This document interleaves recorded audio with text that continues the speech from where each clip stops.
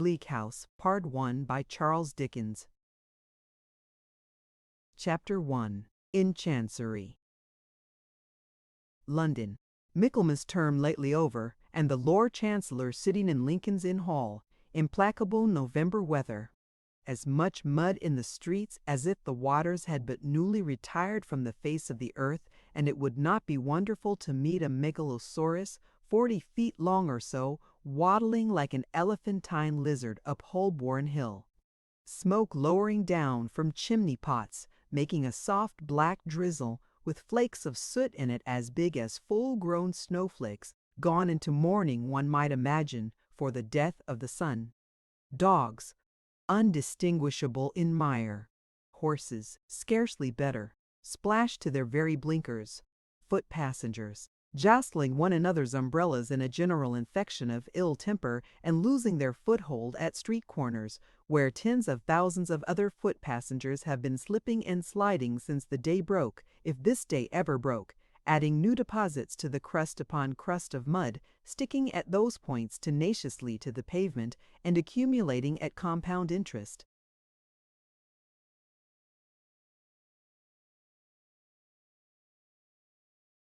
Fog everywhere. Fog up the river where it flows among green aits and meadows. Fog down the river where it rolls defiled among the tiers of shipping and the waterside pollutions of a great and dirty city. Fog on the Essex marshes, fog on the Kentish heights, fog creeping into the cabooses of collier brigs, fog lying out on the yards and hovering in the rigging of great ships, fog drooping on the gunwales of barges and small boats, fog in the eyes and throats of ancient Greenwich pensioners, wheezing by the firesides of their wards. Fog in the stem and bowl of the afternoon pipe of the wrathful skipper down in his close cabin, fog cruelly pinching the toes and fingers of his shivering little prentice boy on deck. Chance people on the bridges peeping over the parapets into a nether sky of fog, with fog all round them, as if they were up in a balloon and hanging in the misty clouds. Gas looming through the fog in divers places in the streets, much as the sun may, from the spongy fields, be seen to loom by husbandman and ploughboy. Most of the shops lighted 2 hours before their time, as the gas seems to know, for it has a haggard and unwilling look. The raw afternoon is rawest, and the dense fog is densest, and the muddy streets are muddiest near that leaden-headed old obstruction, appropriate ornament for the threshold of a leaden-headed old corporation, Temple Bar. And hard by Temple Bar, in Lincoln's Inn Hall, at the very heart of the fog, sits the Lord High Chancellor in his High Court of Chancery.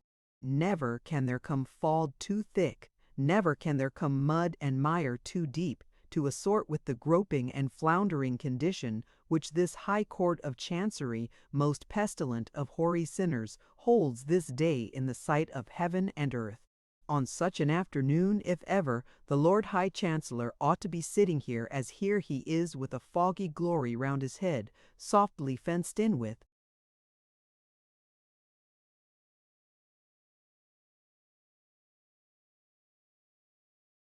crimson cloth and curtains, addressed by a large advocate with great whiskers, a little voice, and an interminable brief, and outwardly directing his contemplation to the lantern in the roof, where he can see nothing but fog. On such an afternoon, some score of members of the High Court of Chancery Bar ought to be as here. They are mistily engaged in one of the 10,000 stages of an endless cause, tripping one another up on slippery precedents, groping knee-deep in technicalities, running their goat-hair and horse-hair warded heads against walls of words, and making a pretense of equity with serious faces, as players might.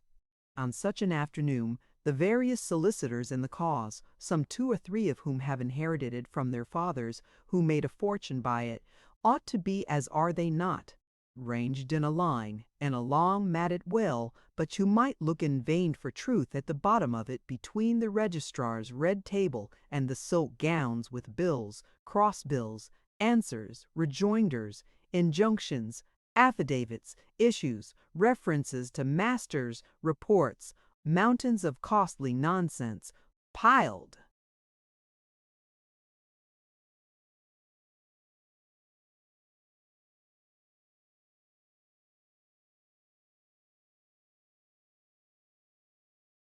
before them. Well may the court be dim, with wasting candles here and there. Well may the fog hang heavy in it, as if it would never get out. Well may the stained glass windows lose their color and admit no light of day into the place. Well may the uninitiated from the streets, who peep in through the glass panes in the door, be deterred from entrance by its owlish aspect, and by the drawl, languidly echoing to the roof from the padded dais, where the Lord High Chancellor looks into the light and where the way that the Giron would fake the amazing. This is the court of Chancery, which has its decaying houses and its blighted lands in every shire, which has its worn-out lunatic in every madhouse and its dead in every churchyard, which has its ruined suitor with his slipshod heels and threadbare dress, borrowing and begging through the round of every man's acquaintance, which gives to moneyed might the means abundantly of wearying out the right, which so exhausts finances, patience, courage, hope, so overthrows the brain, and breaks the hip.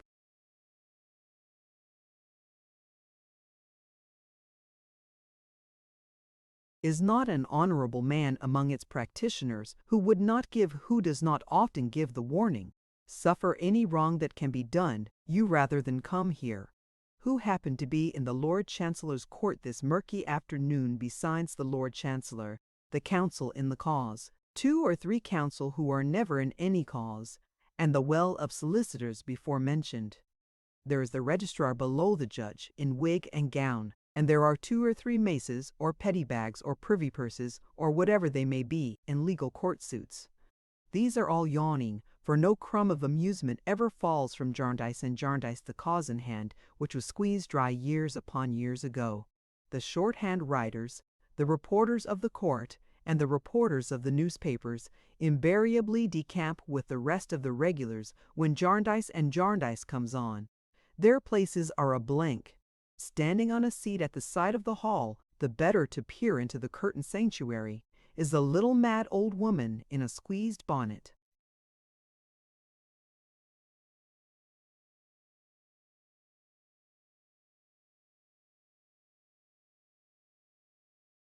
Who is always in court, from its sitting to its rising, and always expecting some incomprehensible judgment to be given in her favor. Some say she really is or was a party to a suit, but no one knows for certain because no one cares. She carries some small litter in her reticule which she calls her documents, principally consisting of paper matches and dry lavender. A sallow prisoner has come up in custody for the half-dopanch time to make a personal application to purge himself of his contempt, which, being a solitary surviving executor who has fallen into a state of conglomeration, about accounts of which it is not pretended that he had ever any knowledge, he is not at all likely ever to do. In the meantime his prospects in life are ended. Another ruined suitor, who periodically appears from Shropshire and breaks out into efforts to address the Chancellor at the close of the day's business, and who can by no means be made to understand that the Chancellor is legally ignorant of his existence, after making it desolate for a quarter of a century, plants himself in a good place and keeps an eye on the judge.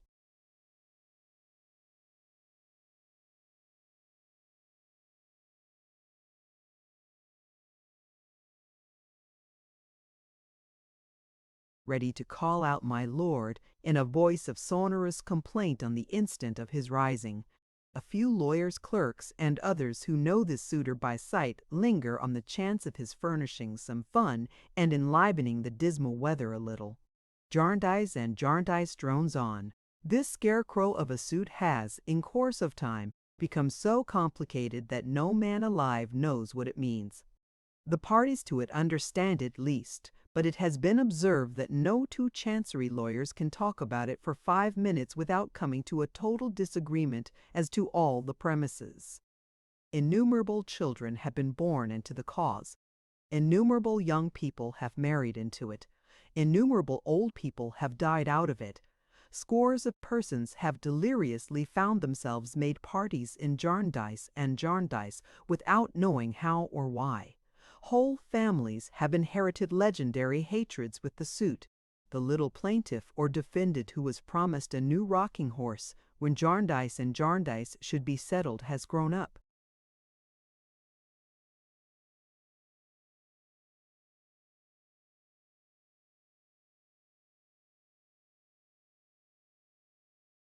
possessed himself of a real horse, and trotted away into the other world. Fair wards of court have faded into mothers and grandmothers. A long procession of chancellors has come in and gone out. The legion of bills in the suit have been transformed into mere bills of mortality. There are not 3 Jarndyces left upon the earth, perhaps since old Tom Jarndyce in despair blew his brains out at a coffee-house in Chancery Lane. But Jarndyce and Jarndyce still drags its dray length before the court, perennially hopeless. Jarndyce and Jarndyce has passed into a joke. That is the only good that has ever come of it. It has been death to many, but it is a joke in the profession. Every master in Chancery has had a reference out of it. Every chancellor was in it for somebody or other when he was counsel at the bar. Good things have been said about it by blue-nosed, bulbous-shoed old benchers in select port wine committee after dinner in hall. Articled clerks have been in the habit of fleshing their legal wit upon it. The last Lord Chancellor handled it neatly when,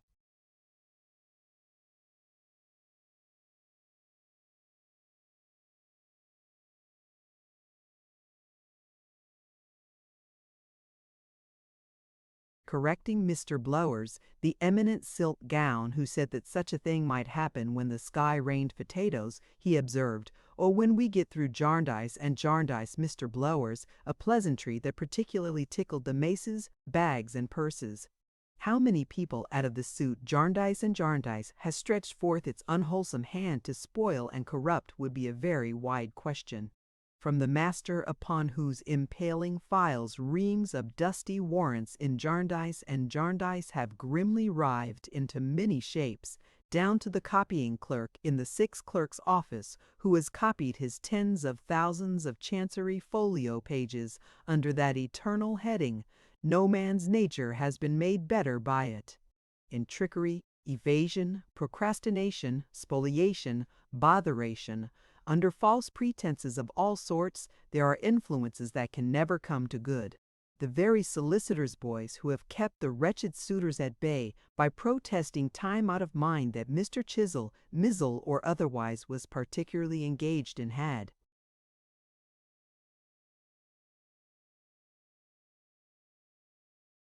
appointments until dinner, may have got an extra moral twist and shuffle into themselves out of Jarndyce and Jarndyce. The receiver in the cause has acquired a goodly sum of money by it, but has acquired too a distrust of his own mother and a contempt for his own kind. Chisel, Mizzle, and otherwise have lapsed into a habit of vaguely promising themselves that they will look into that outstanding little matter and see what can be done for Drizzle, who was not well used when Jarndyce and Jarndyce shall be got out of the office. Shirking and sharking in all their many varieties have been sown broadcast by the ill-fated cause, and even those who have contemplated its history from the outermost circle of such evil have been insensibly tempted into a loose way of letting bad things alone to take their own bad course, and a loose belief that if the world go wrong it was in some off-hand manner, never meant to go right. Thus, in the midst of the mud and at the heart of the fog, sits the Lord High Chancellor in his High Court of Chancery.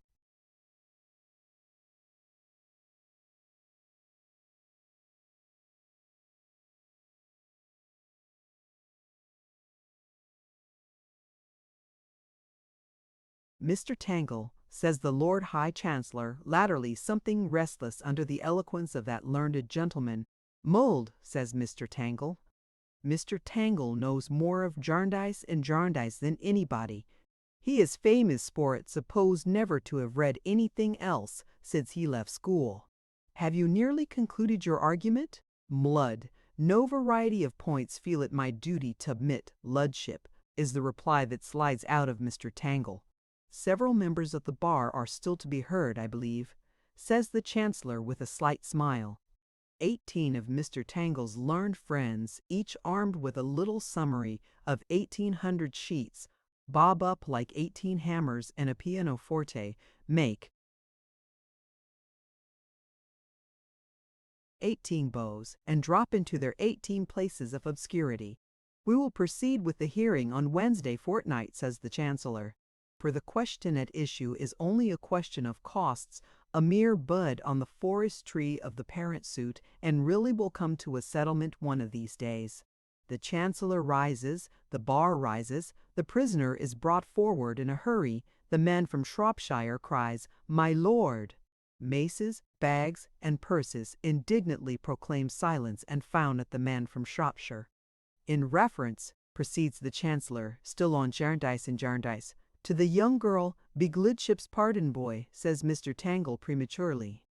In reference, proceeds the Chancellor with extra distinctness to the young girl and boy, the.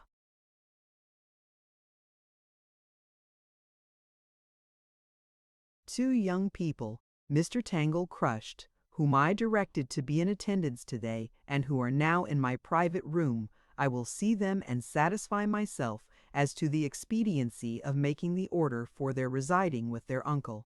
Mr. Tangle on his legs again, Begludship's pardon dead, with their Chancellor looking through his double eyeglass at the papers on his desk. Grandfather, Begludship's pardon victim of rash action brains. Suddenly, a very little council with a terrific bass voice arises, fully inflated in the back settlements of the fog, and says, "Will your lordship allow me? I appear for him.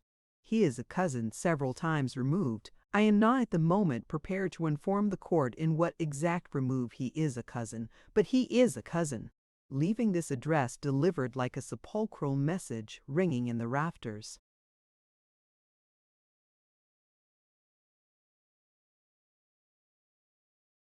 Of the roof, the very little council drops, and the fog knows him no more. Everybody looks for him. Nobody can see him. I will speak with both the young people, says the Chancellor anew, and satisfy myself on the subject of their residing with their cousin. I will mention the matter tomorrow morning when I take my seat. The Chancellor is about to bow to the bar when the prisoner is presented. Nothing can possibly come of the prisoner's conglomeration but his being sent back to prison, which is soon done.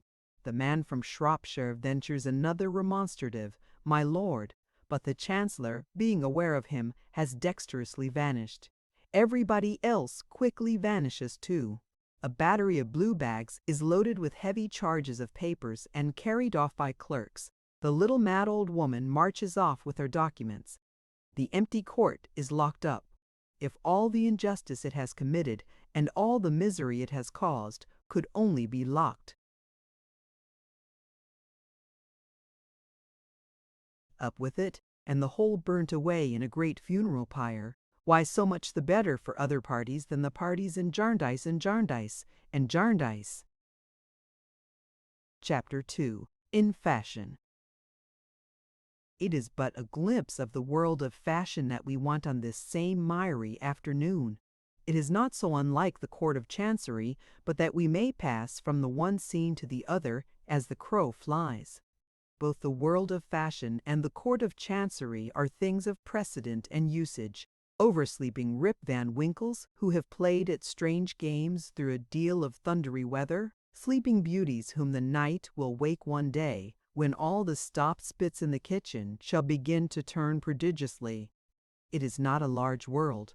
Relatively even to this world of ours, which has its limits too, as your Highness shall find when you have made the tour of it and are come to the brink of the void beyond, it is a very little speck.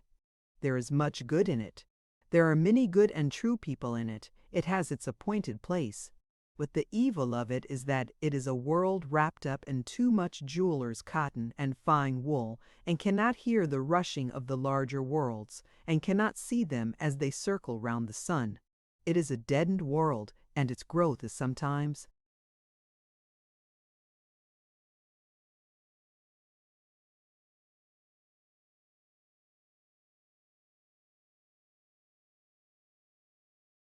unhealthy for want of air.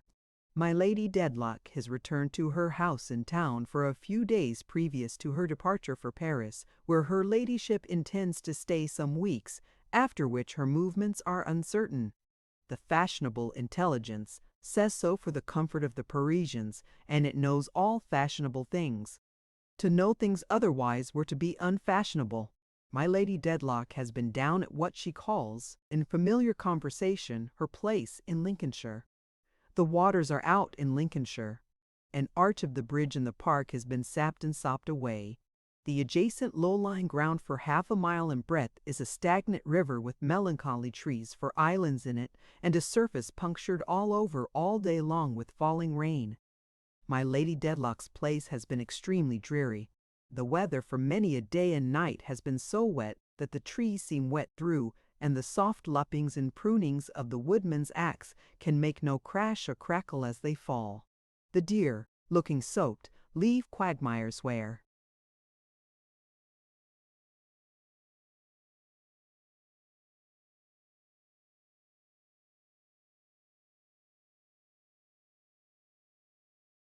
they pass. The shot of a rifle loses its sharpness in the moist air, and its smoke moves in a tardy little cloud towards the green rise, coppice-topped, that makes a background for the falling rain. The view from my Lady Dedlock's own windows is alternately a lead-colored view and a view in Indian ink. The vases on the stone terrace in the foreground catch the rain all day, and the heavy drops fall drip, drip, drip upon the broad flagged pavement, called from old time the Ghost's Walk, all night. On Sundays, the little church in the park is moldy, the oaken pulpit breaks out into a cold sweat, and there is a general smell and taste as of the ancient Dedlocks in their graves. My Lady Dedlock, who was childless, looking out in the early twilight from her boudoir at a keeper's lodge and seeing the light of a fire upon the latticed panes and smoke rising from the chimney, and a child, chased by a woman, running out into the rain to meet the shining figure of a wrapped-up man coming through the gate, has been put quite out of temper. My Lady Dedlock says she has been bored to death. Therefore my Lady Dedlock has come away from the place in Lincolnshire, and has left it to the rain, and the crows, and the rabbits, and the deer, and the partridges and pheasants. The pictures of the Dedlocks past and gone have seemed to vanish into the damp walls in mere lowness of spirits, as the housekeeper has passed along the old rooms shutting up the shutters. And when they will next come forth again, the fashionable intelligence which, like the fiend, is omniscient of the past and present, but not the future, cannot yet undertake to say. Sir Leicester Dedlock is only a baronet, but there is no mightier baronet than he. His family is as old as the hills, and infinitely more respectable. He has a general opinion that the world might get on without hills, but would be done up without Dedlocks. He would on the whole admit nature to be a good idea, a little low, perhaps, when not enclosed with a park fence, but an idea dependent for its execution on your great county families.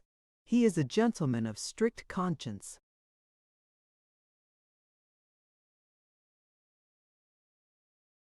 Disdainful of all littleness and meanness, and ready on the shortest notice to die any death you may please to mention, rather than give occasion for the least impeachment of his integrity. He is an honorable, obstinate, truthful, high-spirited, intensely prejudiced, perfectly unreasonable man. Sir Leicester is 20 years, full measure, older than my lady. He will never see 65 again, nor perhaps 66, nor yet 67. He has a twist of the gout now and then, and walks a little stiffly. He is of a worthy presence, with his light gray hair and whiskers, his fine shirt frill, his pure white waistcoat, and his blue coat with bright buttons always buttoned. He is ceremonious, stately, most polite on every occasion to my lady, and holds her personal attractions in the highest estimation. His gallantry to my lady, which has never changed since he courted her, is the one little touch of romantic fancy in him. Indeed, he married her for love. A whisper still goes about that she had not even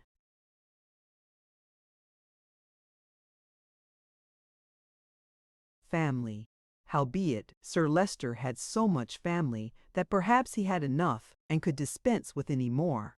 But she had beauty, pride, ambition, insolent resolve, and sense enough to portion out a legion of fine ladies.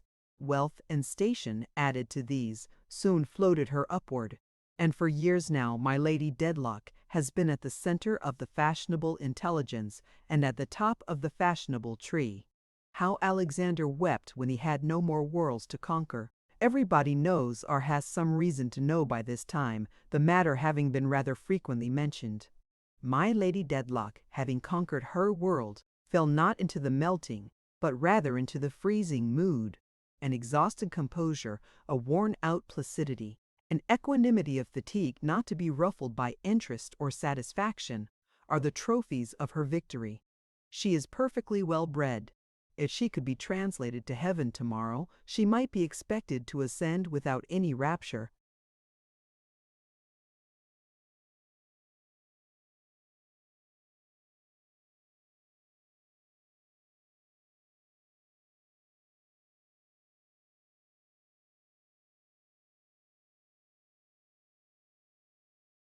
She has beauty still, and if it be not in its heyday, it is not yet in its autumn. She has a fine face originally of a character that would be rather called very pretty than handsome, but improved into classicality by the acquired expression of her fashionable state. Her figure is elegant, and has the effect of being tall. Not that she is so, but that the most is made, as the Honourable Bob Stables has frequently asserted upon oath, of all her points. The same authority observes that she is perfectly got up, and remarks in commendation of her hair, especially that she is the best groomed woman in the whole stud. With all her perfections on her head, my Lady Dedlock has come up from her place in Lincolnshire hotly pursued by the fashionable intelligence, to pass a few days at her house in town previous to her departure for Paris, where her ladyship intends to stay some weeks, after which her movements are uncertain. And at her house in town, upon this muddy, murky afternoon, presents himself an old-fashioned old gentleman, attorney at law and eke solicitor of the High Court of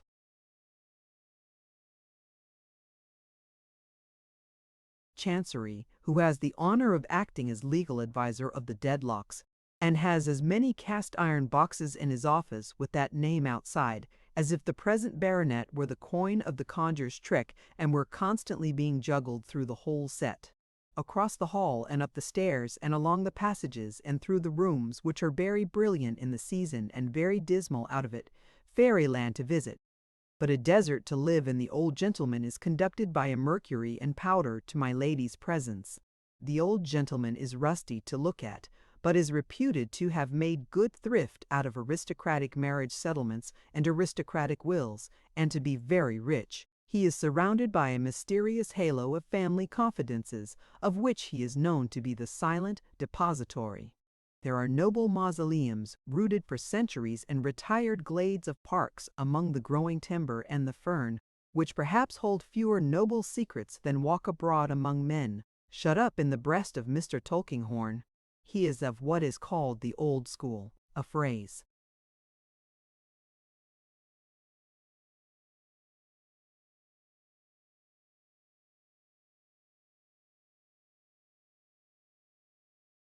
generally meaning any school that seems never to have been young and wears knee breeches tied with ribbons and gaiters or stockings. One peculiarity of his black clothes and of his black stockings, be they silk or worsted, is that they never shine. Mute, close, irresponsive to any glancing light, his dress is like himself. He never converses when not professionally consulted. He is found sometimes, speechless but quite at home, at corners of dinner tables in great country houses and near doors of drawing rooms, concerning which the fashionable intelligence is eloquent, where everybody knows him and where half the peerage stops to say, "How do you do, Mr. Tulkinghorn?" He receives these salutations with gravity and buries them along with the rest of his knowledge. Sir Leicester Dedlock is with my lady and is happy to see Mr. Tulkinghorn. There is an air of prescription about him which is always agreeable to Sir Leicester. He receives it as a kind of tribute. He likes Mr. Tulkinghorn's dress. There is a kind of tribute in that too. It is eminently respectable, and likewise in a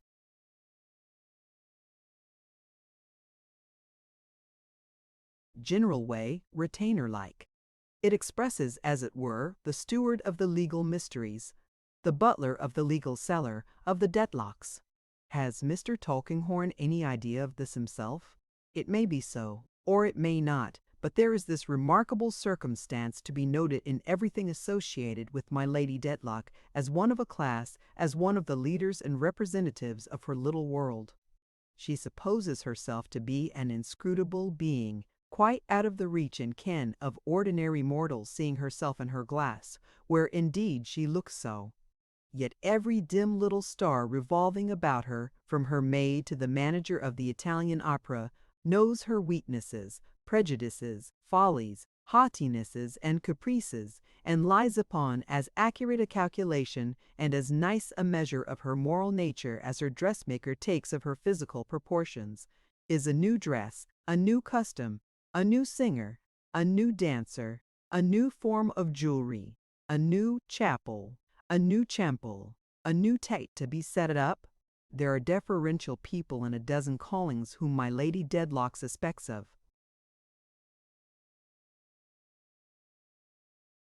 Nothing but prostration before her, who can tell you how to manage her as if she were a baby, who do nothing but nurse her all their lives, who, humbly affecting to follow with profound subservience, lead her and her whole troop after them, who, in hooking one, hook all and bear them off, as Lemuel Gulliver bore away the stately fleet of the majestic Lilliput. If you want to address our people, sir, say Blaze and Sparkle, the jewelers meaning by our people, Lady Dedlock and the rest, you must remember that you are not dealing with the general public. You must hit our people in their weakest place, and their weakest place is such a place. To make this article go down, gentlemen, say Sheen and Gloss, the mercers, to their friends the manufacturers, you must come to us because we know where to have the fashionable people, and we can make it fashionable. If you want to get this print upon the tables of my high connection, sir, says Mr. Slattery the librarian, or if you want to get this dwarf or giant into the houses of my high connection, sir, or if you want to secure to this entertainment that it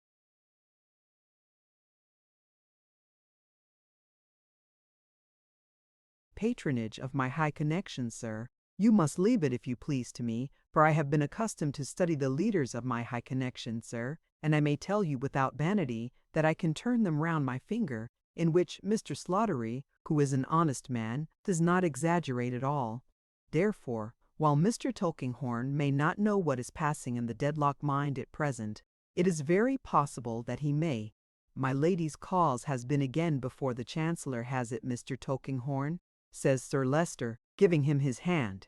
Yes, it has been on again today, Mr. Tulkinghorn replies, making one of his quiet bows to my lady, who was on a sofa near the fire, shading her face with the hand-screen. It would be useless to ask, says my lady, with the dreariness of the place in.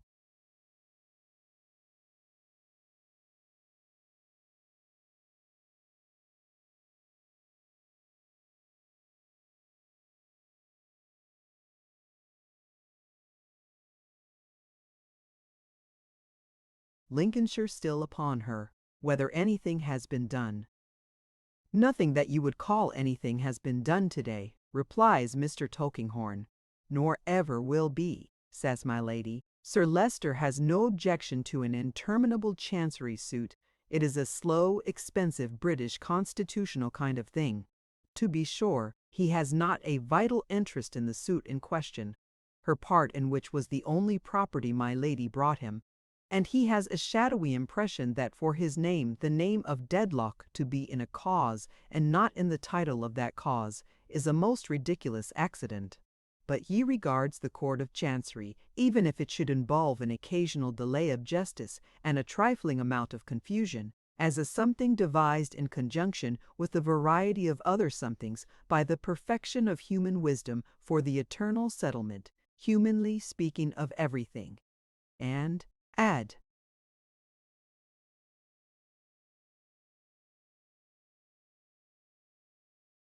he is upon the whole of a fixed opinion that to give the sanction of his countenance to any complaints respecting it would be to encourage some person in the lower classes to rise up somewhere like Wat Tyler.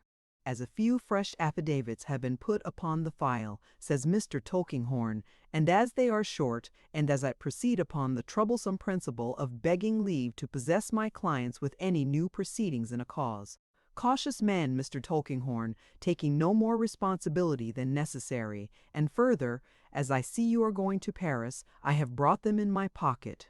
Sir Leicester was going to Paris too, by the by, but the delight of the fashionable intelligence was in his lady. Mr. Tulkinghorn takes out his papers, asks permission to place them on a golden talisman of a table at my lady's elbow, puts on his spectacles, and begins to read by the light of a shaded lamp.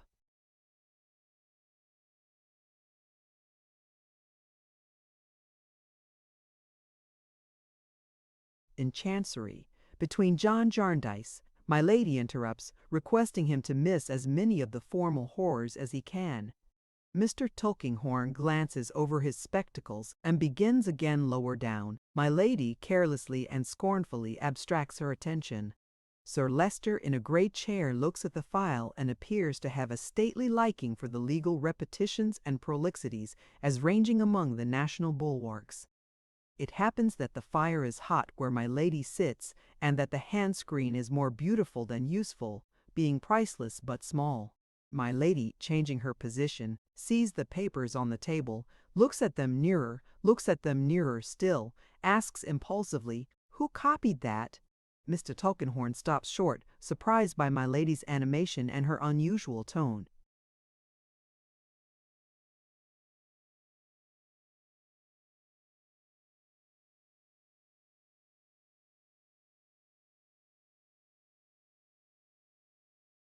"Is it what you people call law hand?" she asks, looking full at him in her careless way again and toying with her screen. "Not quite." Probably, Mr. Tulkinghorn examines it as he speaks. The legal character which it has was acquired after the original hand was formed. Why do you ask? Anything to vary this detestable monotony. Oh, go on, do. Mr. Tulkinghorn reads again. The heat is greater. My lady screens her face. Sir Leicester dozes, starts up suddenly, and cries, What do you say? I say I am afraid, says Mr. Tulkinghorn, who had risen hastily, that Lady Dedlock is ill. Faint, my lady murmurs with white lips. Only that, but it is like the faintness of death. Don't speak to me. Ring and take me to my room.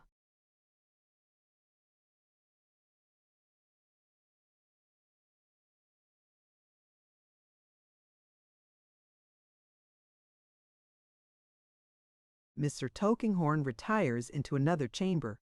Bells ring, feet shuffle and patter. Silence ensues. Mercury at last begs Mr. Tulkinghorn to return. Better now, quoth Sir Leicester, motioning the lawyer to sit down and read to him alone. I have been quite alarmed. I never knew my lady swoon before. But the weather is extremely trying, and she really has been bored to death down at our place in Lincolnshire.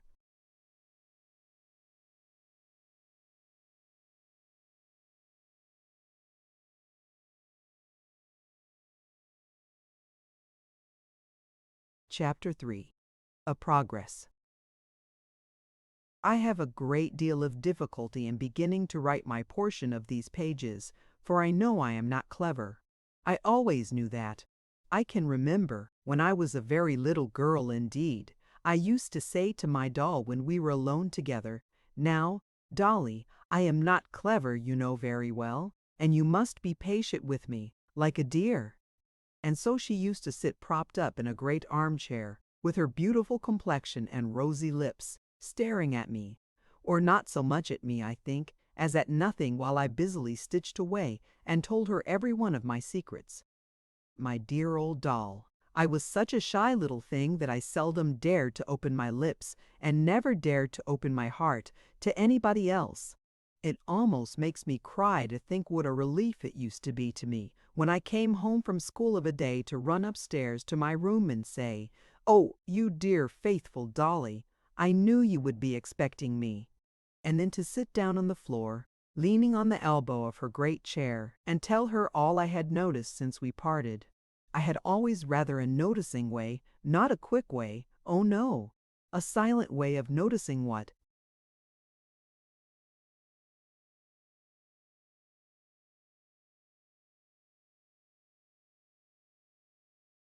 passed before me, and thinking I should like to understand it better, I have not by any means a quick understanding. When I love a person very tenderly indeed, it seems to brighten. But even that may be my vanity.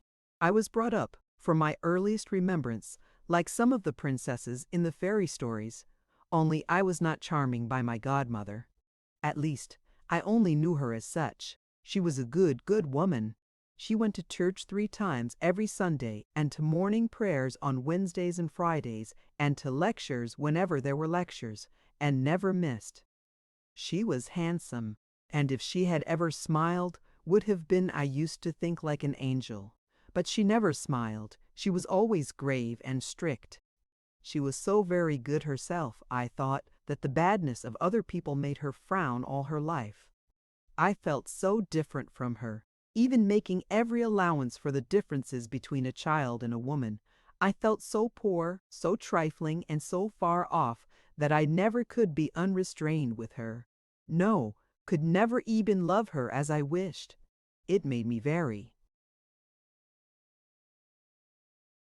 sorry to consider how good she was and how unworthy of her I was, and I used ardently to hope that I might have a better heart, and I talked it over very often with the dear old doll, but I never loved my godmother as I ought to have loved her, and as I felt I must have loved her if I had been a better girl.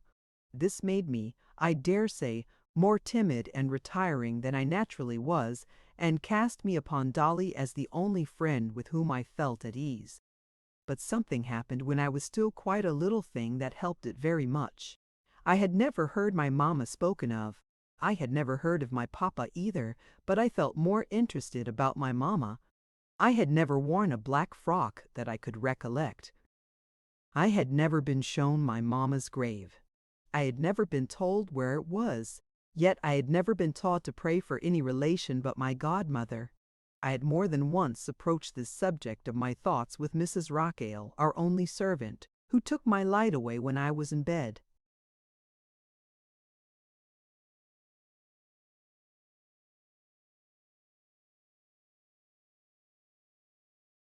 Another very good woman, but austere to me, and she had only said, "Esther, good night," and gone away and left me. Although there were 7 girls at the neighboring school where I was a day boarder, and although they called me little Esther Summerson, I knew none of them at home. All of them were older than I. To be sure, I was the youngest there by a good deal, but there seemed to be some other separation between us besides that, and besides their being far more clever than I was, and knowing much more than I did. One of them, in the first week of my going to the school, I remember it very well, invited me home to a little party, to my great joy. But my godmother wrote a stiff letter declining for me, and I never went. I never went out at all. It was my birthday. There were holidays at school on other birthdays, none on mine. There were rejoicings at home on other birthdays. As I knew from what I heard the girls relate to one another, there were none on mine. My birthday was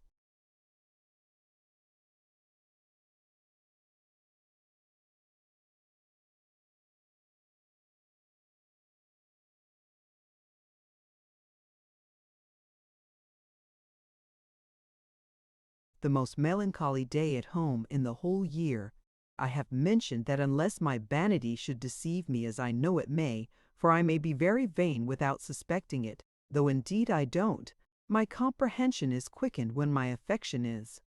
My disposition is very affectionate, and perhaps I might still feel such a wound, if such a wound could be received more than once, with the quickness of that birthday. Dinner was over, and my godmother and I were sitting at the table before the fire. The clock ticked, the fire clicked. Not another sound had been heard in the room or in the house for I don't know how long. I happened to look timidly up from my stitching, across the table at my godmother, and I saw in her face, looking gloomily at me, "It would have been far better, little Esther, that you had had no birthday, that you had no birthday, that you had never been born." I broke out crying and sobbing, and I said, "Oh, dear godmother, tell me, pray."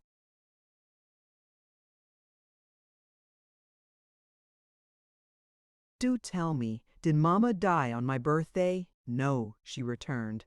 "Ask me no more, child. Oh, do pray tell me something of her.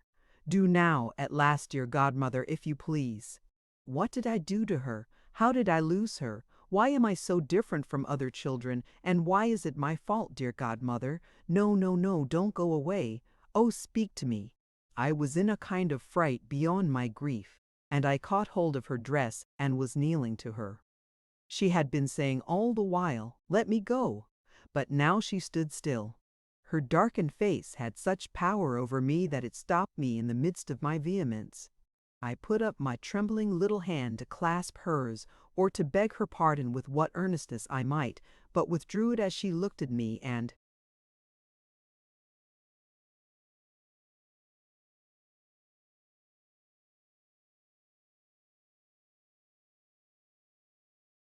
laid it on my fluttering heart. She raised me, sat in her chair, and standing me before her, said slowly in a cold, low voice, I see her knitted brow and pointed finger, "Your mother, Esther, is your disgrace, and you were hers. The time will come, and soon enough, when you will understand this better and will feel it too, as no one save a woman can. I have forgiven her, but her face did not relent the wrong she did to me, and I say no more of it, though it was greater than you will ever know, than anyone will ever know, but I, the sufferer. For yourself, unfortunate girl, orphaned and degraded from the first of these evil anniversaries, pray daily that the sins of others be not visited upon your head, according to what is written. Forget your mother, and leave all other people to forget her who will do her unhappy child that greatest kindness. Now, go." She checked me, however, as I was about to depart from her, so frozen as I was, and added this, submission, self-denial, diligent work are the preparations for a life begun with such a shadow on it. You are different from other children.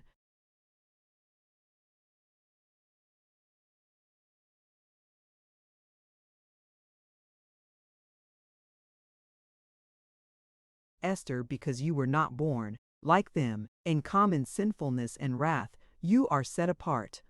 I went up to my room, and crept to bed, and laid my doll's cheek against mine, wet with tears, and holding that solitary friend upon my bosom, cried myself to sleep.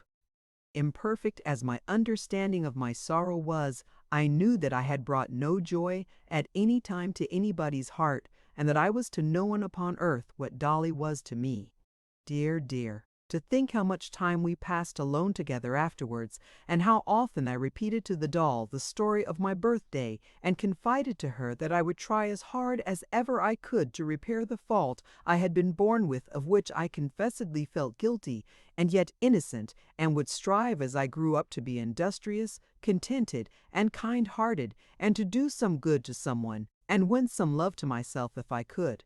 I hope it is not self-indulgent to shed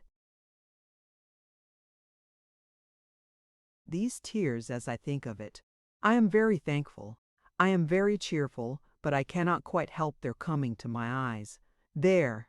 I have wiped them away now, and can go on again properly. I felt the distance between my godmother and myself so much more after the birthday, and felt so sensible of filling a place in her house which ought to have been empty, that I found her more difficult of approach, though I was fervently grateful to her in my heart, than ever. I felt in the same way towards my school companions. I felt in the same way towards Mrs. Raquel, who was a widow, and towards her daughter, of whom she was proud, who came to see her once a fortnight. I was very retired and quiet, and tried to be very diligent. One sunny afternoon, when I had come home from school with my books and portfolio, watching my long shadow at my side, and as I was gliding upstairs to my room as usual, my godmother looked out of the parlor door and called me.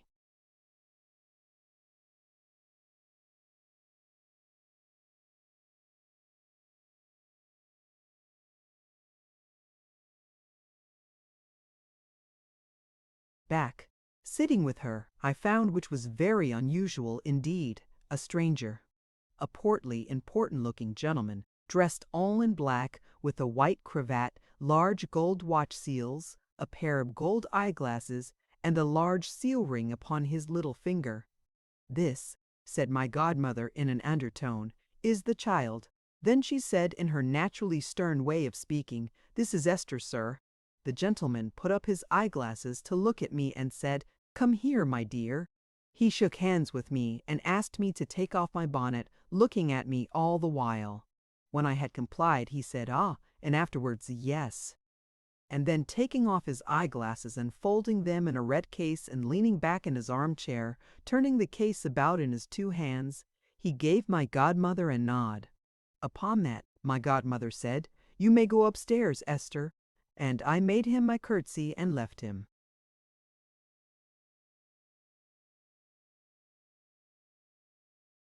It must have been 2 years afterwards, and I was almost 14, when one dreadful night my godmother and I sat at the fireside. I was reading aloud, and she was listening. I had come down at 9 o'clock, as I always did, to read the Bible to her, and was reading from St. John how our Savior stooped down, writing with his finger in the dust, when they brought the sinful woman to him. So when they continued asking him, he lifted up himself and said unto them, "He that is without sin among you, let him first cast a stone at her." I was stopped by my godmother's rising, putting her hand to her head, and crying out in an awful voice from quite another part of the book, "Watch ye therefore, lest coming suddenly he find you sleeping. And what I say unto you, I say unto all, watch." In an instant, while she stood before me repeating these words, she fell down on the floor. I had no need to cry out. Her voice had sounded through the house and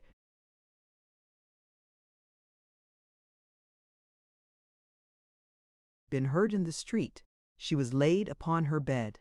For more than a week she lay there, little altered outwardly, with her old handsome resolute frown that I so well knew carved upon her face.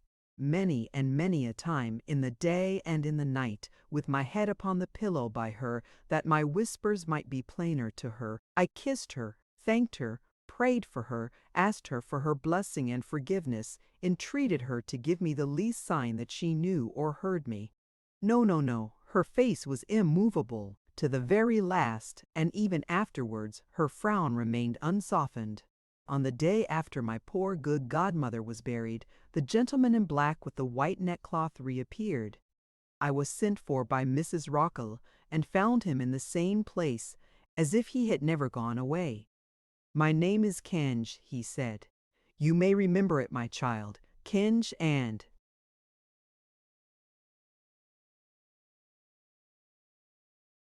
Carboy, Lincoln's Inn. I replied that I remember to have seen him once before. "Pray be seated here near me. Don't distress yourself. It's of no use. Mrs. Rock and I needn't inform you who were acquainted with the late Miss Barbary's affairs, that her means die with her, and that this young lady, now her aunt is dead—" "My aunt, sir!" "It is really of no use carrying on a deception when no object is to be gained by it," said Mr. Kenge smoothly. "Aunt, in fact, though not in law. Don't distress yourself. Don't weep. Don't tremble. Mrs. Rachel, our young friend, has no doubt heard of the second of a Jarndyce and Jarndyce." "Never," said Mrs. Rachel.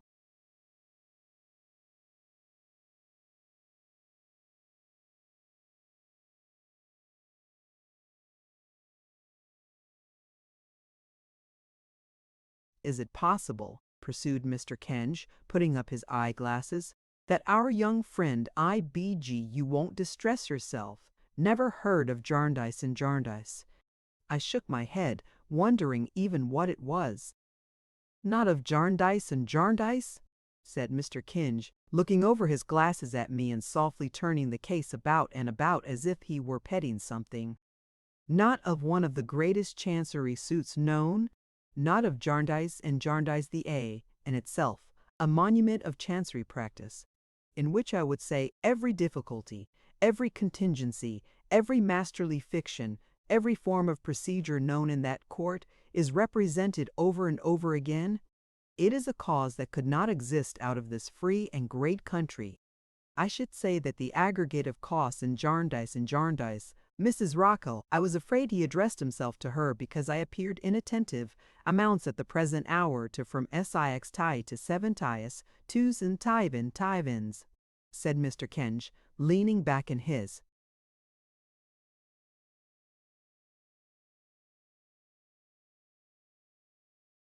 chair. I felt very ignorant, but what could I do? I was so entirely unacquainted with the subject that I understood nothing about it even then. And she really never heard of the cause, said Mr. Kenge. Surprising. Miss Barbary, sir, returned Mrs. Rachel, who is now among the seraphim. I hope so, I am sure, said Mr. Kenge politely. Wished Esther only to know what would be serviceable to her, and she knows, from any teaching she has had here, nothing more. Well, said Mr. Kenge, upon the whole very proper. Now to the point, addressing me. Miss Barbary, your sole relation in fact that is, for I am bound to observe that in law you had none being deceased and it naturally not being to be expected that Mrs. Rachel, oh dear no, said Mrs. Rachel quickly. Quite so, assented Mr. Kenge, that Mrs. Rachel should charge herself with your maintenance and support. I beg you won't distress yourself. You are in a position to receive the renewal of an offer which I was instructed to make to Miss Barbary some 2 years ago, and which, though rejected then, was understood to be renewable under the lamentable circumstances that have since occurred. Now, if I avow that I represent, in Jarndyce and Jarndyce and otherwise, a highly humane, but at the same time singular man, shall I compromise myself by any stretch of my professional caution? Said Mr. Kenge, leaning back in his chair again and looking calmly at us both. He appeared to enjoy beyond everything the sound of his own voice. I couldn't wonder at that, for it was mellow and full and gave great importance to every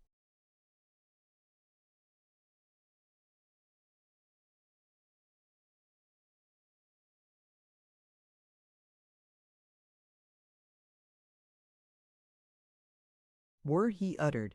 He listened to himself with obvious satisfaction, and sometimes gently beat time to his own music with his head, or rounded a sentence with his hand. I was very much impressed by him even then, before I knew that he formed himself on the model of a great lord who was his client, and that he was generally called Conversation Kenge. Mr. Jarndyce, he pursued, being aware of the, I would say, desolate position of our young friend, offers to place her at a first-rate establishment where her education shall be completed, where her comfort shall be secured, where her reasonable wants shall be anticipated, where she shall be eminently qualified to discharge her duty in that station of life unto which it has pleased, shall I say, Providence, to call her. My heart was filled so full, both by what he said and by his affecting manner of saying it, that I was not able to speak, though I tried.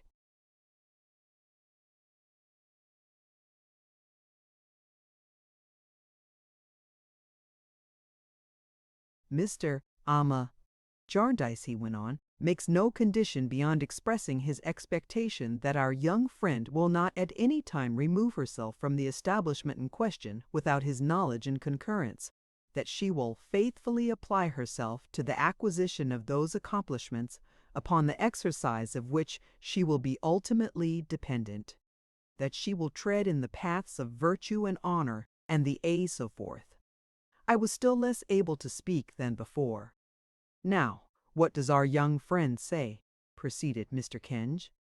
Take time, take time. I paused for her reply. But take time.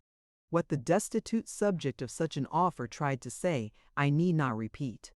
What she did say, I could more easily tell if it were worth the telling. What she felt and will feel to her dying hour, I could never relate.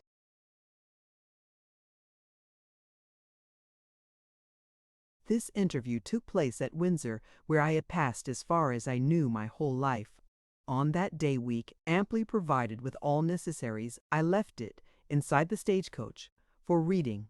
Mrs. Rachel was too good to feel any emotion at parting, but I was not so good, and wept bitterly. I thought that I ought to have known her better after so many years, and ought to have made myself enough of a favorite with her to make her sorry then. When she gave me one cold parting kiss upon my forehead, like a thaw drop from the stone porch, it was a very frosty day. I felt so miserable and self-reproachful that I clung to her and told her it was my fault. I knew that she could say goodbye so easily. No, Esther, she returned, it is your misfortune. The coach was at the little lawn gate. We had not come out until we heard the wheels, and thus I left her with a sorrowful heart. She went in before my boxes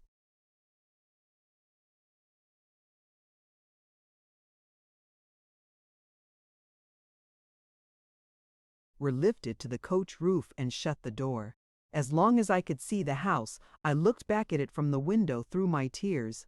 My godmother had left Mrs. Raquel all the little property she possessed, and there was to be a sale, and an old hearth rug with roses on it, which always seemed to me the first thing in the world I had ever seen, was hanging outside in the frost and snow. A day or two before, I had wrapped the dear old doll in her own shawl and quietly laid her, I am half ashamed to tell it, in the garden earth under the tree that shaded my old window. I had no companion left but my bird, and him I carried with me in his cage. When the house was out of sight, I sat with my birdcage in the straw at my feet, forward on the low seat to look out of the high window, watching the frosty trees that were like beautiful pieces of spar, and the fields all smooth and white with last night's snow, and the sun, so red but yielding so little heat, and the ice, dark like metal where the skaters and sliders had brushed the snow away. There was a gentleman in the coach who sat on the opposite seat and looked very large, in a quantity of wrappings, but he sat gazing out of the other window and took no notice of me. I thought of my dead godmother, of the night when I read to her, of her frowning so fixedly and sternly in her bed, of the strange place I was going to, of the people I should find there, and what they would be like, and what they would be like, and what they would say to me, when a voice in the coach gave me a terrible start. It said, "What the devil are you crying for?" I was so frightened that I lost my voice and could only answer in a whisper, "Me, sir?" For of course I knew it must have been the gentleman in the quantity of wrappings, though he was still looking out of his window. "Yes, you," he said, turning round.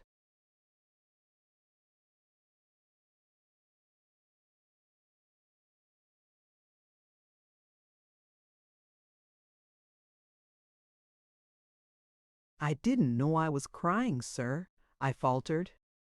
"But you are," said the gentleman. "Look here."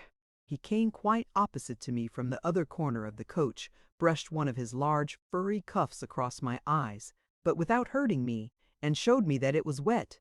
"There! Now you know you are," he said. "Don't you?" "Yes, sir," I said. "And what are you crying for?" said the gentleman. "Don't you want to go there?" "Where, sir? Where?" "Why, wherever you are going," said the gentleman. "I am very glad to go there, sir," I answered.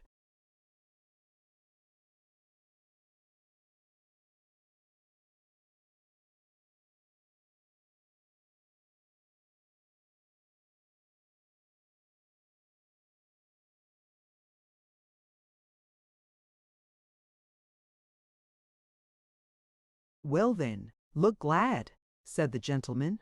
I thought he was very strange, or at least that what I could see of him was very strange, for he was wrapped up to the chin, and his face was almost hidden in a fur cap with broad fur straps at the side of his head fastened under his chin. But I was composed again and not afraid of him. So I told him that I thought I must have been crying because of my godmother's death and because of Mrs. Rachel's not being sorry to part with me. "Confound Mrs. Rachel," said the gentleman. "Let her fly away in a high wind on a broomstick." I began to be really afraid of him now, and looked at him with the greatest astonishment. But I thought that he had pleasant eyes, although he kept on muttering to himself in an angry manner and calling Mrs. Raquel names.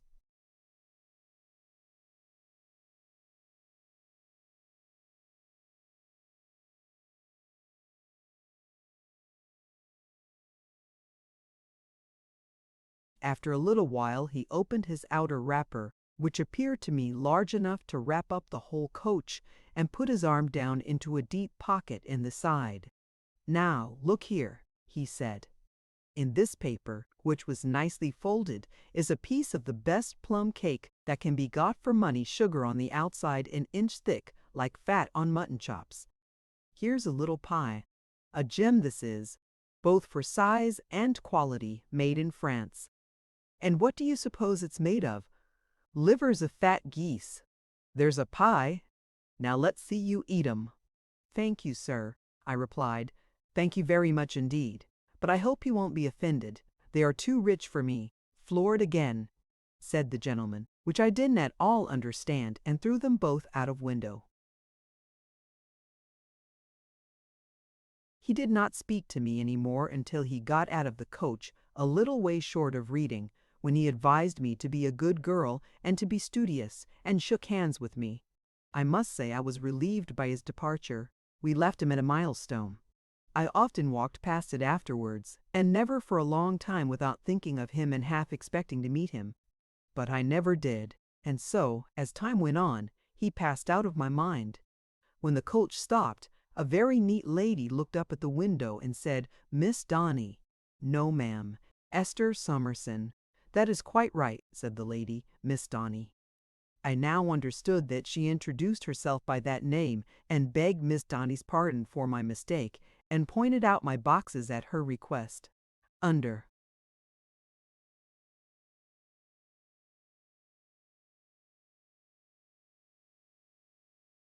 the direction of a very neat maid, they were put outside a very small green carriage, and then Miss Donny, the maid, and I got inside, and were driven away.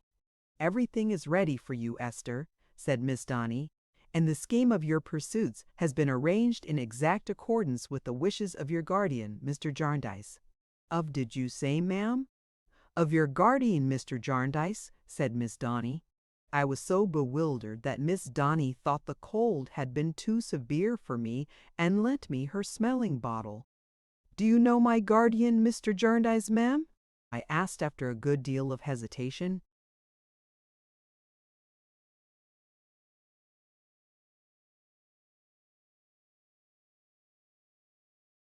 "Not personally, Esther," said Miss Donny. "Merely through his solicitors, Messrs. Kenge and Carboy of London. A very superior gentleman, Mr. Kenge. Truly eloquent indeed. Some of his periods quite majestic." I felt this to be very true, but was too confused to attend to it. Our speedy arrival at our destination, before I had time to recover myself, increased my confusion, and I never shall forget the uncertain and the unreal air of everything at Greenleaf Miss Donny's house that afternoon. But I soon became used to it. I was so adapted to the routine of Greenleaf before long that I seemed to have been there a great while, and almost to have dreamed rather than really lived my old life at my godmother's. Nothing could be more precise, exact, and orderly than Greenleaf. There was a time for everything all round the dial of the clock, and everything was done at its appointed moment. We were 12 boarders, and there were 2 Miss Donnys, twins. It was understood that I would have to depend, by and by, on my qualifications as a governess, and I was not only instructed in everything that was taught at Greenleaf, but was very soon engaged in helping to instruct others. Although I was treated in every other respect like the rest of the school, this single difference was made in my case from the first. As I began to know more, I taught more, and so in course of time I had plenty to do, which I was very fond of doing because it made the dear girls fond of me. At last, whenever a new pupil came who was a little downcast and unhappy, she was so sure indeed I don't know why to make a friend of me, that all newcomers were confided to my care. They said I was so gentle, but I am sure they were. I often thought of the resolution I had made on my birthday to try to be industrious, contented, and true-hearted, and to do some good to someone and win some love if I could. And indeed, I felt almost ashamed to have done so little and have won so much. I passed at Greenleaf 6 happy, quiet years. I never saw on any face there, thank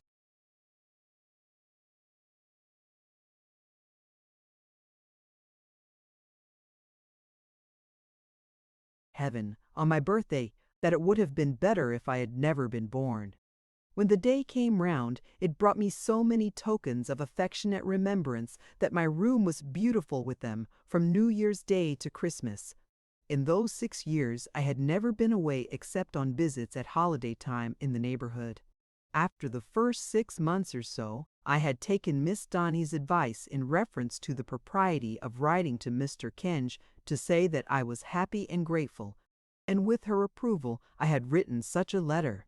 I had received a formal answer acknowledging its receipt and saying, "We note the contents thereof, which shall be duly communicated to our client." After that, I sometimes heard Miss Donny and her sister mention how regular my accounts were paid, and about twice a year I ventured to write a similar letter.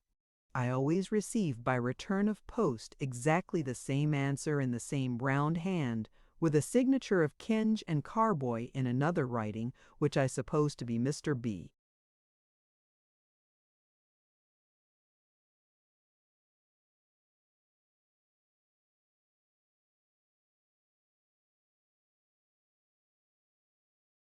Kenge's. It seems so curious to me to be obliged to write all this about myself, as if this narrative were the narrative of my life. But my little body will soon fall into the background now. 6 quiet years, I find I am saying it for the second time I had passed at Greenleaf, seeing in those around me, as it might be in a looking-glass, every stage of my own growth and change there. When, one November morning, I received this letter. I omit the date. Old Square, Lincoln's Inn, Madam, Jarndyce and Jarndyce.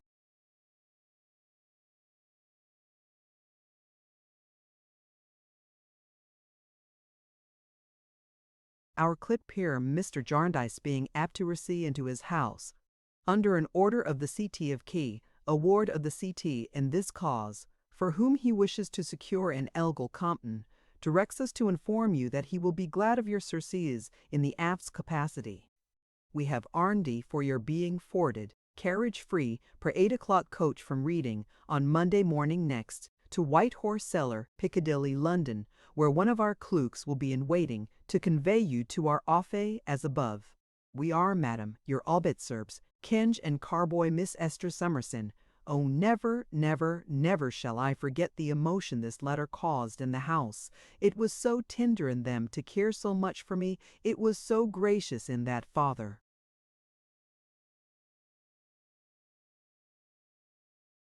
who had not forgotten me, to have made my orphan way so smooth and easy, and to have inclined so many youthful natures towards me, that I could hardly bear it.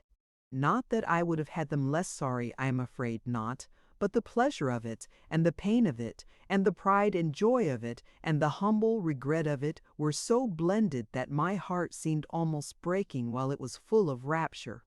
The letter gave me only 5 days' notice of my removal, when every minute added to the proofs of love and kindness that were given me in those 5 days, and when at last the morning came, and when they took me through all the rooms that I might see them for the last time, and when some cried, "Esther, dear, say good-bye to me here at my bedside, where you first spoke so kindly to me," and when others asked me only to write their names, with Esther's love, and when they all surrounded me with their parting presents and clung to me weeping and cried, "What shall we do when dear, dear Esther's gone?" And when I tried to tell them how forbearing and how good they had all been to me, and how I blessed and thanked them every one, what a heart I had. And when the 2 Miss Donnas grieved as much to part with me as the least among them, and when the maid said, "Bless you, miss, wherever you go," and when the ugly, lame old gardener, who I thought had hardly noticed me in all those years, came panting after the coach to give me a little nosegay of geraniums, and told me I had been the light of his eyes. Indeed, the old man said so. What a heart I had then! And could I help it if with all this, and the coming to the little school, and the unexpected sight of the poor children outside waving their hats and bonnets to me, and of a gray-haired gentleman and lady, whose daughter I had helped to teach, and at whose house I had visited, who were said to be the proudest people in all that country, caring for nothing but calling out, "Good-bye, Esther. May you be very happy," could I help it if I was quite bowed down in the coach by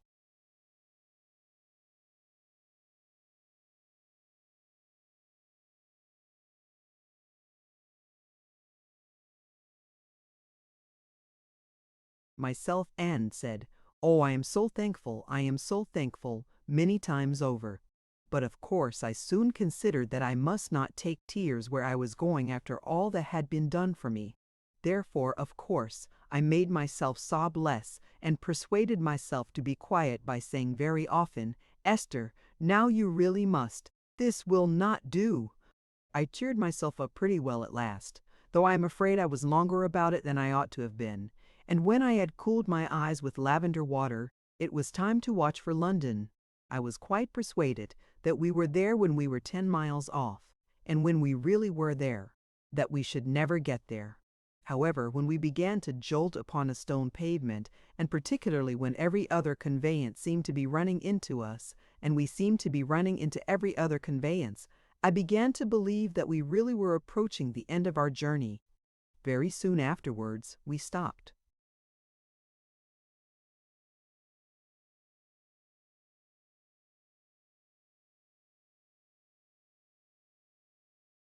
A young gentleman who had inked himself by accident addressed me from the pavement and said, "I am from Kenge and Carboy's, miss, of Lincoln's Inn." "If you please, sir," said I. He was very obliging, and as he handed me into a fly after superintending the removal of my boxes, I asked him whether there was a great fire anywhere, for the streets were so full of dense brown smoke that scarcely anything was to be seen. "Oh dear no, miss," he said. "This is a London particular." I had never heard of such a thing. "A fog, miss," said the young gentleman. "Oh, indeed," said I. We drove slowly through the dirtiest and darkest streets that ever were seen in the world. I thought it in such a distracting state of confusion that I wondered how the people kept their senses, until we passed into sudden quietude under an old gateway and drove on through a silent square until we came to an odd nook in a corner, where there was an entrance up a steep, broad flight of stairs, like an entrance to a church. And there really was a churchyard outside under some cloisters, for I saw the gravestones from the staircase window. This was Kenge and Carboy's. The young gentleman showed me through an outer office into Mr. Kenge's room. There was no one in it, and politely put an armchair for me by the fire. He then called my attention to a little looking-glass hanging from a nail on one side of the chimney-piece. "In case you should wish to look at yourself, miss, after the journey, as you're going before the Chancellor." "Not that it's requisite, I am sure," said the young.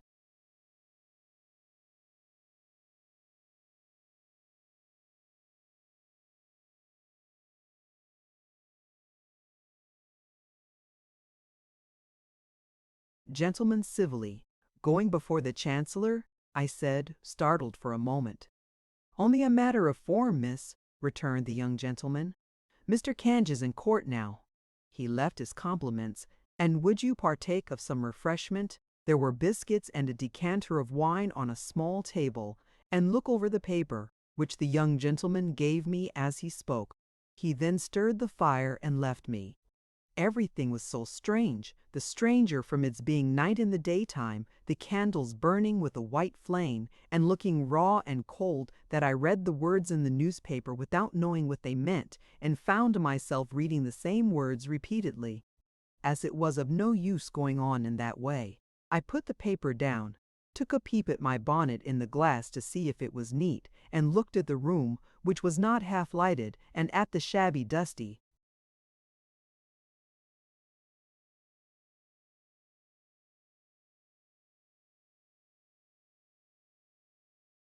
tables, and at the piles of writings, and at a bookcase full of the most inexpressive-looking books that ever had anything to say for themselves. Then I went on, thinking, and the fire went on, burning, and the candles went on flickering and guttering, and there were no snuffers until the young gentleman by and by brought a very dirty pair for 2 hours. At last Mr. Kenge came. She was not altered, but he was surprised to see how altered I was, and appeared quite pleased. "As you are going to be the companion of the young lady who is now in the Chancellor's private room, Miss Summerson," he said, "we thought it well that you should be in attendance also. You will not be discomposed by the Lord Chancellor, I dare say." "No, sir," I said, I don't think I shall, really not seeing on consideration why I should be. So Mr. Kenge gave me his arm, and we went round the corner, under a colonnade, and in at a side door, and so we came, along a passage into a comfortable sort of room, where a young lady and a young gentleman were standing near a great loud roaring fire. A screen was interposed between them and it, and they were leaning on the screen talking. They both looked up when I came in, and I saw in the young lady, with the fire shining upon her, such a beautiful girl, with such rich golden hair, such soft blue eyes, and such a bright, innocent, trusting face. "Miss Ada," said Mr. Kenge, "this is Miss Summerson." She came to meet me with a smile of welcome and her hand extended, but seemed to change her mind in a moment and kissed me. In short, she had such a natural, captivating, winning manner that in a few minutes we were sitting in the window seat with the light of the fire upon us, talking together as free and happy as could be.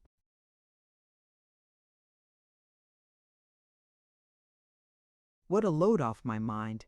It was so delightful to know that she could confide in me and like me. It was so good of her, and so encouraging to me. The young gentleman was her distant cousin, she told me, and his name Richard Carstone. He was a handsome youth with an ingenuous face and a most engaging laugh. And after she had called him up to where we sat, he stood by us, in the light of the fire, talking gaily like a light-hearted boy. He was very young, not more than 19 then, if quite so much, but nearly 2 years older than she was. They were both orphans, and what was very unexpected and curious to me, had never met before that day. Our all three coming together for the first time in such an unusual place was a thing to talk about, and we talked about it, and the fire, which had left off roaring, winked its red eyes at us, as Richard said, like a drowsy old chancery lion. We conversed in a low tone because a full-dressed gentleman in a bag wig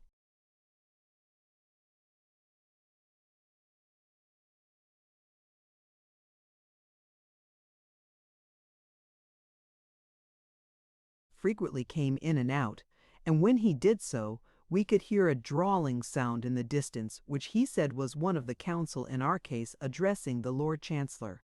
He told Mr. Kenge that the Chancellor would be up in 5 minutes, and presently we heard a bustle and a tread of feet, and Mr. Kenge said that the court had risen and his lordship was in the next room. The gentleman in the bag-wig opened the door almost directly and requested Mr. Kenge to come in. Upon that, we all went into the next room, Mr. Kenge first, with my darling. It is so natural to me now that I can't help writing it, and there, plainly dressed in black, and sitting in an armchair at a table near the fire, was his lordship, whose robe, trimmed with beautiful gold lace, was thrown upon another chair. He gave us a searching look as we entered, but his manner was both courtly and kind. The gentleman in the bag-wig bundles of papers on his lordship's table, and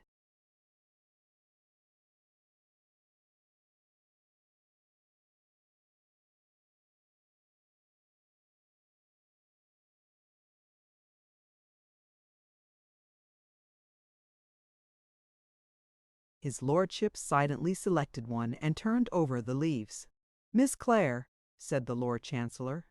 "Miss Ada Clare?" Mr. Kenge presented her, and his lordship begged her to sit down near him. That he admired her and was interested by her, even I could see in a moment. It touched me that the home of such a beautiful young creature should be represented by that dry official place. The Lord High Chancellor, at his best, appeared so poor a substitute for the love and pride of parents. "The Jarndyce in question," said the Lord Chancellor, still turning over leaves, "is Jarndyce of Bleak House." "Jarndyce of Bleak House, my lord," said Mr. Kenge. "A dreary name," said the Lord Chancellor. "But not a dreary place at present, my lord," said Mr. Kenge. "And Bleak House," said his lordship, "is in Hertfordshire, my lord. Mr. Jarndyce of Bleak House is not married," said his lordship. "He is not, my lord," said Mr. Kenge.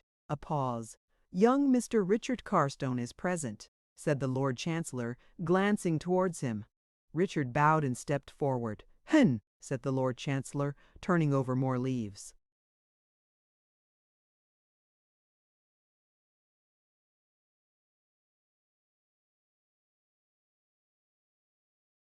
"Mr. Apple, Mr. Apple."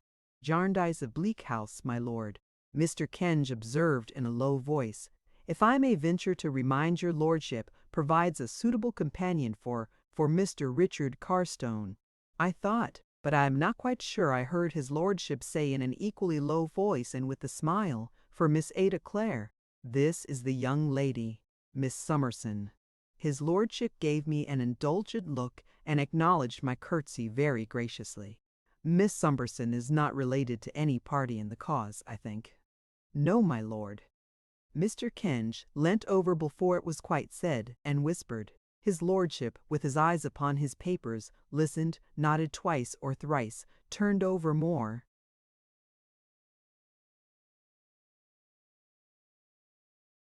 leaves, and did not look towards me again until we were going away. Mr. Kenge now retired, and Richard with him, to where I was, near the door, leaving my pet. It is so natural to me that again I can't help it. Sitting near the Lord Chancellor, with whom his lordship spoke a little part, asking her, as she told me afterwards, whether she had well reflected on the proposed arrangement, and if she thought she would be happy under the roof of Mr. Jarndyce of Bleak House, and why she thought so. Presently he rose courteously and released her, and then he spoke for a minute or two with Richard Carstone, not seated, but standing, and altogether with more ease and less ceremony, as if he still knew, though he was Lord Chancellor, how to go straight to the candour of a boy. "Very well," said his lordship aloud, "I shall make the order. Mr. Jarndyce of Bleak House has chosen, so far as I may judge," and this was when he looked at me, "a very good companion for the young lady, and the arrangement altogether."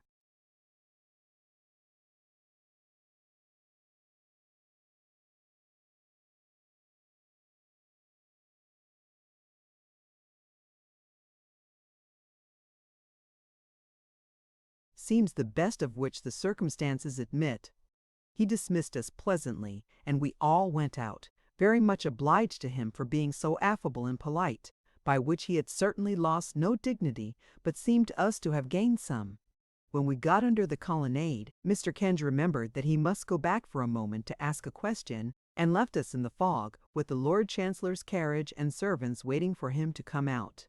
"Well," said Richard Carstone, "that's over, and where do we go next, Miss Summerson? Don't you know?" I said. "Not in the least," said he. "And don't you know, my love?" I asked Ada. "No," said she. "Don't you?" "Not at all," said she. "Not at all," said I. We looked at one another, half laughing at our being like the children in the wood, when a curious little old woman in a squeezed bonnet and carrying a reticule came curtsying and smiling up to us with an air of great ceremony. "Oh," said she, "the wards in Jarndyce. Very happy, I am sure, to have the honor. It is a good omen for youth and hope and beauty when they find themselves in this place, and don't know what's to come of it. Mad," whispered Richard, not thinking she could hear him. "Right, mad young gentleman," she returned so quickly that he was quite abashed. I was a ward myself. I was not mad at that time, curtsying low and smiling between every little sentence. I had youth and hope. I believe beauty. It matters very little now. Neither of the three served or saved me. I have the honor to attend court regularly. With my documents, I expect a judgment shortly. On the day of judgment, I have discovered that the sixth seal mentioned in the Revelations is the Great Seal. It has been open a long time. Pray accept my blessing." As Ada was a little frightened, I said, to humor the poor old lady, that we were much obliged to her. "Yes," she said mincingly, "I imagine so. And here is Conversation Kenge, with his documents. How does your honorable worship do?" "Quite well, quite well. Now don't be troublesome, that's a good soul," said Mr. Kenge, leading the way back.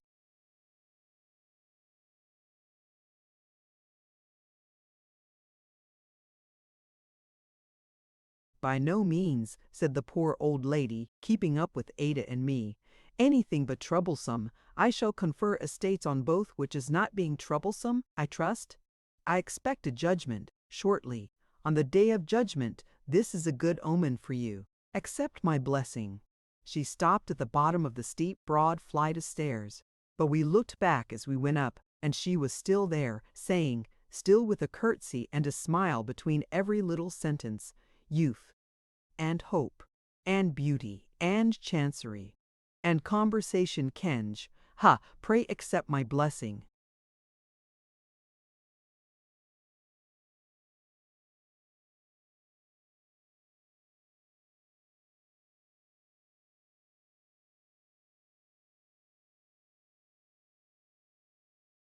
Chapter 4. Telescopic Philanthropy. We were to pass the night, Mr. Kenge told us when we arrived in his room at Mrs. Jellyby's, and then he turned to me and said he took it for granted I knew who Mrs. Jellyby was. "I really don't, sir," I returned. "Perhaps Mr. Carstone or Miss Clare, but no, they knew nothing whatever about Mrs. Jellyby." "Indeed, Mrs. Jellyby," said Mr. Kenge, standing with his back to the fire and casting his eyes over the dusty hearthrug as if it were Mrs. Jellyby's biography, "is a lady of very remarkable strength of character who devotes herself entirely to the public. She has devoted herself to an extensive variety of public subjects at various times, and is at present, until something else attracts her, devoted to the subject of Africa, with a view to the general cultivation of the coffee berry and the natives and the happy settlement, on the banks of the African rivers, of our superabundant home population. Mr. Jarndyce, who is desirous to aid any work that is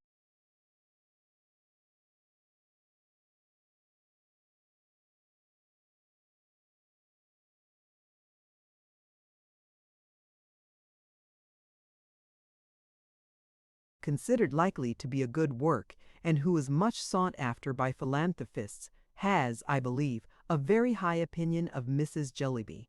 Mr. Kenge, adjusting his cravat, then looked at us. "And Mr. Jellyby, sir?" suggested Richard. "Ah, Mr. Jellyby," said Mr. Kenge, "I don't know that I can describe him to you better than by saying that he is the husband of Mrs. Jellyby." "A non-entity, sir?" said Richard with a droll look. "I don't say that," returned Mr. Kenge gravely. "I can't say that, indeed, for I know nothing whatever of Mr. Jellyby. I never, to my knowledge, had the pleasure of seeing Mr. Jellyby. He may be a very superior man, but he is, so to speak, merged in the more shining qualities of his wife." Mr. Kenge proceeded to tell us that as the road to Bleak House would have been very long,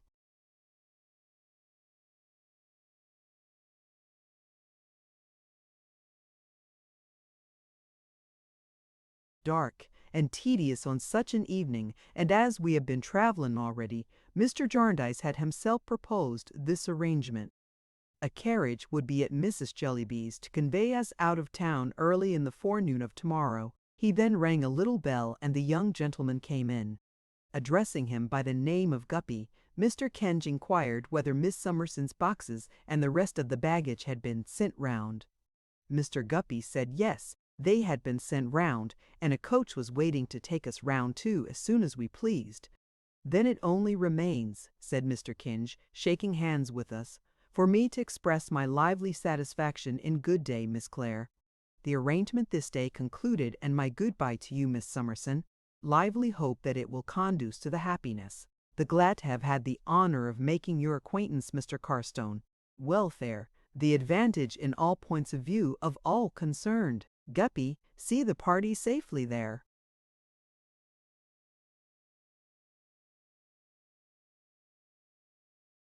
"Where is there, Mr. Guppy?" said Richard as we went downstairs. "No distance," said Mr. Guppy. "Round in Thavies End, you know." "I can't say I know where it is, for I come from Winchester and am strange in London." "Only round the corner," said Mr. Guppy. "We just twist up Chancery Lane and cut along Holborn, and there we are in 4 minutes' time, as near as a toucher. This is about a London particular now, ain't it, miss?" He seemed quite delighted with it on my account. "The fog is very dense indeed," said I. "Not that it affects you, though, I'm sure," said Mr. Guppy, putting up the steps.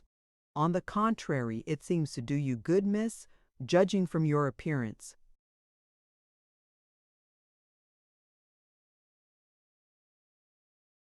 I knew he meant well in paying me this compliment, so I laughed at myself for blushing at it when he had shut the door and got upon the box, and we all three laughed and chatted about our inexperience and the strangeness of London until we turned up under an archway to our destination, a narrow street of high houses like an oblong cistern to hold the fog. There was a confused little crowd of people, principally children, gathered about the house at which we stopped, which had a tarnished brass plate on the door, with the inscription, Jellyby Y. "Don't be frightened," said Mr. Guppy, looking in at the coach window. "One of the young Jellybys been and got his head through the area railings?" "Oh, poor child," said I. "Let me out, if you please. Pray be careful of yourself, miss. The young Jellybys are always up to something," said Mr. Guppy.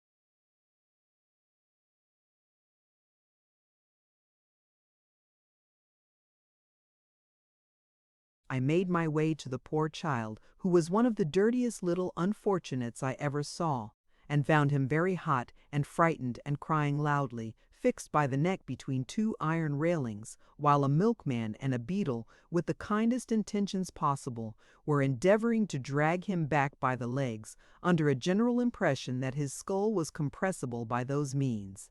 As I found after pacifying him that he was a little boy with a naturally large head, I thought that perhaps where his head could go, his body could follow, and mentioned that the best mode of extrication might be to push him forward. This was so favorably received by the milkman and beadle that he would immediately have been pushed into the area if I had not held his pinafore while Richard and Mr. Guppy ran down through the kitchen to catch him when he should be released. At last he was happily got down without any accident, and then he began to beat Mr. Guppy with a hoop stick in quite a frantic manner. Nobody had appeared belonging to the house except a person in pattens who,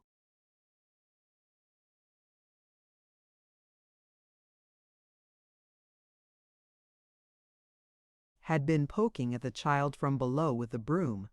I don't know with what object, and I don't think she did. I therefore supposed that Mrs. Jellyby was not at home, and was quite surprised when the person appeared in the passage without the pattens, and going up to the back room on the first floor before Ada and me, announced us as "them two young ladies, Mrs. Jellyby." We passed several more children on the way up, whom it was difficult to avoid treading on in the dark, and as we came into Mrs. Jellyby's presence, one of the poor little things fell downstairs down a whole flight, as it sounded to me, with a great noise.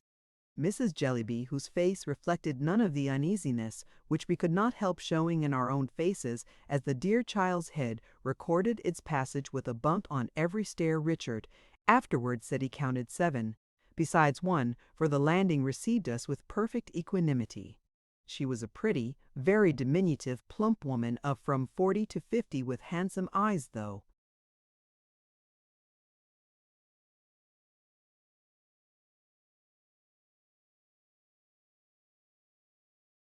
They had a curious habit of seeming to look a long way off.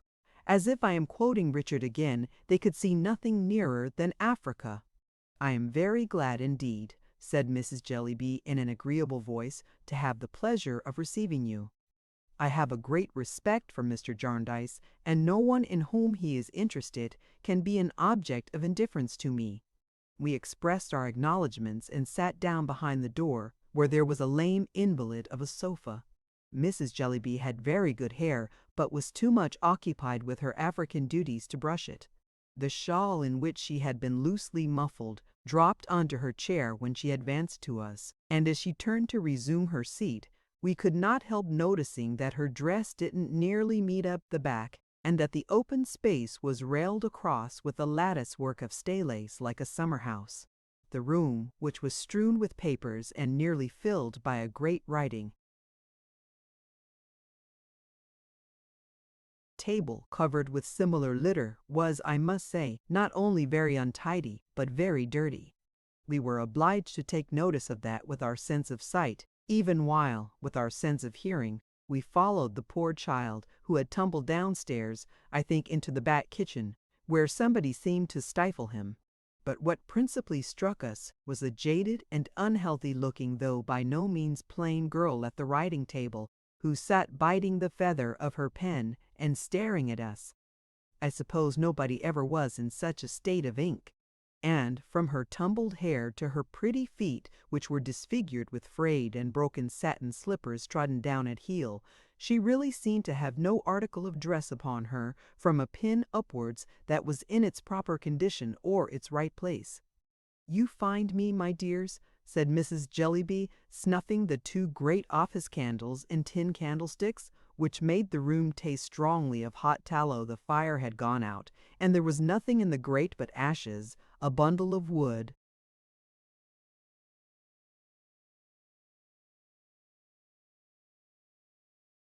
and a poker. "You find me, my dears, as usual, very busy, but that you will excuse. The African project at present employs my whole time. It involves me in correspondence with public bodies and with private individuals anxious for the welfare of their species all over the country. I am happy to say it is advancing.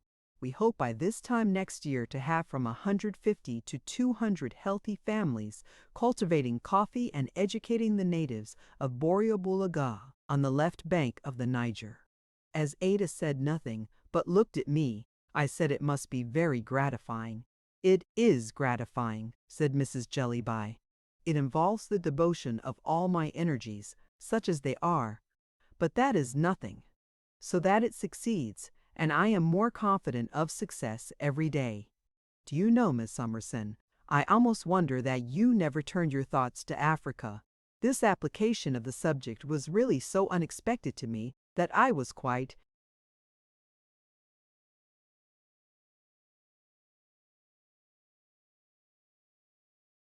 at a loss how to receive it. I hinted that the climate, the finest climate in the world," said Mrs. Jellyby. "Indeed, ma'am, certainly, with precaution," said Mrs. Jellyby. "You may go into Holborn without precaution and be run over. You may go into Holborn with precaution and never be run over. Just so with Africa." I said, "No doubt."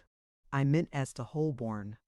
"If you would like," said Mrs. Jellyby, putting a number of papers towards us, "to look over some remarks on that head and on the general subject, which have been extensively circulated, while I finish a letter I am now dictating to my eldest daughter, who is my amanuensis."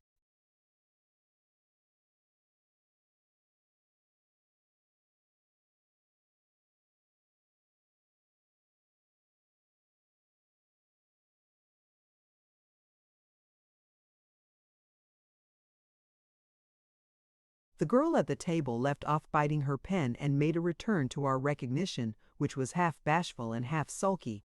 "I shall then have finished for the present," proceeded Mrs. Jellyby with a sweet smile, "though my work is never done. Where are you, Caddy?"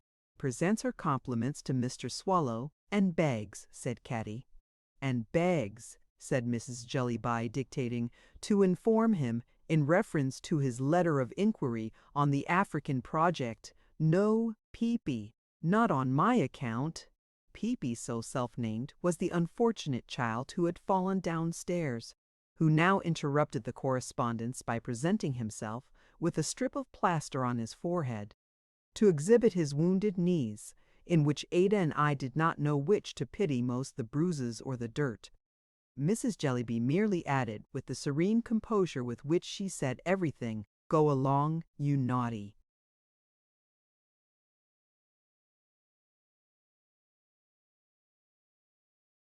Peepy, and fixed her fine eyes on Africa again. However, as she at once proceeded with her dictation, and as I interrupted nothing by doing it, I ventured quietly to stop poor Peepy as he was going out and to take him up to nurse. He looked very much astonished at it, and at Ada's kissing him, but soon fell fast asleep in my arms, sobbing at longer and longer intervals, until he was quiet. I was so occupied with Peepy that I lost the letter in detail.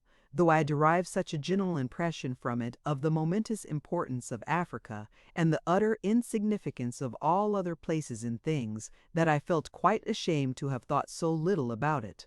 6 o'clock, said Mrs. Jellyby, and our dinner hour is nominally, for we dine at all hours. 5. Caddy, show Miss Clare and Miss Summerson their rooms. You will like to make some change, perhaps? You will excuse me, I know, being so much occupied. Oh, that very bad child. Pray put him down, Miss Summerson. I begged permission to retain him, truly saying that he was not at all troublesome, and carried him upstairs and laid him on my bed. Ada and I had 2 upper rooms with a door of communication between. They were excessively bare and disorderly, and the curtain to my window was fastened up with a fork. You would like some hot water, wouldn't you? Said Miss Jellyby, looking round for a jug with a handle to it, but looking in vain. If it is not being troublesome, said we. Oh, it's not the trouble, returned Miss Jellyby. The question is, if there is any. The evening was so very cold and the rooms had such a marshy smell that I must confess it was a little miserable, and Ada was half crying. We soon left, however, and were busily unpacking when Miss Jellyby came back to say that she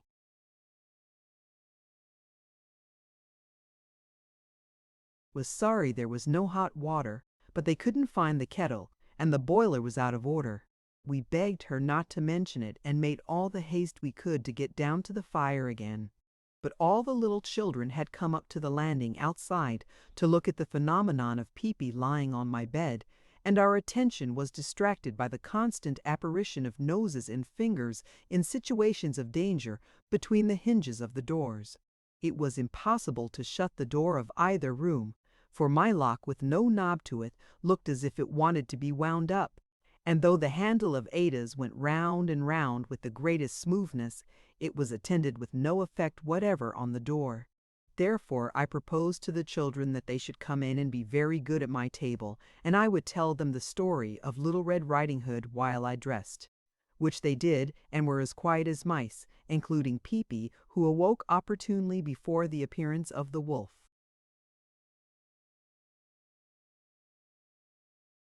When we went downstairs, we found a mug with "A Present from Tunbridge Wells" on it, lighted up in the staircase window with a floating wick, and a young woman with a swelled face bound up in a flannel bandage blowing the fire of the drawing-room, now connected by an open door with Mrs. Jellyby's room, and choking dreadfully. It smoked to that degree, in short, that we all sat coughing and crying with the windows open for half an hour, during which Mrs. Jellyby, with the same sweetness of temper, directed letters about Africa. Her being so employed was, I must say, a great relief to me, for Richard told us that he had washed his hands in a pie dish, and that they had found the kettle on his dressing table, and he made Ada laugh, so that they made me laugh in the most ridiculous manner. Soon after 7 o'clock we went down to dinner, carefully, by Mrs. Jellyby's advice, for the stair carpets, besides being very deficient in stair wires, were so torn as to be absolute traps. We had a fine codfish, a piece of roast beef, a dish of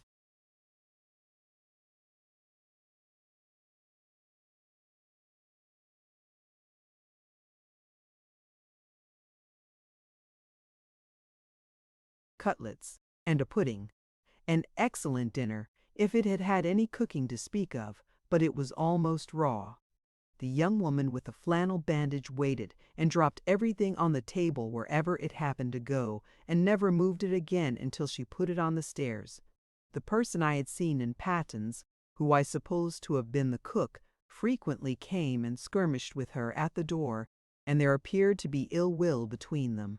All through dinner, which was long, in consequence of such accidents as the dish of potatoes being mislaid in the coal scuttle and the handle of the corkscrew coming off and striking the young woman in the chin, Mrs. Jellyby preserved the evenness of her disposition. She told us a great deal that was interesting about Boreo-Bulaga and the natives, and received so many letters that Richard, who sat by her, saw 4 envelopes in the gravy at once. Some of the letters were proceedings of ladies' committees or resolutions of ladies' meetings, which she read to us. Others were applications from people excited in various ways about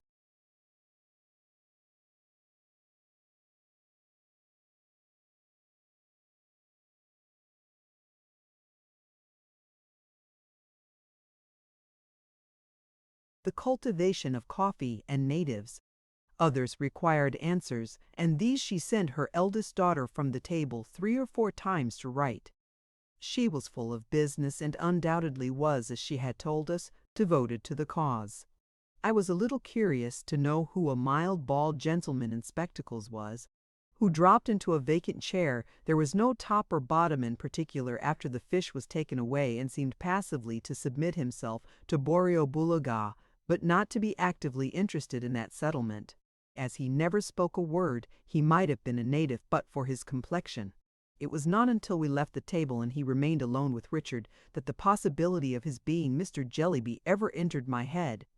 But he was Mr. Jellyby, and a loquacious young man called Mr. Quall, with large, shining knobs for temples, and his hair all brushed to the back of his head, who came in the evening and told Ada he was a philanthropist, also informed her that he called the matrimonial alliance of Mrs. Jellyby with Mr. Jellyby the union of mind and matter.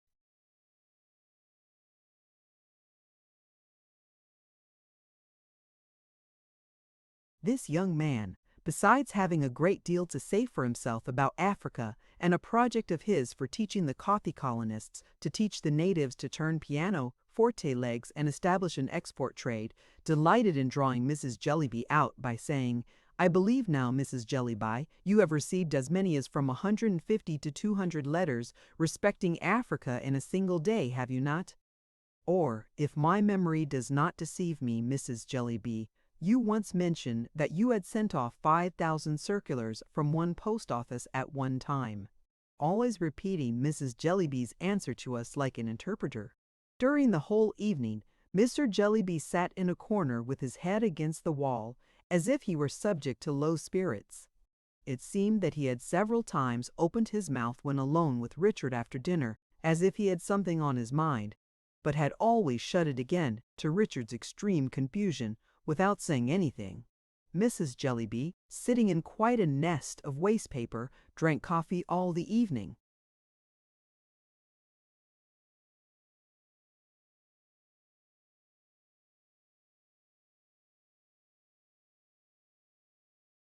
And dictated at intervals to her eldest daughter. She also held a discussion with Mr. Quall, of which the subject seemed to be, if I understood it, the brotherhood of humanity, and gave utterance to some beautiful sentiments. I was not so attentive an auditor as I might have wished to be, however, for Peepy and the other children came flocking about Ada and me in a corner of the drawing-room to ask for another story. So we sat down among them and told them in whispers, "Puss in Boots," and I don't know what else until Mrs. Jellyby, accidentally remembering them, sent them to bed. As Peepy cried for me to take him to bed, I carried him upstairs, where the young woman with the flannel bandage charged into the midst of the little family like a dragon, and overturned them into cribs.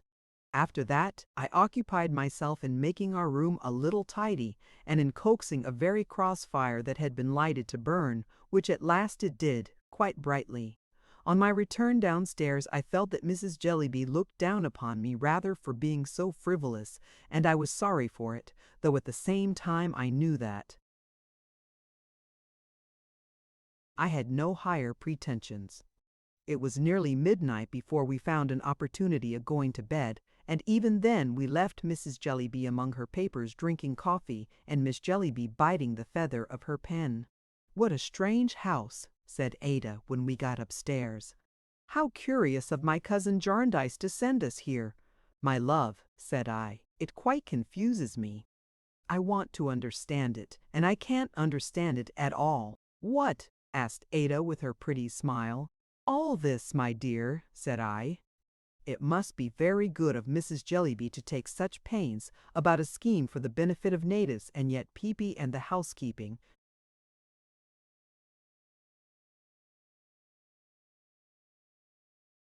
Ada laughed and put her arm about my neck as I stood looking at the fire, and told me I was a quiet, dear, good creature, and had won her heart. "You are so thoughtful, Esther," she said, "and yet so cheerful. And you do so much, so unpretendingly. You would make a home out of even this house. My simple darling." She was quite unconscious that she only praised herself and that it was in the goodness of her own heart that she made so much of me. "May I ask you a question?" said I when we had sat before the fire a little while. 500, said Ada. "Your cousin, Mr. Jarndyce. I owe so much to him. Would you mind describing him to me?"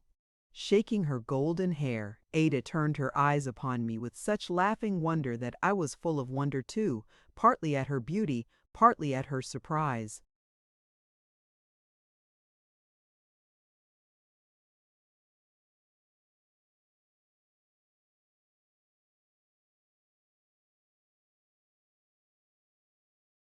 "Esther," she cried, "my dear, you want a description of my cousin Jarndyce?" "My dear, I never saw him, and I never saw him," returned Ada. Well, to be sure, no, she had never seen him. Young as she was when her mamma died, she remembered how the tears would come into her eyes when she spoke of him and of the noble generosity of his character, which she had said was to be trusted above all earthly things, and Ada trusted it. Her cousin Jarndyce had written to her a few months ago a plain, honest letter, Ada said, proposing the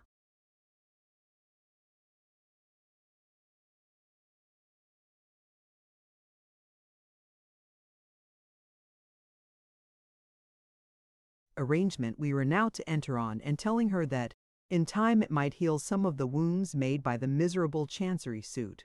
She had replied, gratefully accepting his proposal. Richard had received a similar letter and had made a similar response. He had seen Mr. Jarndyce once, but only once 5 years ago, at Winchester School. He had told Ada, when they were leaning on the screen before the fire where I found them, that he recollected him as a bluff, rosy fellow. This was the utmost description Ada could give me. It set me thinking so that when Ada was asleep I still remained before the fire, wondering and wondering about Bleak House, and wondering that yesterday morning should seem so long ago. I don't know where my thoughts had wandered when they were recalled by a tap at the door. I opened it softly and found Miss Jellyby shivering there with a broken candle and a broken candlestick in one hand and an egg cup in the other. "Good night," she said very sulkily. "Good night," said I. "May I come in?" she shortly and unexpectedly asked me in the same sulky way. "Certainly," said I. "Don't wake Miss Clare." She would not sit down, but stood by the fire dipping her inky middle finger in the egg cup, which contained vinegar, and smearing it over the ink stains on her face, frowning the whole time and looking very gloomy. "I wish Africa was dead," she said on a sudden. I was going to remonstrate. "I do," she said. "Don't talk to me, Miss Summerson. I hate it and detest it. It's a beast."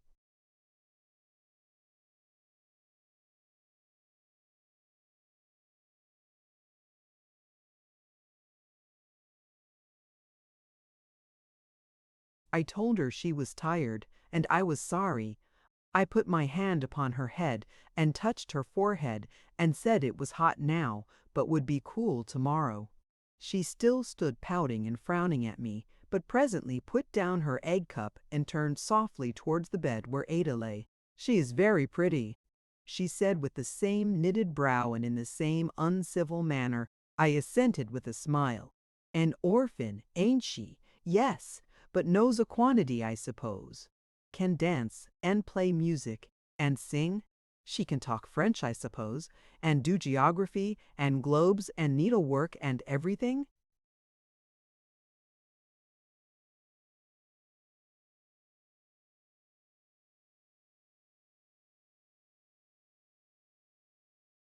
"No doubt," said I. "I can't," she returned. "I can't do anything hardly, except write. I'm always writing for Ma.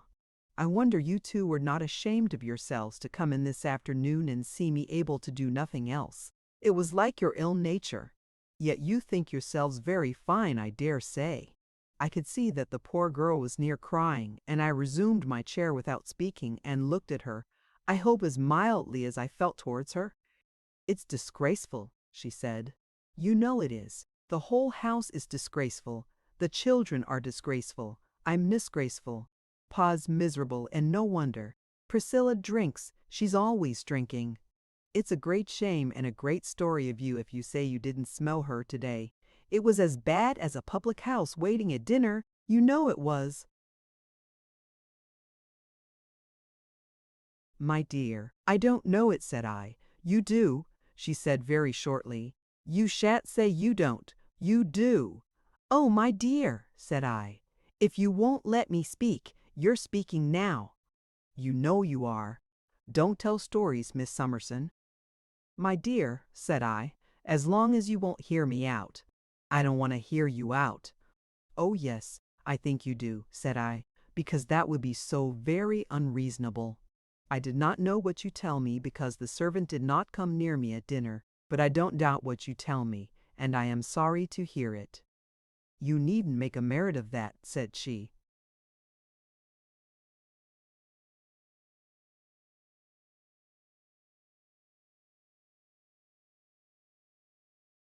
No, my dear, said I, that would be very foolish. She was still standing by the bed, and now stooped down but still with the same discontented face and kissed Ada.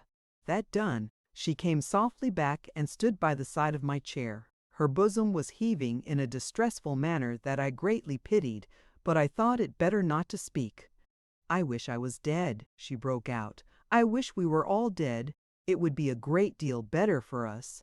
In a moment afterwards, she knelt on the ground at my side, hid her face in my dress, passionately begged my pardon, and wept.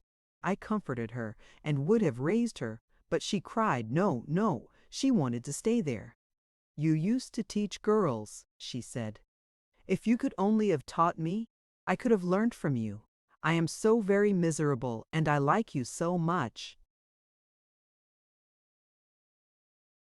I could not persuade her to sit by me or to do anything but move a ragged stool to where she was kneeling and take that and still hold my dress in the same manner. By degrees the poor tired girl fell asleep, and then I contrived to raise her head so that it should rest on my lap and to cover us both with shawls. The fire went out, and all night long she slumbered thus before the ashy grate. At first I was painfully awake and vainly tried to lose myself, with my eyes closed, among the scenes of the day. At length, by slow degrees, they became indistinct and mingled. I began to lose the identity of the sleeper resting on me. Now it was Ada, now one of my old Reading friends from whom I could not believe I had so recently parted. Now it was the little mad woman, worn out with curtsying and smiling, now someone in authority at Bleak House. Lastly, it was no one, and I was no one. The purblind day was feebly struggling with the fog when I opened my eyes to encounter those of a dirty-faced little spectre fixed upon me. Peepy had scaled his.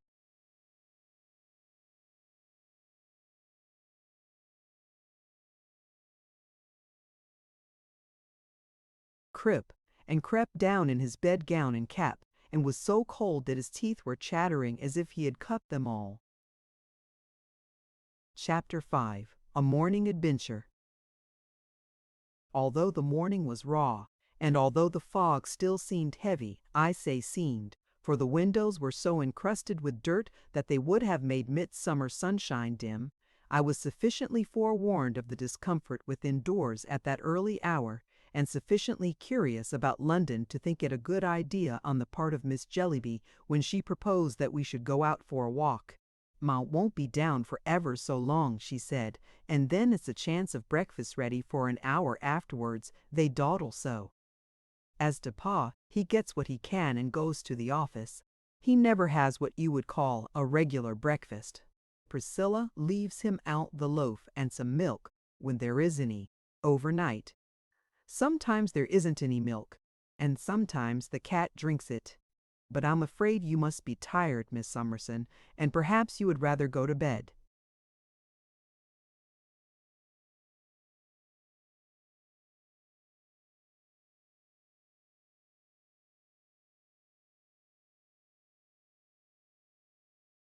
"I am not at all tired, my dear," said I, "and would much prefer to go out."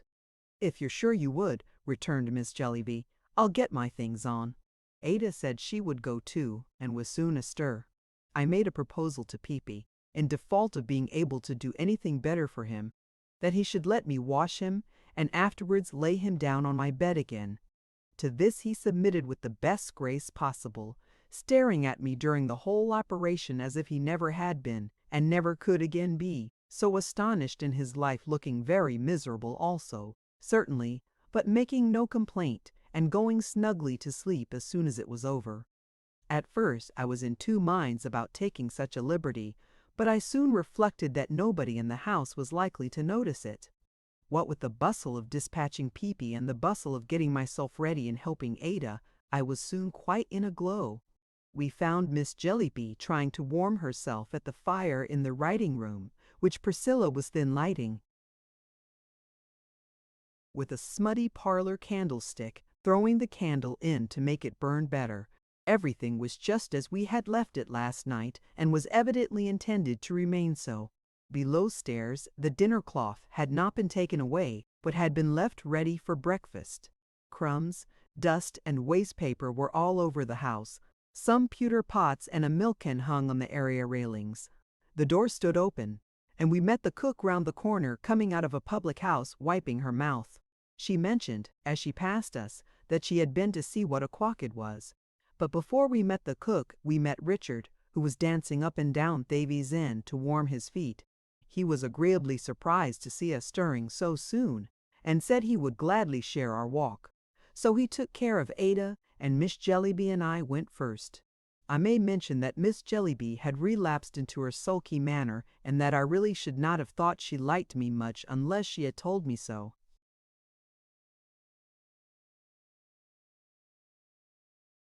"Where would you wish to go?" she asked. "Anywhere, my dear," I replied. "Anywhere's nowhere," said Miss Jellyby, stopping perversely. "Let us go somewhere at any rate," said I. She then walked me on very fast. "I don't care," she said. "Now, you are my witness, Miss Summerson. I say I don't care. But if he was to come to our house with his great, shining, lumpy forehead night after night, till he was as old as Methuselah, I wouldn't have anything to say to him. Such a cess as he and Ma make of themselves." "My dear," I remonstrated, in allusion to the epithet and the vigorous emphasis Miss Jellyby set upon it. "Your duty as a child."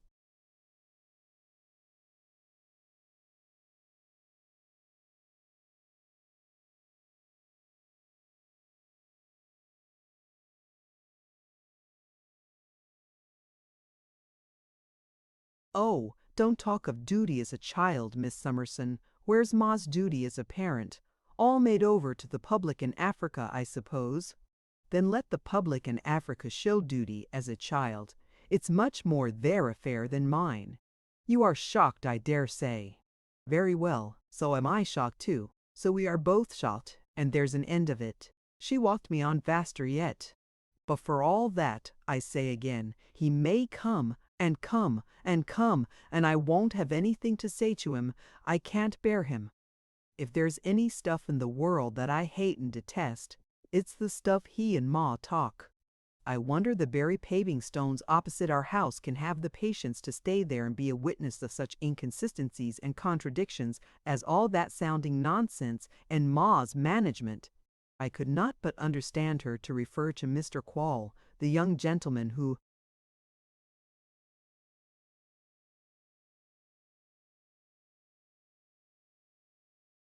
had appeared after dinner yesterday. I was saved the disagreeable necessity of pursuing the subject by Richard and Ada coming up at a round pace, lapping and asking us if we meant to run a race. Thus interrupted, Miss Jellyby became silent and walked moodily on at my side while I admired the long successions and varieties of streets, the quantity of people already going to and fro, the number of vehicles passing and repassing, the busy preparations in the setting forth of shop windows and the sweeping out of shops, and the extraordinary creatures in rags secretly groping among the swept-out rubbish for pins and other refuse. "So, cousin," said the cheerful voice of Richard to Ada behind me, "we are never to get out of Chancery. We have come by another way to our place of meeting yesterday, and by the Great Seal. Here's the old lady again." Truly, there she was, immediately in front of us, curtsying and smiling, and saying with her yesterday's air of patronage, "The Wards in Jarndyce, Vey rye. Happy, I am sure. You are out early, ma'am, said I as she curtsied to me. Yes, I usually walk here early. Before the court sits, it's retired. I collect my thoughts here for the business of the day, said the old lady mincingly. The business of the day requires a great deal of thought. Chancery justice is so very difficult to follow. Who's this, Miss Summerson? Whispered Miss Jellyby, drawing my arm tighter through her own. The little old lady's hearing was remarkably quick. She answered for herself directly. A suitor, my child, at your service. I have the honor to attend court regularly, with my documents. Have I the pleasure of addressing another of the youthful?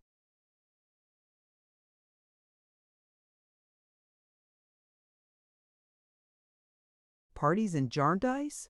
Said the old lady, recovering herself with her head on one side from a very low curtsy. Richard, anxious to atone for his thoughtlessness of yesterday, good-naturedly explained that Miss Jellyby was not connected with the suit. Ha, said the old lady. She does not expect a judgment. She will still grow old. But not so old. Oh dear, no. This is the garden of Lincoln's Inn. I call it my garden. It is quite a bower in the summer-time, where the birds sing melodiously. I pass the greater part of the long vacation here. In contemplation. You find the long vacation exceedingly long, don't you? We said yes, as she seemed to expect us to say so. When the leaves are falling from the trees and there are no more flowers in bloom to make up into nosegays for the Lord Chancellor's court, said the old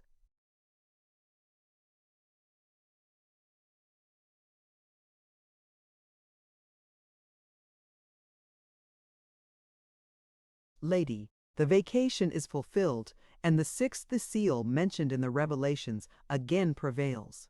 Pray come and see my lodging. It will be a good omen for me.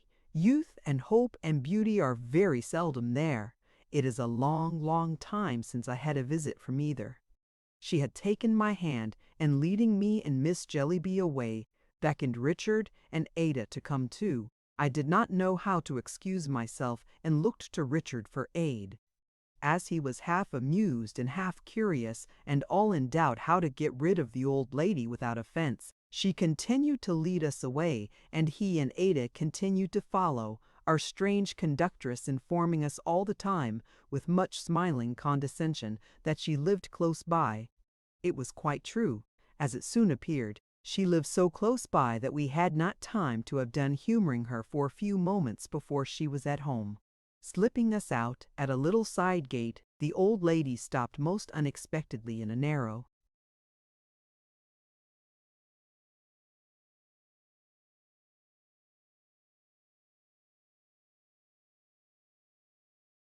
back street, part of some courts and lanes immediately outside the wall of the inn, and said, "This is my lodging. Pray walk up." She had stopped at a shop over which was written K-Look, Rag and Bottle Weareso. Also in long thin letters, K-Look, dealer in marine stores. In one part of the window was a picture of a red paper mill at which a cart was unloading a quantity of sacks of old rags. In another was the inscription, Bones, Bones, Bow. In another, Cajun stuffed Boke. In another, Auld Iron Boke. In another, Auld Iron Boke. In another, Wast Paper Boke. In another, Ladies' and Gentlemen's Wardrobes. Bore. Everything seemed to be bought and nothing to be sold there. In all parts of the window were quantities of dirty bottles, blacking bottles, medicine bottles, ginger beer and soda water bottles, pickle bottles, wine bottles, ink bottles. I am reminded by mentioning the latter that the shop had in several little particulars the air of being in a legal neighborhood and of being, as it were, a dirty hanger.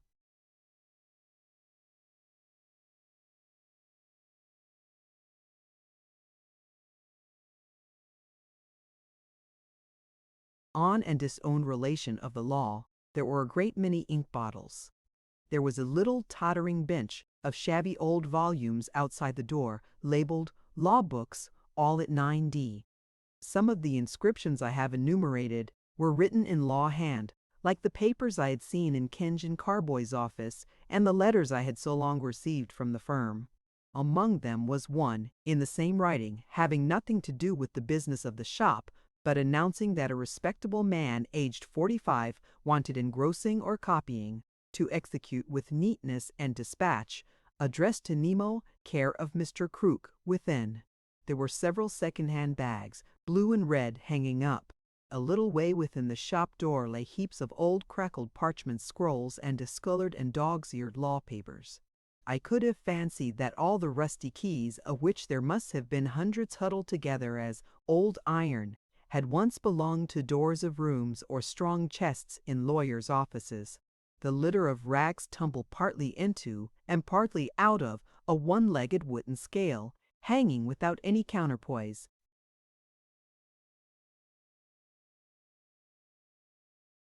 From a being. Might have been counselors' bands and gowns torn up.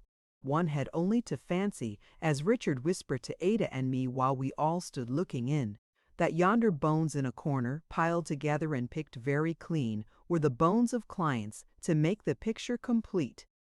As it was still foggy and dark, and as the shop was blinded besides by the wall of Lincoln's Inn, intercepting the light within a couple of yards, we should not have seen so much but for a lighted lantern that an old man in spectacles and a hairy cap was carrying about in the shop. Turning towards the door, he now caught sight of us. He was short, cadaverous, and withered, with his head sunk sideways between his shoulders, and the breath issuing in visible smoke from his mouth as if he were on fire within. His throat, chin, and eyebrows were so frosted with white hairs, and so gnarled with veins and puckered skin, that he looked from his breast upward like some old root in a fall of snow. "Hi, hi!" said the old man, coming to the door. "Have you anything to sell?" We naturally drew back and glanced at our conductress, who had been trying to open the house door with a key she had taken from her pocket, and to whom Richard now said that as we had had the pleasure of seeing where she lived, we would leave her, being pressed for time. But she was not to be so easily left. She became so fantastically and pressingly earnest in her entreaties that we would walk up and see her apartment for an instant, and was so bent in her harmless way on leading me in as part of the good omen she desired, that I, whatever the others might do, saw nothing for it but to comply. I suppose we were all more or less curious, at any rate, when the old man added his persuasions to hers and said, "Aye, aye, please her. It won't take a minute. Come in, come in. Come in through the shop if t'other door's out of order." We all went in, stimulated by Richard's laughing encouragement and relying on his protection.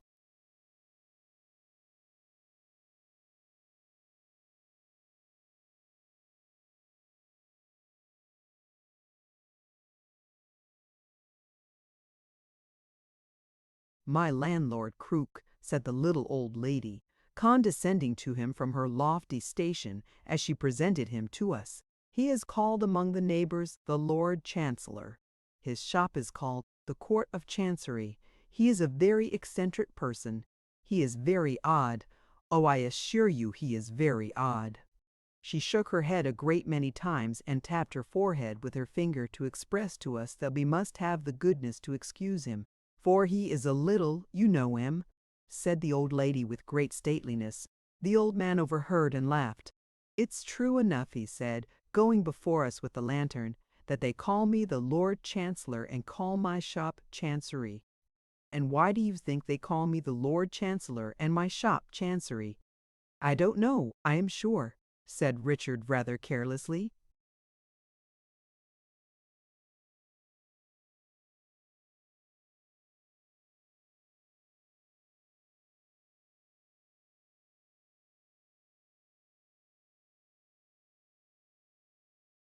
"You see," said the old man, stopping and turning round. "They high! Here's lovely hair. I have got 3 sacks of ladies' hair below, but none so beautiful and fine as this. What color and what texture? That'll do, my good friend," said Richard, strongly disapproving of his having drawn one of Ada's tresses through his yellow hand. You can admire as the rest of us do without taking that liberty." The old man darted at him a sudden look, which even called my attention from Ada, who, startled and blushing, was so remarkably beautiful that she seemed to fix the wandering attention of the little old lady herself. But as Ada interposed and laughingly said she could only feel proud of such genuine admiration, Mr. Crook shrunk into his former self as suddenly as he had leaped out of it. "You see, I have so many things here," he resumed, holding up the lantern, "of so many kinds, and all as the neighbors think, but they know nothing."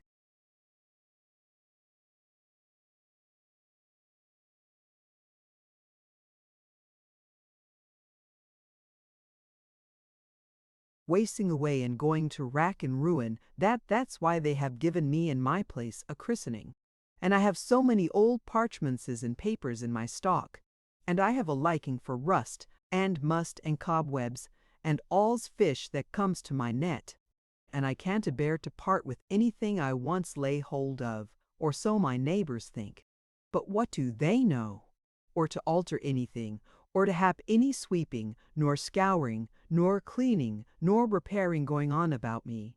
That's the way I've got the ill name of Chancery. I don't mind. I go to see my noble and learned brother pretty well every day when he sits in the inn. He don't notice me, but I notice him. There's no great odds betwixt us. We both grub on in a muddle. Hi, Lady Jane." A large gray cat leaped from some neighboring shelf on his shoulder and startled us all. "Hi! Show 'em how you scratch. Hi!" "Dear my lady," said her master.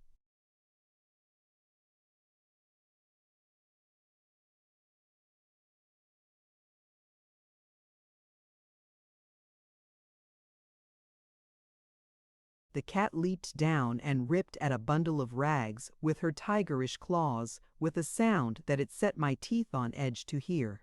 "She'd do as much for anyone I was to set her on," said the old man. "I deal in cat skins among other general matters, and hers was offered to me. It's a very fine skin, as you may see, but I didn't have it stripped off. That warn't like Chancery practice, though, says you." He had by this time led us across the shop, and now opened a door in the back part of it, leading to the house entry. As he stood with his hand upon the lock, the little old lady graciously observed to him before passing out, "That will do, Crook. You mean well, but are tiresome. My young friends are pressed for time. I have none to spare myself, having to attend court very soon. My young friends are the wards in Jarndyce." "Jarndyce?" said the old man with a start.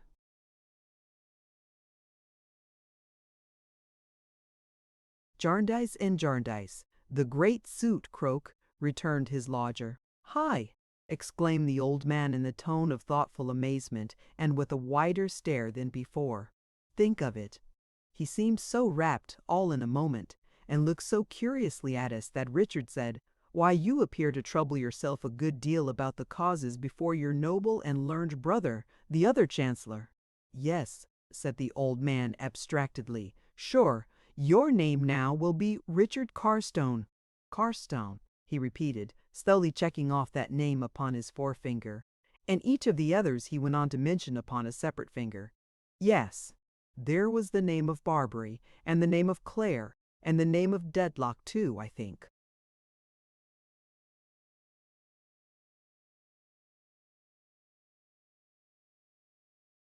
"He knows as much of the cause as the real salaried chancellor," said Richard, quite astonished, to Ada and me. "Aye," said the old man, coming slowly out of his abstraction. "Yes, Tom Jarndyce, you'll excuse me, being related. But he was never known about court by any other name, and was as well known there as she is now," nodding slightly at his lodger. "Tom Jarndyce was often in here. He got into a restless habit of strolling about when the cause was on, or expected, talking to the little shopkeepers and telling them to keep out of Chancery, whatever they did. 'For,' says he, 'it's being ground to bits in a slow mill, it's being roasted at a slow fire, it's being stung to death by single bees, it's being drowned by drops, it's going mad by grains.' He was as near making away with himself, just where the young lady stands, as near could be. We listened with horror.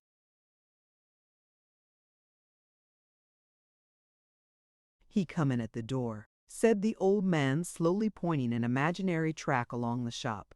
On the day he did it, the whole neighborhood had said for months before that he would do it. Of a certainty, sooner or later he come in at the door that day, and walked along there, and sat himself on a bench that stood there, and asked me. You'll judge I was a mortal sight younger than to fetch him a pint of wine. "For," says he, "Crook, I am much depressed. My cause is on again, and I think I'm nearer judgment than I ever was." I hadn't a mind to leave him alone, and I persuaded him to go to the tavern over the way there, t'other side my lane, I mean Chancery Lane, and I followed and looked in at the window, and saw him, comfortable as I thought, in the armchair by the fire, and company with him. I hadn't hardly got back here when I heard a shot go echoing and rattling right away into the inn. I ran out. Neighbors ran out. 20 of us cried at once, "Tom Jarndyce!" The old man stopped, looked hard at us, looked down into the lantern, blew the shoon.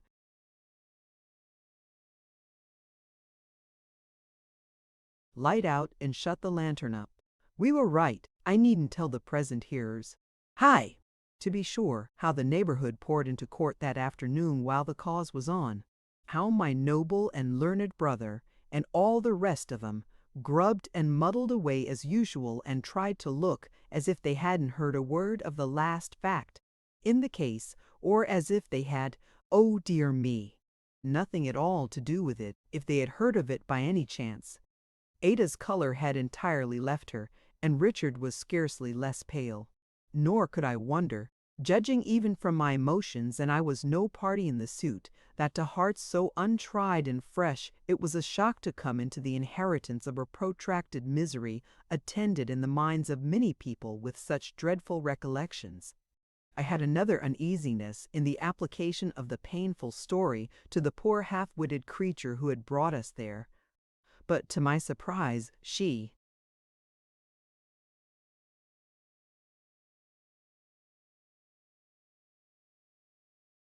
seemed perfectly unconscious of that, and only led the way upstairs again, informing us with the toleration of a superior creature for the infirmities of a common mortal, that her landlord was a little you know. She lived at the top of the house, in a pretty large room from which she had a glimpse of Lincoln's Inn Hall. This seemed to have been her principal inducement, originally, for taking up her residence there. She could look at it, she said, in the night, especially in the moonshine. Her room was clean, but very, very bare. I noticed the scantiest necessaries in the way of furniture, a few old prints from books, of chancellors and barristers, wafered against the wall, and some half-dozen reticles and work-bags, containing documents, as she informed us. There were neither coals nor ashes in the grate, and I saw no articles of clothing anywhere, nor any kind of food. Upon a shelf in an open cupboard were a plate or two, a cup or two, and so forth, but all dry and empty. There was a more affecting meaning in her pinched appearance, I thought as I looked round.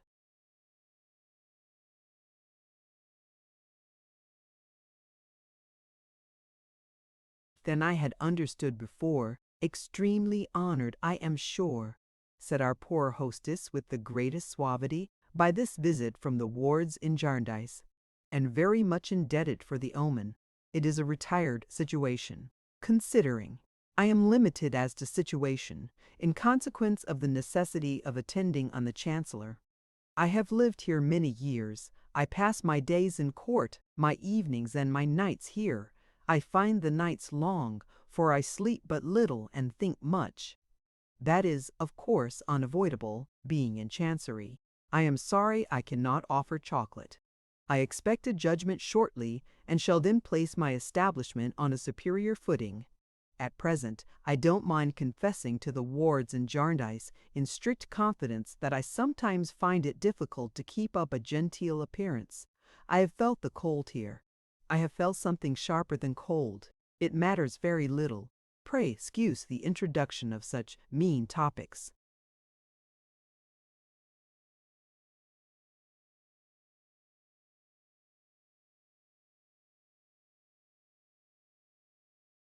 She partly drew aside the curtain of the long, low garret window and called our attention to a number of bird cages hanging there, some containing several birds.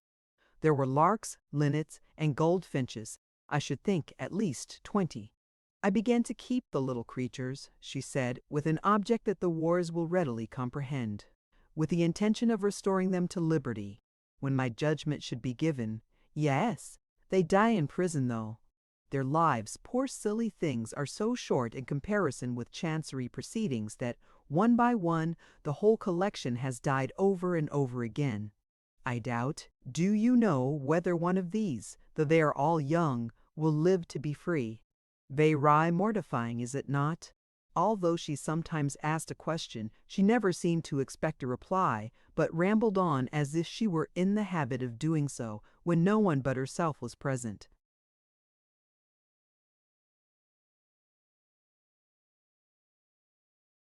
Indeed, she pursued, I positively doubt sometimes, I do assure you, whether while matters are still unsettled, and the sixth or great seal still prevails, I may not one day be found lying stark and senseless here, as I have found so many birds. Richard, answering what he saw in Ada's compassionate eyes, took the opportunity of laying some money, softly and unobserved, on the chimney-piece. We all drew nearer to the cages, feigning to examine the birds. I can't allow them to sing much, said the little old lady, for you'll think this curious. I find my mind confused by the idea that they are singing while I am following the arguments in court. And my mind requires to be so very clear, you know. Another time I'll tell you their names, not at present. On a day of such good omen they shall sing as much as they like, in honor of youth. A smile and curtsy, hope, a smile and curtsy, and beauty, a smile and curtsy. There, will.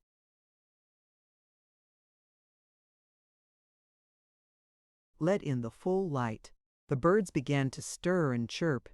I cannot admit the air freely, said the little old lady. The room was close, and would have been the better for it, because the cat you saw downstairs, called Lady Jane, is greedy for their lives. She crouches on the parapet outside for hours and hours. I've discovered, whispering mysteriously, that her natural cruelty is sharpened by a jealous fear of their regaining their liberty. In consequence of the judgment I expect being shortly given, she is sly and full of malice. I half believe sometimes that she is no cat, but the wolf of the old saying. It is so very difficult to keep her from the door. Some neighboring bells, reminding the poor soul that it was 9:30, did more for us in the way of bringing our visit to an end than we could easily have done for ourselves. She hurriedly took up her little bag of documents, which she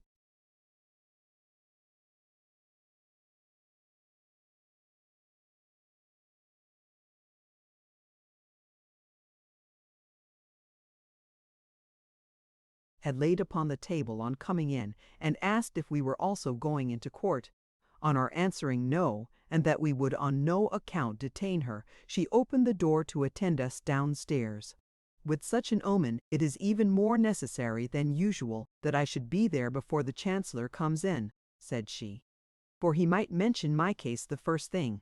I have a presentiment that he will mention it the first thing this morning. She stopped to tell us in a whisper as we were going down that the whole house was filled with strange lumber, which her landlord had bought piecemeal and had no wish to sell, in consequence of being a little limb.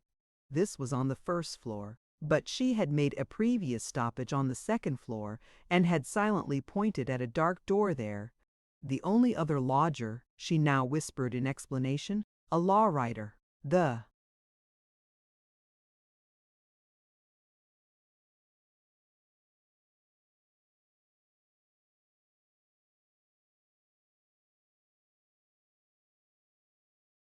children in the lanes here say he has sold himself to the devil. I don't know what he can have done with the money. Hush!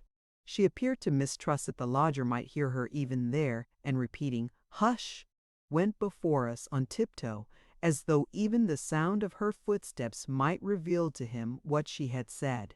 passing through the shop on our way out, as we had passed through it on our way in, we found the old man storing a quantity of packets of waste paper in a kind of well in the floor. He seemed to be working hard, with the perspiration standing on his forehead, and had a piece of chalk by him, with which, as he put each separate package or bundle down, he made a crooked mark on the paneling of the wall.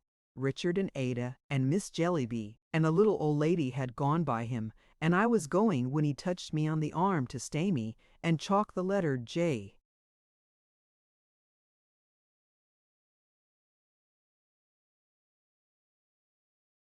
upon the wall in a very curious manner, beginning with the end of the letter and shaping it backward. It was a capital letter, not a printed one, but just such a letter as any clerk in Messrs. Kent and Carboy's office would have made. "Can you read it?" he asked me with a keen glance. "Surely," said I. "It's very plain. What is it?" "J." With another glance at me and a glance at the door, he rubbed it out and turned an A in its place, not a capital letter this time, and said, "What's that?" I told him. He then rubbed that out and turned the letter R and asked me the same question. He went on quickly until he had formed in the same curious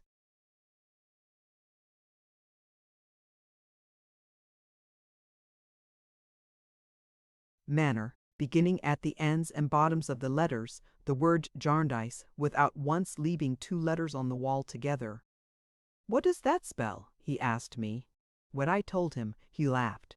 In the same odd way, yet with the same rapidity, he then produced singly, and rubbed out singly, the letters forming the words Bleak House. These, in some astonishment, I also read, and he laughed again. "Hi," said the old man, laying aside the chalk. "I have a turn for copying from memory, see, miss, though I can neither read nor write." He looked so disagreeable, and his cat looked so wickedly at me, as if I were a blood relation of the birds upstairs, that I was quite relieved by Richard's appearing at the door and saying, "Miss Summerson, I hope you are not bargaining for the sale of your hair. Don't be tempted. 3 sacks below are."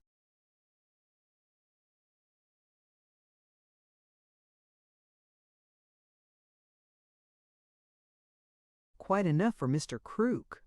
I lost no time in wishing Mr. Crook good morning and joining my friends outside, where we parted with the little old lady, who gave us her blessing with great ceremony and renewed her assurance of yesterday in reference to her intention of settling estates on Ada and me. Before we finally turned out of those lanes, we looked back and saw Mr. Crook standing at his shop door, in his spectacles, looking after us, with his cat upon his shoulder, and her tail sticking up on one side of his hairy cap like a tall feather. "Quite an adventure for a morning in London," said Richard with a sigh. "Ah, cousin, it's a weary word, this chancery." "It is to me, and has been ever since I can remember," returned Ada. "I am grieved that I should be the enemy, as I suppose I am, of a great number of relations and others, and that they should be my enemies, as I suppose they are."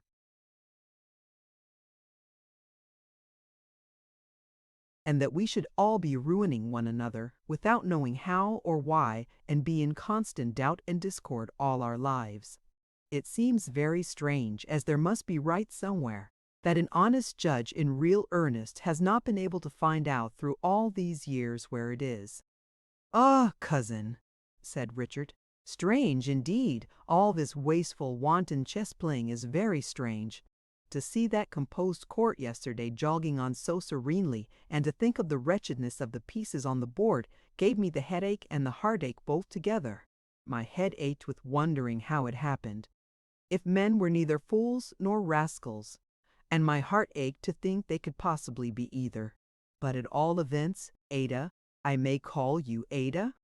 "Of course you may, Cousin Richard. At all events, Chancery will work none of its bad influences on us. We have happily been brought together, thanks to our good kinsman, and it can't divide."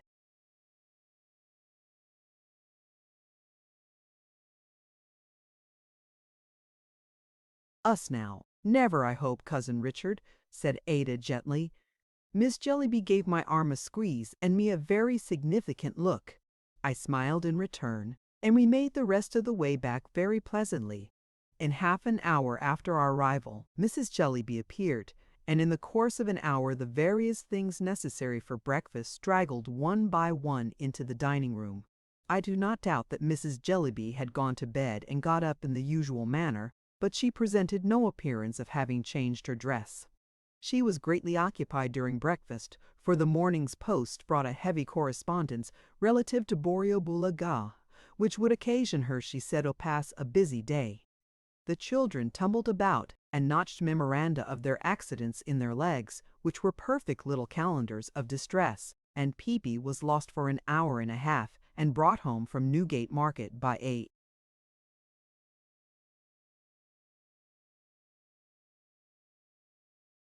policeman. The equable manner in which Mrs. Jellyby sustained both his absence and his restoration to the family circle surprised us all. She was by that time perseveringly dictating to Caddy, and Caddy was fast relapsing into the inky condition in which we had found her. At 1 o'clock an open carriage arrived for us and a cart for our luggage. Mrs. Jellyby charged us with many remembrances to her good friend Mr. Jarndyce. Caddy left her desk to see us depart, kissed me in the passage, and stood biting her pen and sobbing on the steps. Peepy, I am happy to say, was asleep and spared the pain of separation. I was not without misgivings that he had gone to Newgate Market in search of me, and all the other children got up behind the barouche and fell off, and we saw them with great concern scattered over the surface of these in.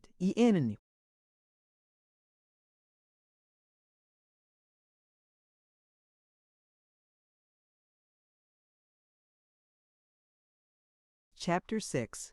Quite at Home. The day had brightened very much, and still brightened as we went westward. We went our way through the sunshine and the fresh air, wondering more and more at the extent of the streets, the brilliancy of the shops, the great traffic, and the crowds of people whom the pleasanter weather seemed to have brought out like many-colored flowers. By and by we began to leave the wonderful city and to proceed through suburbs which, of themselves, would have made a pretty large town in my eyes, and at last we got into a real country road again, with windmills, rickyards, milestones, farmers' wagons, scents of old hay, swinging signs and horse troughs, trees, fields, and hedgerows. It was delightful to see the green landscape before us and the immense metropolis behind.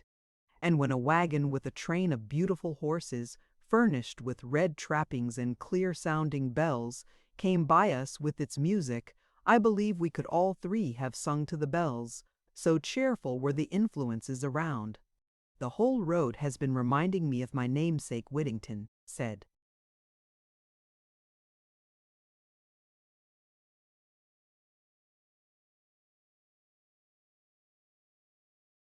Richard, and that wagon is the finishing touch. Hulloa, what's the matter?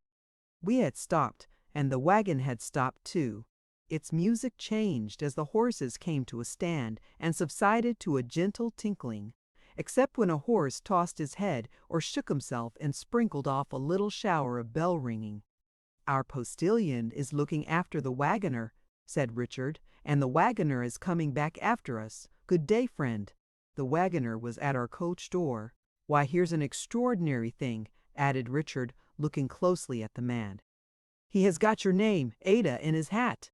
He had all our names in his hat. Tucked within the band were 3 small notes, one addressed to Ada, one to Richard, one to me. These the wagoner delivered to each of us respectively, reading the name aloud first. In answer to Richard's inquiry from whom they came, he briefly answered, "Master, sir, if you please," and putting on his hat again, which was like a soft bowl, cracked his whip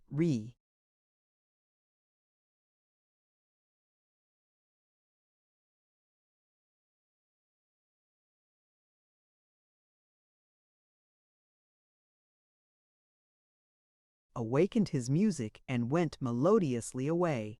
"Is that Mr. Jarndyce's wagon?" said Richard, calling to our postboy. "Yes, sir," he replied, "going to London." We opened the notes. Each was a counterpart of the other, and contained these words in a solid, plain hand: "I look forward, my dear, to our meeting easily and without constraint on either side. I therefore have to propose that we meet as old friends and take the past for granted. It will be a relief to you possibly, and to me certainly, and so my love to you. John Jarndyce." I had perhaps less reason to be surprised than either of my companions, having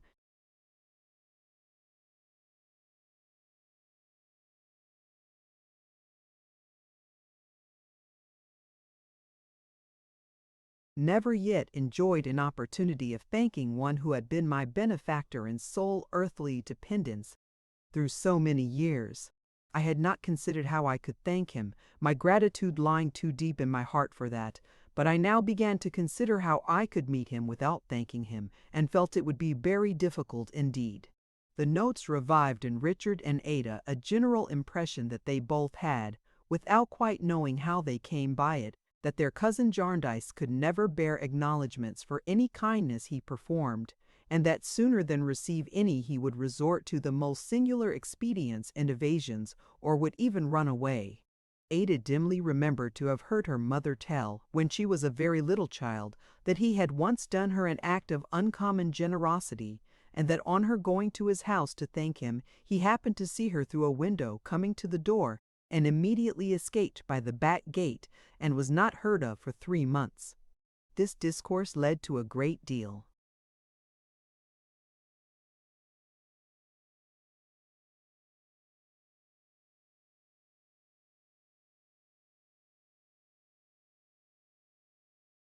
More on the same theme, and indeed it lasted us all day, and we talked of scarcely anything else.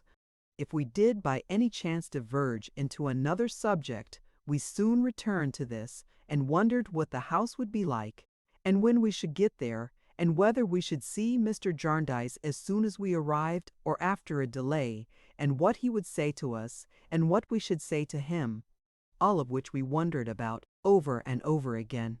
The roads were very heavy for the horses, but the pathway was generally good, so we alighted and walked up all the hills, and liked it so well that we prolonged our walk on the level ground when we got to the top.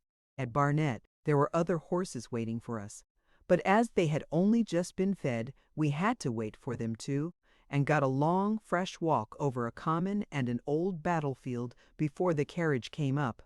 These delays so protracted the journey that the short day was spent, and the long night had closed in before we came to St. Albans, near to which town Bleak House was, we knew.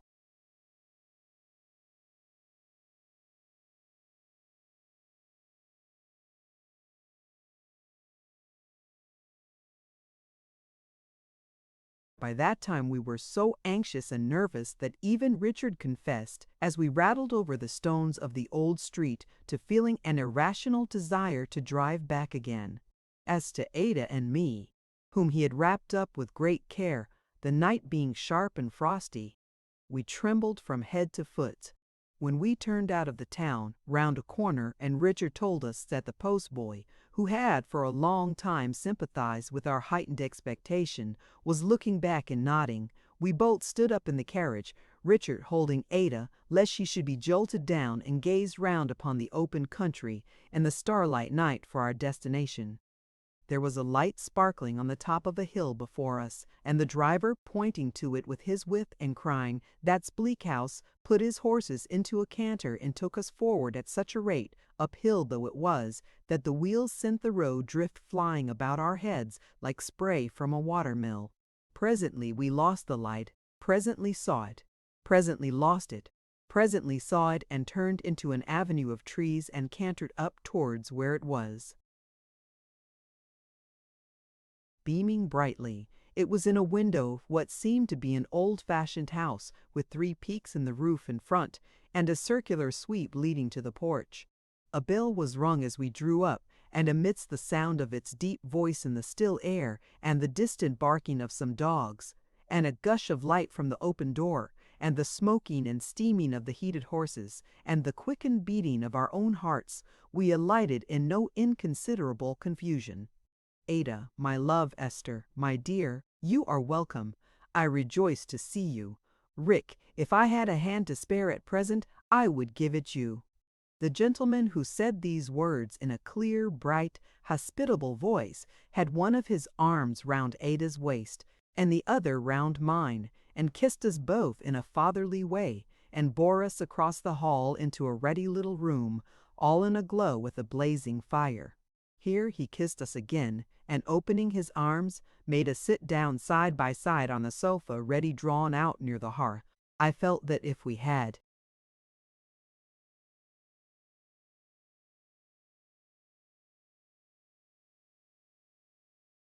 been at all demonstrative, he would have run away in a moment. "Now, Rick," said he, "I have a hand at liberty. A word in earnest is as good as a speech. I am heartily glad to see you. You are at home. Warm yourself." Richard shook him by both hands with an intuitive mixture of respect and frankness, and only saying, though with an earnestness that rather alarmed me, I was so afraid of Mr. Jarndyce's suddenly disappearing, "You are very kind, sir. We are very much obliged to you," laid aside his hat and coat, and came up to the fire. "And how did you like the ride? And how did you like Mrs. Jellyby, my dear?" said Mr. Jarndyce to Ada, while Ada was speaking to him in reply.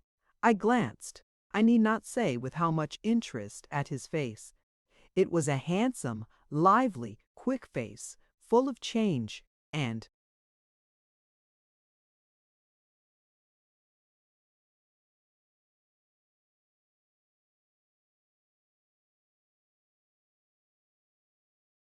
motion, and his hair was a silvered iron gray. I took him to be nearer 60 than 50, but he was upright, hearty, and robust.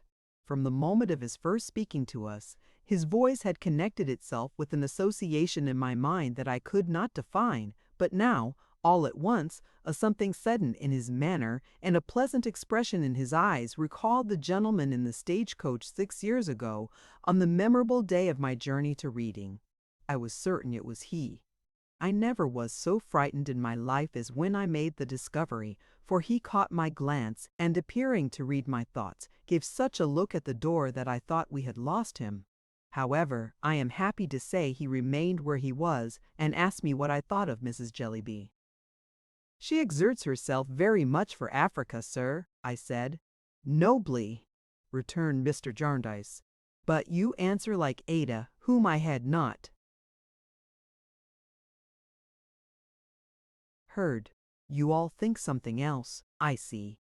"We rather thought," said I, glancing at Richard and Ada, who entreated me with their eyes to speak, "that perhaps she was a little unmindful of her home." "Floored!" cried Mr. Jarndyce. I was rather alarmed again. "Well, I want to know your real thoughts, my dear. I may have sent you there on purpose." "We thought that, perhaps," said I, hesitating, "it is right to begin with the obligations of home, sir, and that, perhaps, while those are overlooked and neglected, no other duties can possibly be substituted for them." "The little Jellybys," said Richard, coming to my relief, "are really I can't help expressing myself strongly, sir, in a devil of a state." "She means well," said Mr. Jarndyce hastily. "The wind's in the east." "It was in the north, sir, as we came down," observed Richard. "My dear Rick," said Mr. Jarndyce, poking the fire, "I'll take an oath it's either in the east or going to be. I am always conscious of an uncomfortable sensation now and then when the wind is blowing in the east." "Rheumatism, sir?" said Richard. "I dare say it is, Rick. I believe it is. And so the little Jell I had my doubts about him, R.N.A." "Oh, Lord, yes, it's easterly," said Mr. Jarndyce. He had taken 2 or 3 undecided turns up and down while uttering these broken sentences, retaining the poker in one hand and rubbing his hair with the other, with a good-natured vexation at once so whimsical and so lovable that I am sure we were more delighted with him than we could possibly have expressed in any words. He gave an arm to Ada and an arm to me, and bidding Richard bring a candle, was leading the way out when he suddenly turned us all back again. "Those little Jellybys," Couldn't you, didn't you now, if it had rained sugar plums, or three-cornered raspberry tarts, or anything of that sort," said Mr. Jarndyce. "Oh," Cousin Ada hastily began. "Good, my pretty pet. I like Cousin. Cousin John perhaps is better." Then Cousin John Ada laughingly began again. "Ha ha! Very good indeed," said Mr. Jarndyce with great enjoyment. "Sounds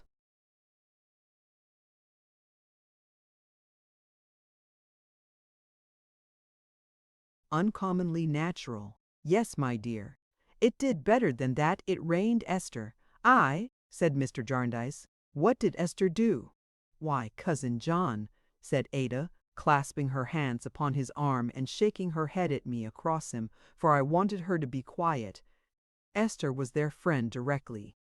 Esther nursed them, coaxed them to sleep, washed and dressed them, told them stories, kept them quiet, bought them keepsakes. My dear girl, I had only gone out with Peepy after he was found and given him a little, tiny horse. And, Cousin John, she softened poor Caroline, the eldest one, so much and was so thoughtful for me and so amiable. No, no, I won't be contradicted, Esther dear. You know, it's true." The warm-hearted darling leaned across her Cousin John and kissed me, and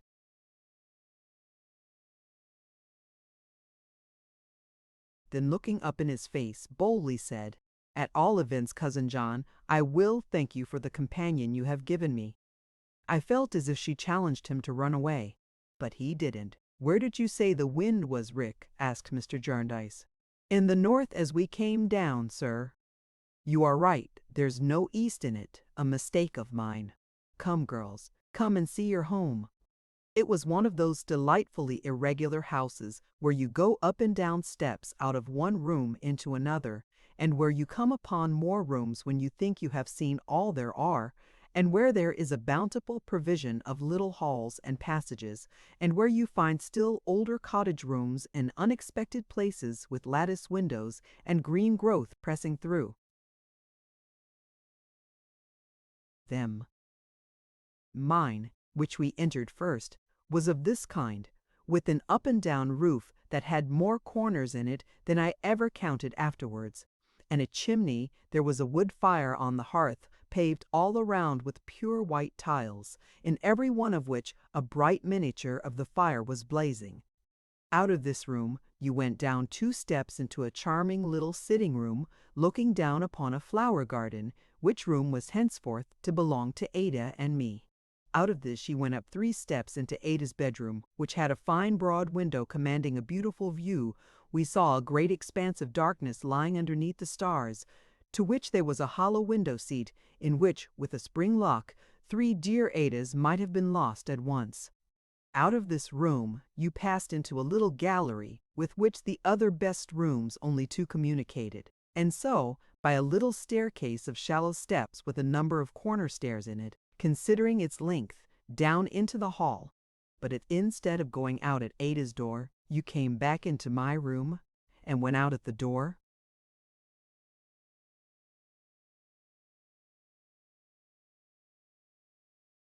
by which you had entered it, and turned up a few crooked steps that branched off in an unexpected manner from the stairs, you lost yourself in passages with mangles in them, and 3-cornered tables, and a native Hindu chair, which was also a sofa, a box, and a bedstead, and looked in every form something between a bamboo skeleton and a great bird cage, and had been brought from India, nobody knew by whom or when. From these you came on Richard's room, which was part library, part sitting-room, part bedroom, and seemed indeed a comfortable compound of many rooms. Out of that you went straight, with a little interval of passage, to the plain room where Mr. Jarndyce slept all the year round, with his window open, his bedstead without any furniture standing in the middle of the floor for more air, and his cold bath gaping for him in a smaller room adjoining. Out of that you came into another passage, where there were back stairs, and where you could hear the horses being rubbed down outside the stable, and being told to hold up and get over, as they slipped about very much on the uneven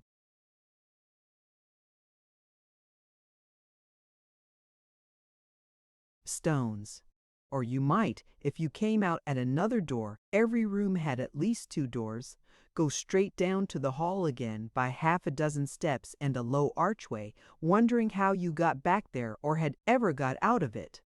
The furniture, old-fashioned rather than old, like the house, was as pleasantly irregular. Ada's sleeping room was all flowers and chintz and paper, in velvet and needlework, in the brocade of 2 stiff courtly chairs which stood each attended by a little page of a stool for greater state on either side of the fireplace. Our sitting room was green and had framed and glazed upon the walls numbers of surprising and surprised birds staring out of pictures at a real trout in a case, as brown and shining as if it had been served with gravy, at the death of Captain Cook, and at the whole process of preparing tea in China, as depicted by Chinese artists. In my room there were oval engravings of the month's ladies haymaking in short waists and large hats tied under the chin for June, smooth-legged noblemen pointing with cocked hats to village steeples for October, half-length. Portraits and crayons abounded all through the house, but were so dispersed that I found the brother of a youthful officer of mine in the china closet and the gray old age of my pretty young bride, with a flower in her bodice, in the breakfast room. As substitutes I had 4 angels, of Queen Anne's reign, taking a complacent gentleman to heaven in festoons with some difficulty, and a composition in needlework representing fruit, a kettle, and an alphabet. All the movables, from the wardrobes to the chairs and tables, hangings, glasses, even to the pincushions and scent bottles on the dressing tables, displayed the same quaint variety. They agreed in nothing but their perfect neatness, their display of the whitest linen, and their storing up, wheresoever the existence of a drawer, small or large, rendered it possible, of quantities of rose leaves and sweet lavender. Such, with its illuminated windows, softened here and there by shadows of curtains, shining out upon the starlight night, with its light and warmth and comfort, with its hospitable jingle at a distance of preparations for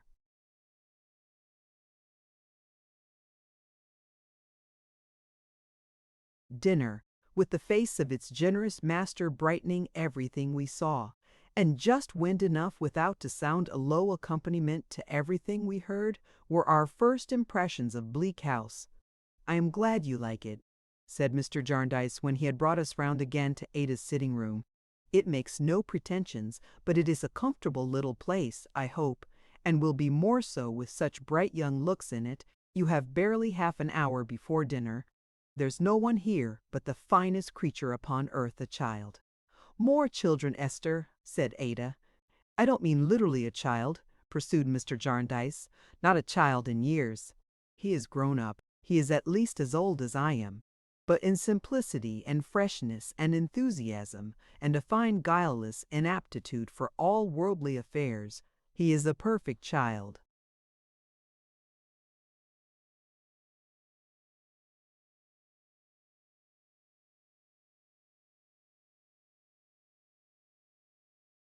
We felt that he must be very interesting. "He knows Mrs. Jellyby," said Mr. Jarndyce. "He is a musical man, an amateur, but might have been a professional. He is an artist, too, an amateur, but might have been a professional. He is a man of attainments and of captivating manners. He has been unfortunate in his affairs, and unfortunate in his pursuits, and unfortunate in his pursuits, and unfortunate in his family, but he don't care. He's a child." "Did you imply that he has children of his own, sir?" inquired Richard. "Yes, Rick, half a dozen. More. Nearer a dozen, I should think. But he has never looked after them." "How could he? He wanted somebody to look after him."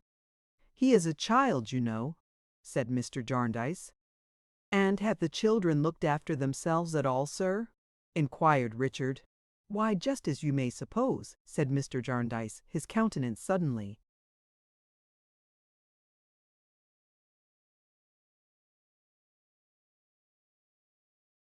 falling. "It is said that the children of the very poor are not brought up, but dragged up.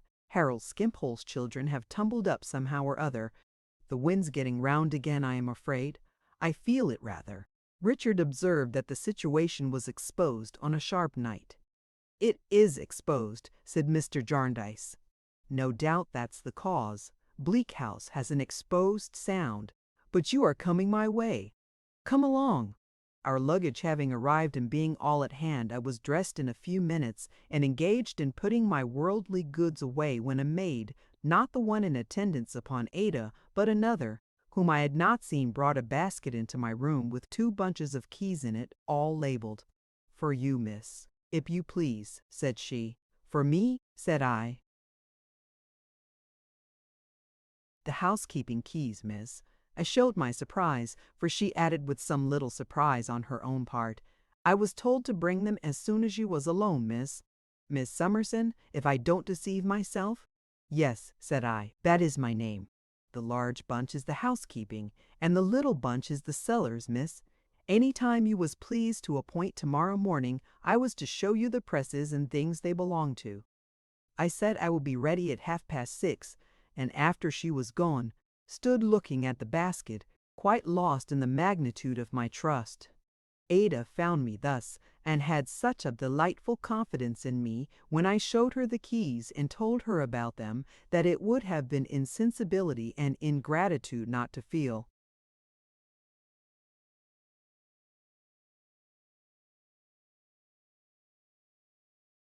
Encouraged. I knew, to be sure, that it was the dear girl's kindness, but I liked to be so pleasantly cheated. When we went downstairs, we were presented to Mr. Skimpole, who was standing before the fire telling Richard how fond he used to be, in his school time, of football.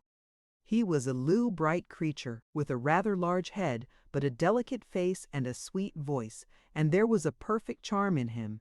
All he said was so free from effort and spontaneous, and was said with such a captivating gaiety, that it was fascinating to hear him talk. Being of a more slender figure than Mr. Jarndyce and having a richer complexion, with browner hair, he looked younger. Indeed, he had more the appearance, in all respects, of a damaged young man than a well-preserved elderly one.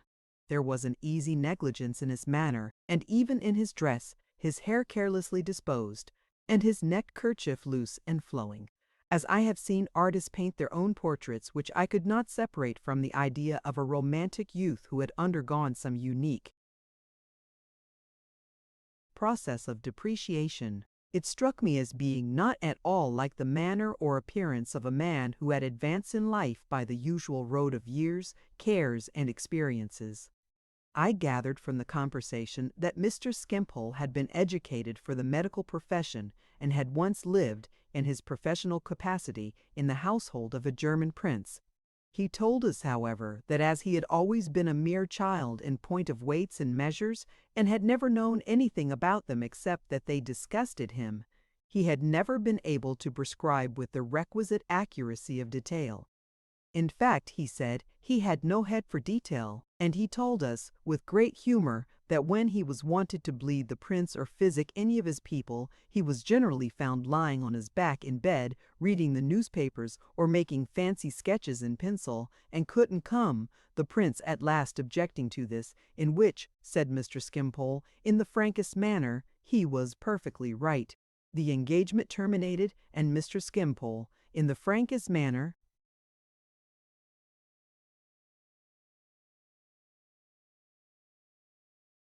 Skimpole, having, as he added with delightful gaiety, nothing to live upon but love, fell in love and married and surrounded himself with rosy cheeks. His good friend Jarndyce and some other of his good friends then helped him, in quicker or slower succession, to several openings in life, but to no purpose, for he must confess to 2 of the oldest infirmities in the world. One was that he had no idea of time, the other that he had no idea of money, in consequence of which he never kept an appointment, never could transact any business, and never knew the value of anything. Well, so he had got on in life, and here he was. He was very fond of reading the papers, very fond of making fancy sketches with a pencil, very fond of nature, very fond of art. All he asked of society was to let him live. That wasn't much. His wants were few. Give him the papers, conversation, music, mutton, coffee, landscape, fruit in the season, a few sheets of Bristol board, and a little claret, and he asked no more. He was a mere child in the world, but he didn't cry for the moon. He said to the world, "Go your several ways in peace. Wear red coats, blue coats, lawn sleeves, put pens behind your ears, wear aprons, go after glory, holiness, commerce, trade, any object you prefer. Only let Harold Skimpole live." All this and a great deal more he told us, not only with the utmost brilliancy and enjoyment, but with a certain vivacious candor, speaking of himself as if he were not at all his own affair, as if Skimpole were a third person, as if he knew that Skimpole had his singularities, but still had his claims too, which were the general business of the community and must not be slighted. He was quite enchanting. If I felt at all confused at that early time in endeavoring to reconcile anything he said with anything I had thought about the duties and accountabilities of life, which I am far from sure of, I was confused by not exactly understanding why he was free of them. That he was free of them, I scarcely doubted. He was so very clear about it himself.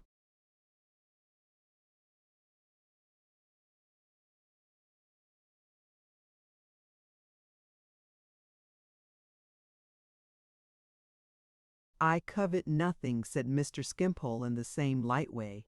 "Possession is nothing to me. Here is my friend Jarndyce's excellent house. I feel obliged to him for possessing it. I can sketch it and alter it. I can set it to music. When I am here, I have sufficient possession of it, and have neither trouble, cost, nor responsibility. My steward's name, in short, is Jarndyce, and he can't cheat me. We have been mentioning Mrs. Jellyby.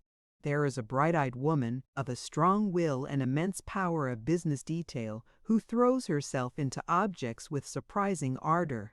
I don't regret that I have not a strong will, and an immense power of business detail to throw myself into objects with surprising ardor. I can admire her without envy. I can sympathize with the objects. I can dream of them. I can lie down on the grass in fine weather and float along an African river, embracing all the natives I meet, as sensible of the deep silence and sketching the dense overhanging tropical growth as accurately as if I were there. I don't know that it's of any direct use, my doing so, but it's all I can do, and I do it.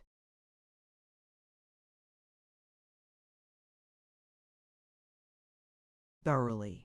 Then, for heaven's sake, having Harold Skimpole, a confiding child, petitioning you, the world, an agglomeration of practical people of business habits, to let him live and admire the human family, do it somehow or other, like good souls, and suffer him to ride his rocking horse. It was plain enough that Mr. Jarndyce had not been neglectful of the adjuration.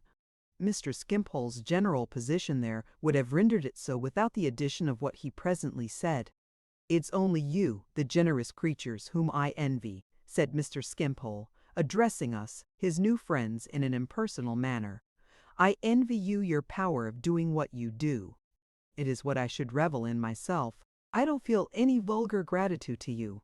I almost feel as if you ought to be grateful to me for giving you the opportunity of enjoying the luxury of generosity. I know you like it. For anything I can tell, I may have come into the world expressly for the purpose of increasing your stock of happiness. I may have been born to be a benefactor to you by sometimes giving you an opportunity of assisting me in my little perplexities. Why should I regret my incapacity for details in worldly affairs when it leads to such pleasant consequences? I don't regret it, therefore. Of all his playful speeches, playful, yet always fully meaning what they expressed, none seemed to be more to the taste of Mr. Jarndyce than this. I had often new temptations afterwards to wonder whether it was really singular, or only singular to me, that he, who was probably the most grateful of mankind upon the least occasion, should so desire to escape the gratitude of others. We were all enchanted. I felt it a merited tribute to the engaging qualities of Ada and Richard that Mr. Skimpole, seeing them for the first time, should be so unreserved, and should lay himself out to be so exquisitely agreeable. They and especially Richard were naturally pleased, for similar reasons, and considered it.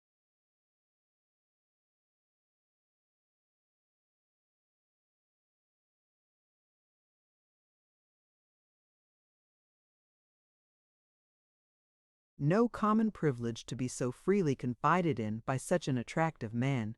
The more we listened, the more gaily Mr. Skimpole talked.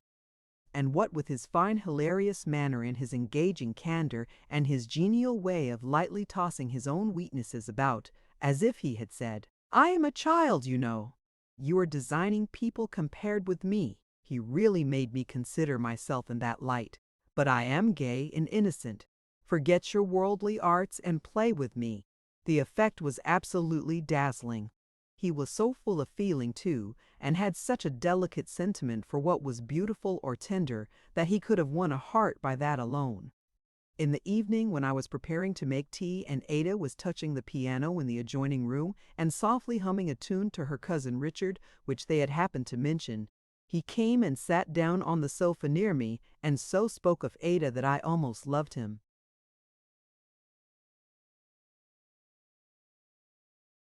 "She is like the morning," he said, "with that golden hair, those blue eyes, and that fresh bloom on her cheek. She is like the summer morning. The birds here will mistake her for it. We will not call such a lovely young creature as that, who is a joy to all mankind, an orphan. She is the child of the universe." Mr. Jarndyce, I found, was standing near us with his hands behind him and an attentive smile upon his face. "The universe," he observed, "makes rather an indifferent parent, I am afraid." "Oh, I don't know," cried Mr. Skimpole buoyantly. "I think I do know," said Mr. Jarndyce. "Well," cried Mr. Skimpole, "you know the world which in your sense is the universe, and I know nothing of it, so you shall have your way. But if I had mine, glancing at the cousins, there should be no brambles of sordid realities in."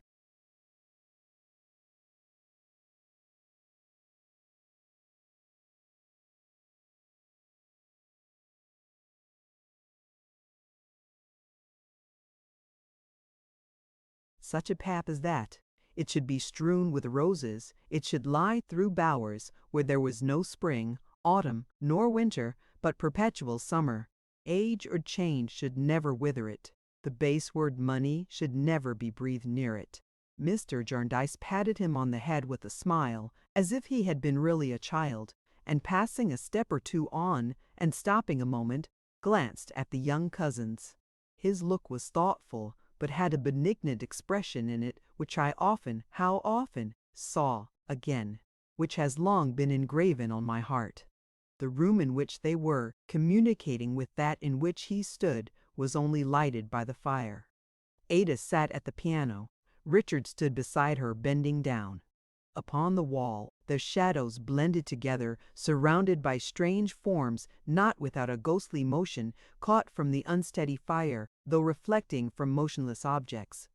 Ada touched the notes so softly and sang so low that the wind, sighing away to the distant hills, was as audible as the music.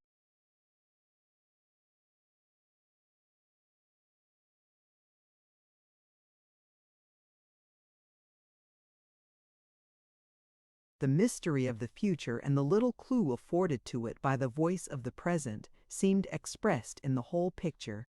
But it is not to recall this fancy, well as I remember it, that I recall the scene. First, I was not quite unconscious of the contrast in respect of meaning and intention between the silent look directed that way and the flow of words that had preceded it. Secondly, though Mr. Jarndyce's glance as he withdrew it rested for but a moment on me, I felt as if in that moment he confided to me and knew that he confided to me, and that I received the confidence his hope that Ada and Richard might one day enter on a dearer relationship. Mr. Skimpole could play on the piano and the violoncello, and he was a composer, had composed half an opera once, but got tired of it and played what he composed with taste. After tea we had quite a little concert, in which Richard, who was enthralled by Ada's singing, and told me that she seemed to know all the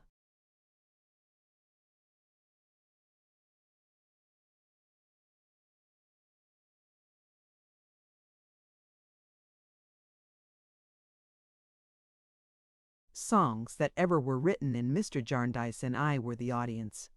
After a little while I missed first Mr. Skimpole and afterwards Richard, and while I was thinking how could Richard stay away so long and lose so much, the maid who had given me the keys looked in at the door, saying, "If you please, miss, could you spare a minute?" When I was shut out with her in the hall, she said, holding up her hands, "Oh, if you please, miss, Mr. Carstone says, would you come upstairs to Mr. Skimpole's room? He has been took, miss." "Took?" said I. "Took, miss, sudden," said the maid.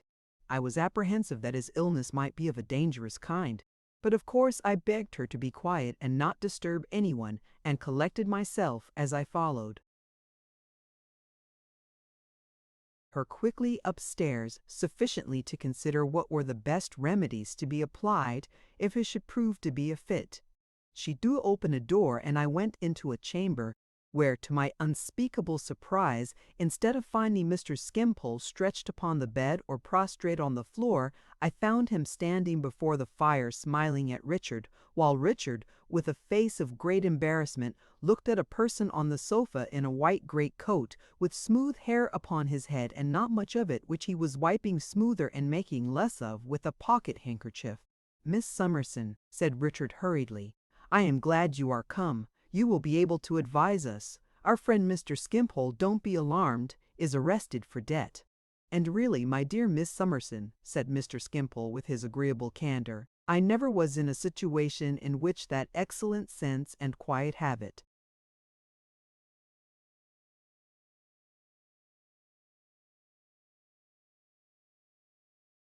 of method and usefulness, which anybody must observe in you who has the happiness of being a quarter of an hour in your society, was more needed."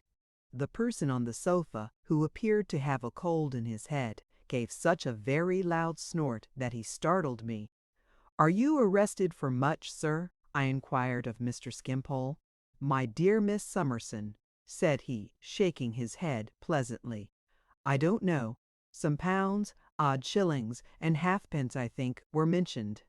"It's £24, 16 and 7 pence halfpenny," observed the stranger. "That's what it is. And it sounds, somehow, said Mr. Skimpole, "like a small sum." The strange man said nothing but made another snort. It was such a powerful one that it seemed quite to lift him out of his seat. "Mr. Skimpole," said Richard to me, "has a delicacy in applying to my cousin Jarndyce, because he has lately, I think, sir, I understood you that you had lately—" "Oh, yes," returned Mr. Skimpole, smiling, "though I forgot how much it was and when it was. Jarndyce would readily do it again, but I have the epicure-like feeling that I would prefer a novelty and help, that I would rather," and he looked at Richard and me, "develop generosity in a new soil and in a new form of flower." "What do you think will be best, Miss Summerson?" said Richard aside.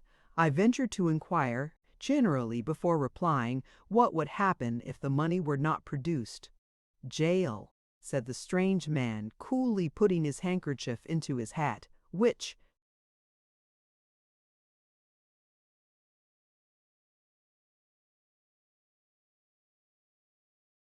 was on the floor at his feet, "or Covances." "May I ask, sir, what is Covances?" said the strange man. "Ounce." Richard and I looked at one another again. It was a most singular thing that the rest was our embarrassment and not Mr. Skimpole's. He observed us with a genial interest, but there seemed, if I may venture on such a contradiction, nothing selfish in it. He had entirely washed his hands of the difficulty, and it had become ours. "I thought," he suggested, as if good-naturedly to help us out, "that being parties in a chancery suit concerning, as people say, a large amount of property, Mr. Richard or his beautiful cousin, or both, could sign something, or make over something, or give some sort of undertaking, or pledge, or bond. I don't know."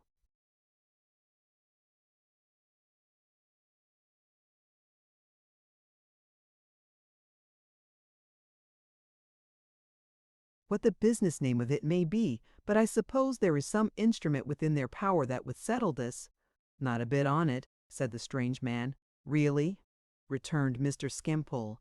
"That seems odd now to one who is no judge of these things." "Odd or even," said the stranger gruffly, "I tell you not a bit on it." "Keep your temper, my good fellow, keep your temper." Mr. Skimpole gently reasoned with him as he made a little drawing of his head on the fly-leaf of a book. "Don't be ruffled by your occupation. We can separate you from your office. We can separate the individual from the pursuit. We are not so prejudiced as to suppose that in private life you are otherwise than a very estimable man with a great deal of poetry in your nature of which you may not be conscious."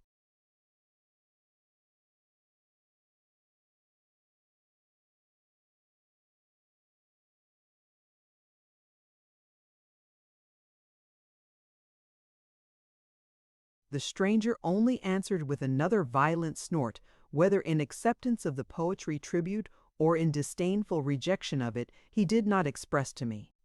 "Now, my dear Miss Summerson, and my dear Mr. Richard," said Mr. Skimpole gaily, innocently, and confidingly as he looked at his drawing with his head on one side, "here you see me utterly incapable of helping myself and entirely in your hands.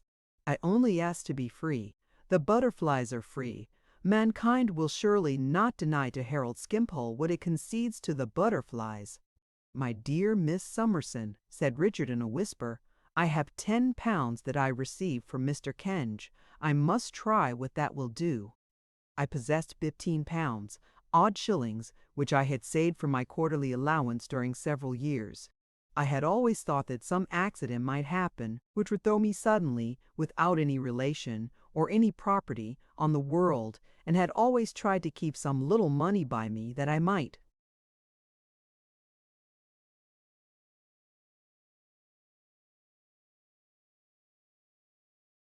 not be quite penniless. I told Richard of my having this little store and having no present need of it, and I asked him delicately to inform Mr. Skimpole, while I should be gone to fetch it, that we would have the pleasure of paying his debt. When I came back, Mr. Skimpole kissed my hand and seemed quite touched. Not on his own account. I was again aware of that perplexing and extraordinary contradiction, but on ours, as if personal considerations were impossible with him, and the contemplation of our happiness alone affected him. Richard begging me, for the greater grace of the transaction, as he said, to settle with Coavinses, as Mr. Skimpole now jocularly called him, I counted out the money and received the necessary acknowledgment. This too delighted Mr. Skimpole. His compliments were so delicately administered that I blushed less than I might have done, and settled with the stranger in the white coat without making any mistakes. He put the money in his pocket and shortly said, "Well then, I'll wish you a good evening, miss." "My friend," said Mr. Skimpole, standing with his back to the fire after giving up the sketch when it was half finished, "I should like to ask you something without offense." I think the reply was, "Cut away then." "Did you know this morning, now, that you were coming out on this errand?" said Mr. Skimpole. "Knowed it yes'day afternoon at tea time," said Coavinses. "It didn't affect your appetite? Didn't make you at all uneasy?" "Not a bit," said Coavinses. "I knowed if you was missed today, you wouldn't be missed tomorrow. A day makes no such odds."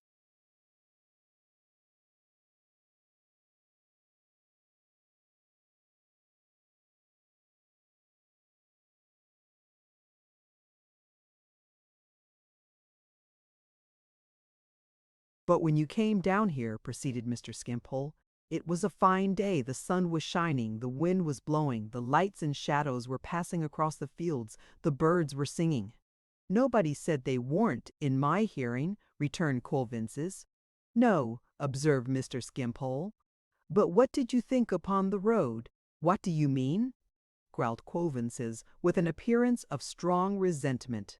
"Think! I've got enough to do, and little enough to get for it without thinking. Thinking! With profound contempt."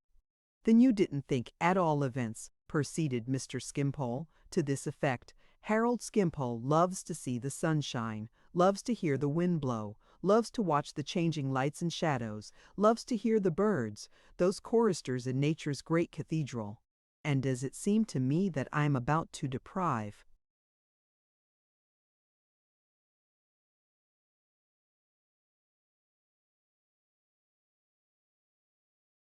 Harold Skimpole of his share in such possessions which are his only birthright? You thought nothing to that effect? I certainly did not, said Coppinses, whose doggedness in utterly renouncing the idea was of that intense kind that he could only give adequate expression to it by putting a long interval between each word and accompanying the last with a jerk that might have dislocated his neck. Very odd and very curious the mental process is in you men of business, said Mr. Skimpole thoughtfully. Thank you, my friend. Good night. As our absence had been long enough already to seem strange downstairs, I returned at once and found Ada sitting at work by the fireside talking to her cousin John. Mr. Skimpole presently appeared, and Richard shortly after him. I was sufficiently engaged during the remainder of the evening in taking my first lesson in backgammon from Mr. Jarndyce, who was very fond of the game and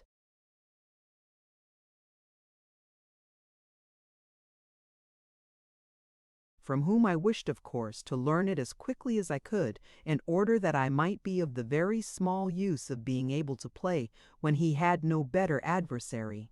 But I thought, occasionally when Mr. Skimpole played some fragments of his own compositions, or when, both at the piano and the violoncello, and at our table, he preserved with an absence of all effort his delightful spirits and his easy flow of conversation, that Richard and I seemed to retain the transferred impression of having been arrested since dinner, and that it was very curious altogether. It was late before we separated, for when Ada was going at 11 o'clock, Mr. Skimpole went to the piano, and rattled hilariously that the best of all ways to lengthen our days was to steal a few hours from night, my dear.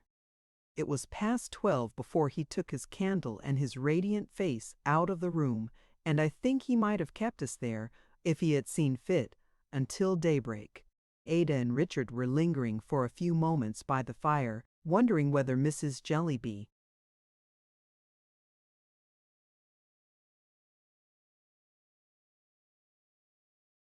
had yet finished her dictation for the day, when Mr. Jarndyce, who had been out of the room, returned. "Oh, dear me, what's this? What's this?"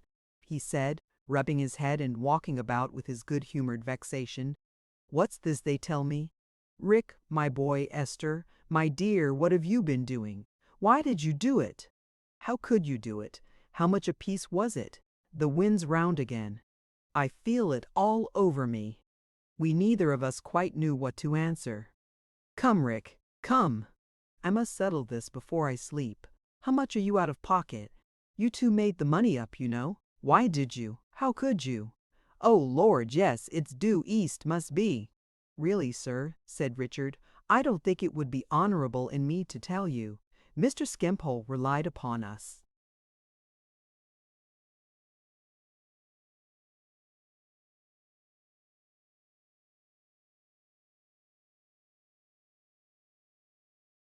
"Lord bless you, my dear boy, he relies upon everybody," said Mr. Jarndyce, giving his head a great rub and stopping short. "Indeed, sir, everybody." "And he'll be in the same scrape again next week," said Mr. Jarndyce, walking again at a great pace, with a candle in his hand that had gone out. "He's always in the same scrape. He was born in the same scrape." I verily believe that the announcement in the newspapers when his mother was confined was, "On Tuesday last, at her residence in Botheration Buildings, Mrs. Skimpole of a son in difficulties." Richard laughed heartily, but added, "Still, sir, I don't want to shake his confidence or to break his confidence, and if I submit to your better knowledge again that I ought to keep his secret, I hope you will consider before you press me any more. Of course, if you do press me, sir, I shall know I am wrong and will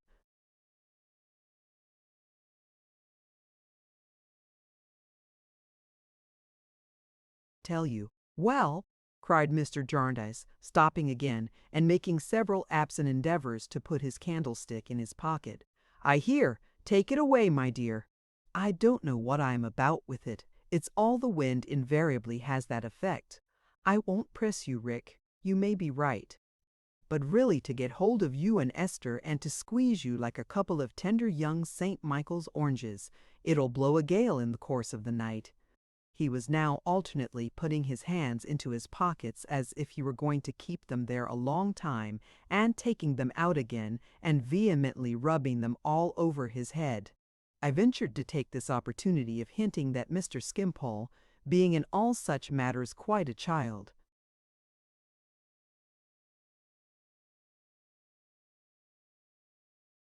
"And, my dear," said Mr. Jarndyce, catching at the word. "Being quite a child, sir," said I, "and so different from other people?" "You are right," said Mr. Jarndyce, brightening. "Your woman's wit hits the mark. He is a child, an absolute child. I told you he was a child, you know, when I first mentioned him." "Certainly, certainly," we said. "And he is a child, now, isn't he?" asked Mr. Jarndyce, brightening more and more. "He was indeed," we said. "When you come to think of it, it's the height of childishness in you, I mean me," said Mr. Jarndyce, "to regard him for a moment as a man. You can't make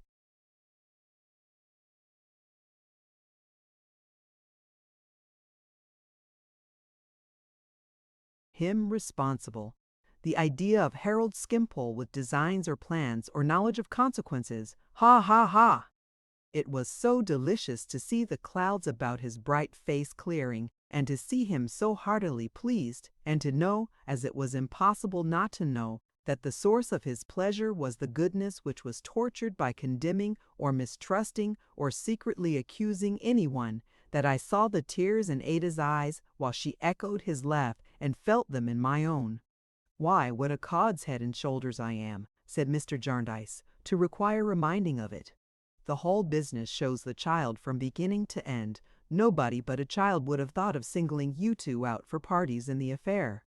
Nobody but a child would have thought of your having the money. If it had been £1,000, it would have been just the same," said Mr. Jarndyce with his whole face in a glow.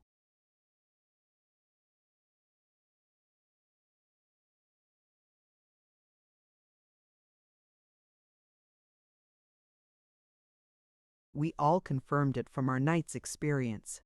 To be sure," said Mr. Jarndyce.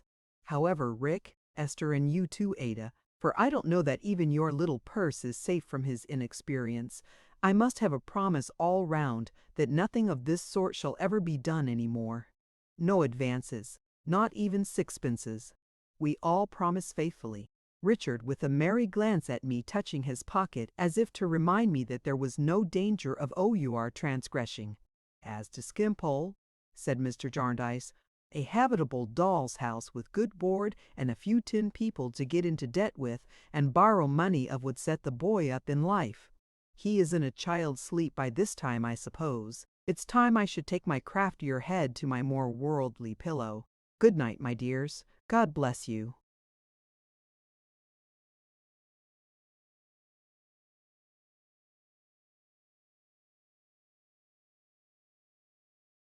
He peeped in again with a smiling face before we had lighted our candles, and said, "Oh, I have been looking at the weathercock. I find it was a false alarm about the wind. It's in the south," and went away singing to himself. Ada and I agreed, as we talked together for a little while upstairs, that this caprice about the wind was a fiction, and that he used the pretense to account for any disappointment he could not conceal, rather than he would blame the real cause of it or disparage or depreciate anyone. We thought this very characteristic of his eccentric gentleness, and of the difference between him and those petulant people who make the weather, and the winds, particularly that unlucky wind which he had chosen for such a different purpose, the stalking horses of their splenetic and gloomy humors. Indeed, so much affection for him had been added in this one evening to my gratitude that I hoped I already began to understand him through that mingled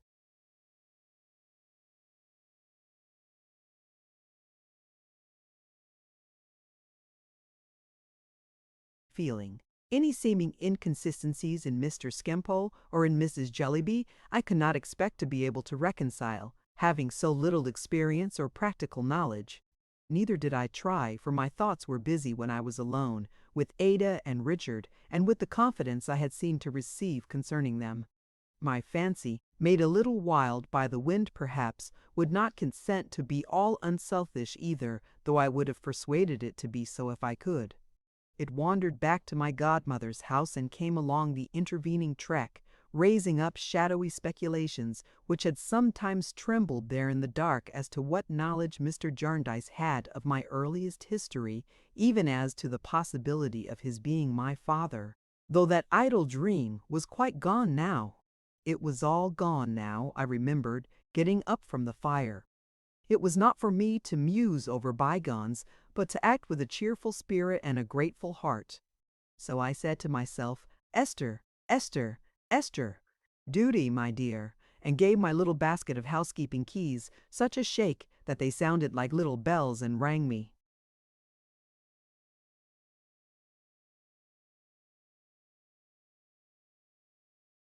Hopefully to bed.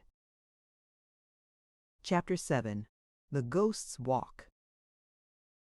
While Esther sleeps, and while Esther wakes, it is still wet weather down at the place in Lincolnshire. The rain is ever falling, drip, drip by day and night, upon the broad flagged terrace pavement, the Ghost's Walk. The weather is so very bad down in Lincolnshire that the liveliest imagination can scarcely apprehend its ever being fine again. Not that there is any superabundant life of imagination on the spot, for Sir Leicester is not here, and truly, even if he were, would not do much for it in that particular, but is in Paris with my lady, and solitude, with dusky wings, sits brooding upon Chesney Wold. There may be some motions of fancy among the lower animals at Chesney Wold. The horses in the stables, the long stables in the barren red brick courtyard, where there is a great bell in a turret, and a clock with a large face, which the pigeons who live near it, and who love to perch upon its shoulders, seem to be always consulting. They may contemplate some mental pictures of fine weather on occasions, and may be better artists at them than the grooms. Be old, Rowan, so. Famous for cross-country work, turning his large eyeball to the grated window near his rack, may remember the fresh leaves that glisten there at other times, and the scents that stream in, and may have a fine run with the hounds, while the human helper clearing out the next stall never stirs beyond his pitchfork and birch broom. The grey, whose place is opposite the door, and who with an impatient rattle of his halter pricks his ears and turns his head so wistfully when it is opened, and to whom the opener says, "Well, Grey, then, steady. Know a body wants you today," may know it quite as well as the man. The whole seemingly monotonous and uncompanionable half-dozen stabled together may pass the long wet hours when the door is shut in livelier communication than is held in the servants' hall or at the Dedlock Arms, or may even beguile the time by improving, perhaps corrupting, the pony in the loose box in the corner. So the mastiff, dozing in his kennel in the courtyard with his large head on his paws, may think of the hot sunshine when the shadows of the stable buildings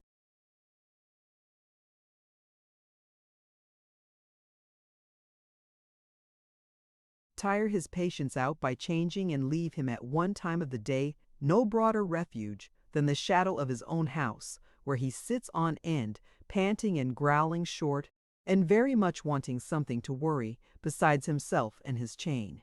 So now, half waking and all winking, he may recall the house full of company, the coach-houses full of vehicles, the stables full of horses, and the outbuildings full of attendants upon horses, until he is undecided about the present and comes forth to see how it is. Then, with that impatient shake of himself, he may growl in the spirit, "Rain, rain, rain.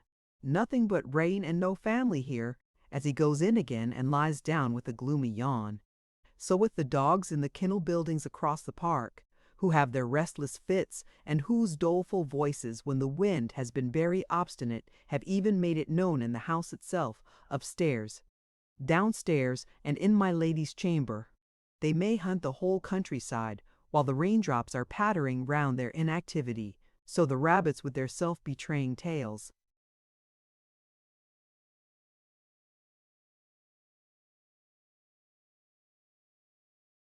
frisking in and out of holes at roots of trees, may be lively with ideas of the breezy days when their ears are blown about, or of those seasons of interest when there are sweet young plants to gnaw. The turkey in the poultry yard, always troubled with a class grievance, probably Christmas, may be reminiscent of that summer morning wrongfully taken from him when he got into the lane among the felled trees where there was a barn and barley.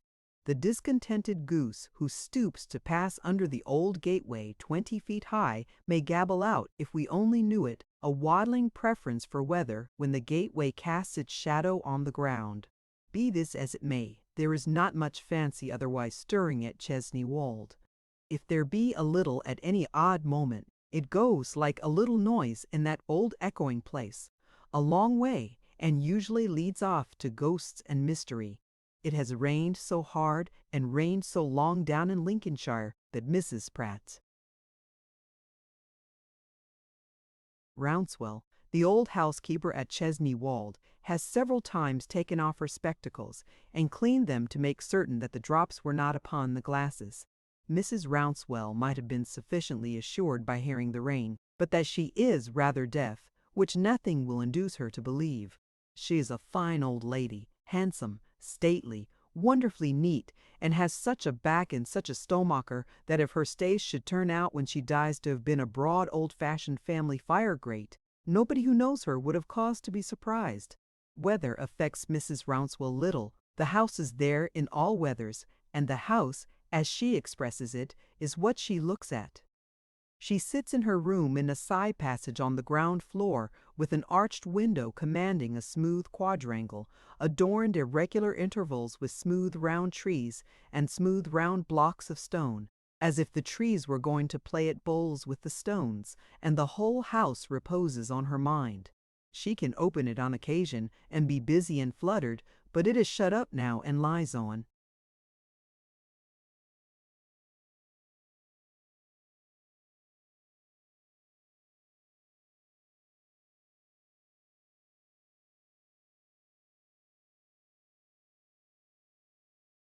The breadth of Mrs. Rouncewell's iron-bound bosom in a majestic sleep. It is the next difficult thing to an impossibility to imagine Chesney Wold without Mrs. Rouncewell, but she has only been here 50 years.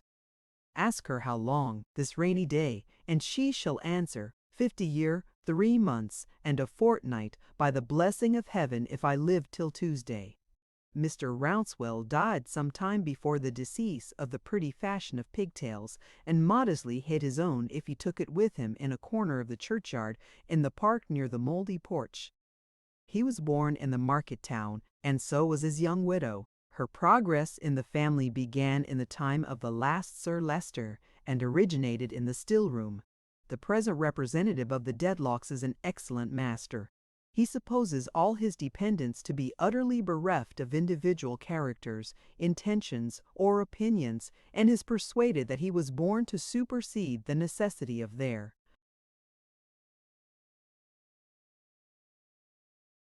having any. If he were to make a discovery to the contrary, he would be simply stunned, would never recover himself, most likely, except to gasp and die. But he is an excellent master still, holding it a part of his state to be so. He has a great liking for Mrs. Rouncewell. He says she is a most respectable, creditable woman. He always shakes hands with her when he comes down to Chesney Wold, and when he goes away, and if he were very ill, or if he were knocked down by accident, or run over, or placed in any situation expressive of a Dedlock at a disadvantage, he would say if he could speak, "Leave me, and send Mrs. Rouncewell here," feeling his dignity at such a pass safer with her than with anybody else. Mrs. Rouncewell has known trouble. She has had 2 sons, of whom the younger ran wild and went for a soldier and never came back. Even to this hour, Mrs. Rouncewell's calm hands lose their composure when she speaks of him, and unfolding themselves from her stomacher, hover about her in an agitated manner.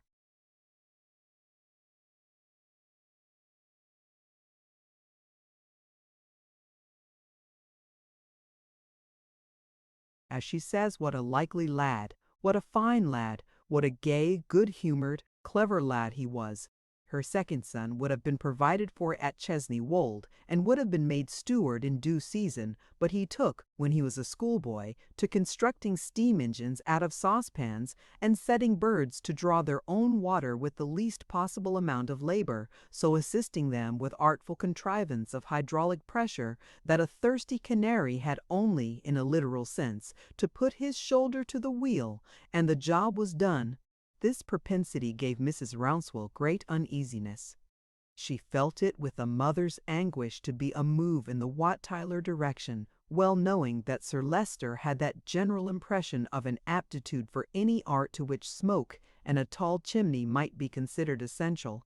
But the doomed young rebel, otherwise a mild youth, and very persevering, showing no sign of grace as he got older.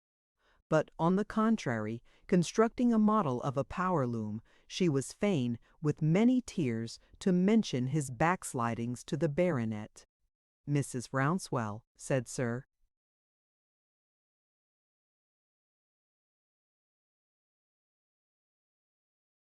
Leicester, "I can never consent to argue, as you know, with any one on any subject. You had better get rid of your boy. You had better get him into some works. The iron country farther north is, I suppose, the congenial direction for a boy with these tendencies." Farther north he went, and farther north he grew up. And if Sir Leicester Dedlock ever saw him when he came to Chesney Wold to visit his mother, or ever thought of him afterwards, it is certain that he only regarded him as one of a body of some odd thousand conspirators, swarthy and grim, who were in the habit of turning out by torchlight 2 or 3 nights in the week for unlawful purposes. Nevertheless, Mrs. Rouncewell's son has, in the course of nature and art, grown up, and established himself, and married, and called unto him Mrs. Rouncewell's grandson, who, being out of his apprenticeship and home from a journey in far countries, whither he was sent to enlarge his knowledge and complete his preparations for the venture of this life, stands leaning against the chimney-piece,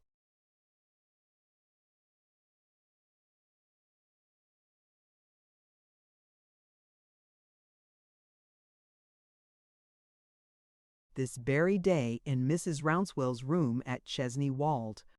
And again I am glad to see you, Wat. And once again I am glad to see you, Wat, says Mrs. Rouncewell. You are a fine young fellow. You are like your poor Uncle George. Ah! Mrs. Rouncewell's hands unquiet as usual on this reference. They say I am like my father, grandmother. Like him also, my dear, but most like your poor Uncle George, and your dear father. Mrs. Rouncewell folds her hands again. He is well, thriving, grandmother, in every way. I am thankful.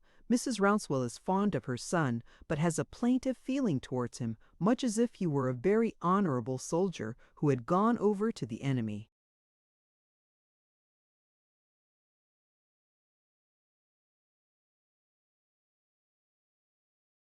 He is quite happy, says she. Quite. I am thankful. So he has brought you up to follow in his ways, and has sent you into foreign countries and the like? Well, he knows best. There may be a world beyond Chesney Wold that I don't understand, though I am not young either. And I have seen a quantity of good company too. Grandmother, says the young man, changing the subject, what a very pretty girl that was I found with you just now. You called her Rosa? Yes, child. She is daughter of a widow in the village. Maids are so hard to teach, nowadays, that I have put her about me young. She's an apt scholar and will do well. She shows the house already. Very pretty. She lives with me at my table here.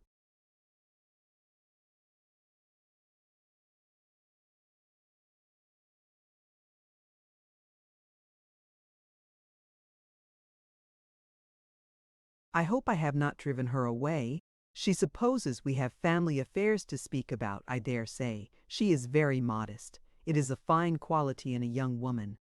And scarcer, says Mrs. Rouncewell, expanding her stomacher to its utmost limits, than it formerly was. The young man inclines his head in acknowledgment of the precepts of experience. Mrs. Rouncewell listens. Wheels, says she. They have long been audible to the younger ears of her companion. What wheels on such a day as this, for gracious sake? After a short interval, a tap at the door. Come in. A dark-eyed, dark-haired, shy village beauty comes in so fresh in her rosy and yet delicate bloom that the drops of rain which have beaten on her hair look like the dew upon a flower fresh.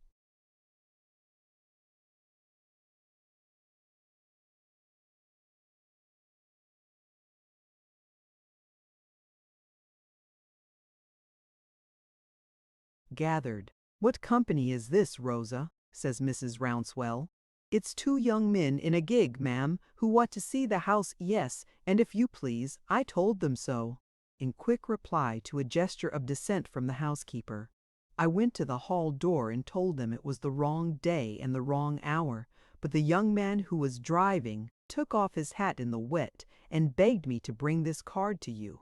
Read it, my dear Watt, says the housekeeper. Rosa is so shy as she gives it to him that they drop it between them and almost knock their foreheads together as they pick it up.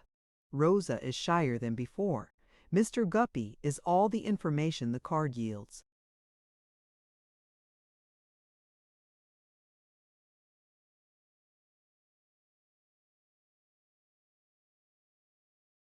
Guppy, repeats Mrs. Rouncewell, M.R. Guppy, nonsense, I never heard of him.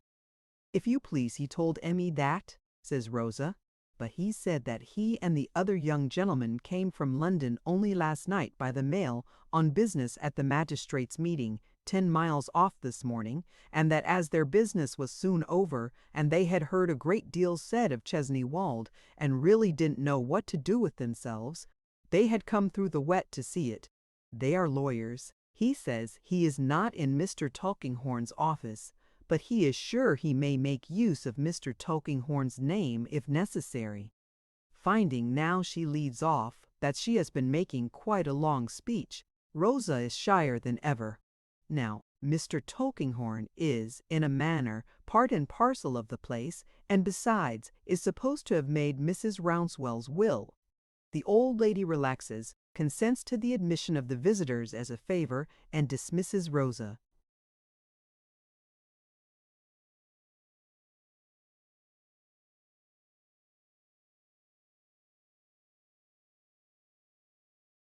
Grandson, however, being smitten by a sudden wish to see the house himself, proposes to join the party. The grandmother, who is pleased that he should have that interest, accompanies him, though, to do him justice, he is exceedingly unwilling to trouble her. Much obliged to you, ma'am, says Mr. Guppy, divesting himself of his wet dreadnought in the hall. Us London lawyers don't often get an out, and when we do, we like to make the most of it, you know. The old housekeeper, with a gracious severity of deportment, waves her hand towards the great staircase. Mr. Guppy and his friend follow Rosa. Mrs. Rouncewell and her grandson follow them. A young gardener goes before to open the shutters. As is usually the case with people who go over houses, Mr. Guppy and his friend are dead beat before they have well begun. They straggle about in wrong places.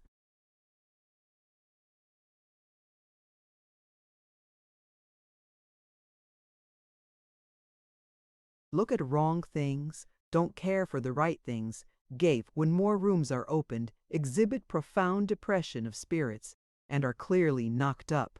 In each successive chamber that they enter, Mrs. Rouncewell, who is as upright as the house itself, rests apart in a window seat or other such nook, and listens with stately approval to Rosa's exposition. Her grandson is so attentive to it that Rosa is shyer than ever and prettier. Thus they pass on from room to room, raising the pictured deadlocks for a few brief minutes as the young gardener admits the light, and reconsigning them to their graves as he shuts it out again. It appears to the afflicted Mr. Guppy and his inconsolable friend that there is no end to the deadlocks, whose family greatness seems to consist in their never having done anything to distinguish themselves for 700 years. Even the long drawing-room of Chesney Wold cannot revive Mr. Guppy's spirits. He is so low that he droops on the threshold, and has hardly strength of mind to enter. But a portrait over the chimney-piece, painted by the fashionable artists of the day, acts upon him like a charm. He recovers in a moment. He stares at it with uncommon interest. He seems to be fixed and fascinated by it. "Dear me," says Mr. Guppy. "Who's that?" "The picture over the fireplace," says Rosa, "is the portrait of the present Lady Dedlock. It is considered a perfect likeness, and the best work of the master." "Blessed," says Mr. Guppy, staring in a kind of dismay at his friend, "if I can ever have seen her. Yet I know her. Has the picture been engraved, miss?"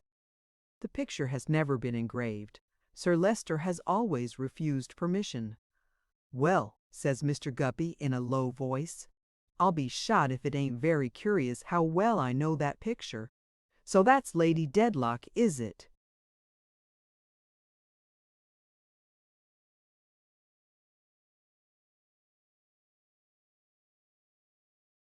The picture on the right is the present Sir Leicester Dedlock.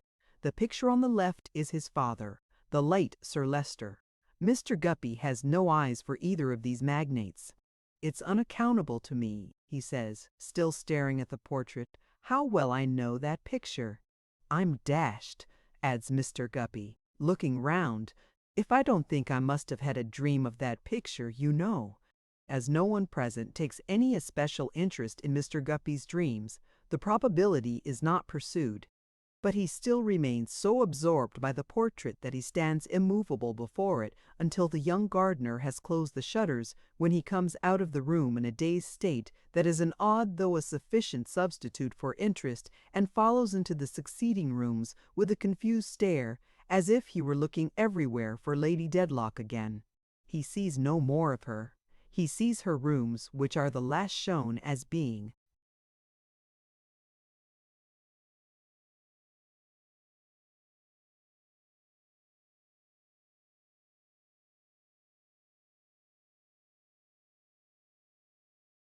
Very elegant, and he looks out of the windows from which she looked out not long ago upon the weather that bored her to death.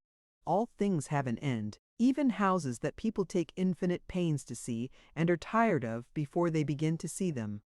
He has come to the end of the sight, and the fresh village beauty to the end of her description, which is always this: the terrace below is much admired.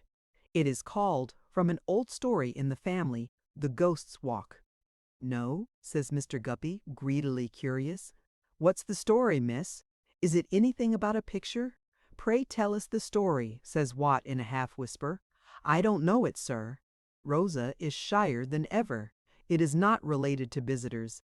It is almost forgotten," says the housekeeper, advancing. "It has never been more than a family anecdote."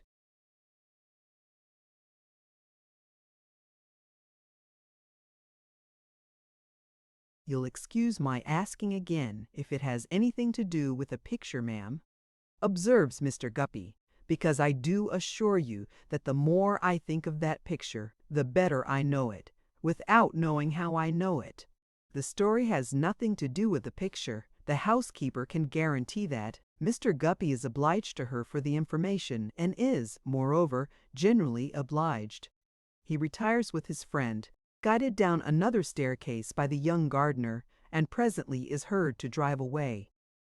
It is now dusk. Mrs. Rouncewell can trust to the discretion of her two young hearers, and may tell them how the terrace came to have that ghostly name. She seats herself in a large chair by the fast-darkening window, and tells them, "In the wicked days, my dears, of King Charles I mean, of course, in the wicked days of the rebels who leagued themselves against that excellent king, Sir Morbury Dedlock was the owner of Chesney Wold, whether there was any."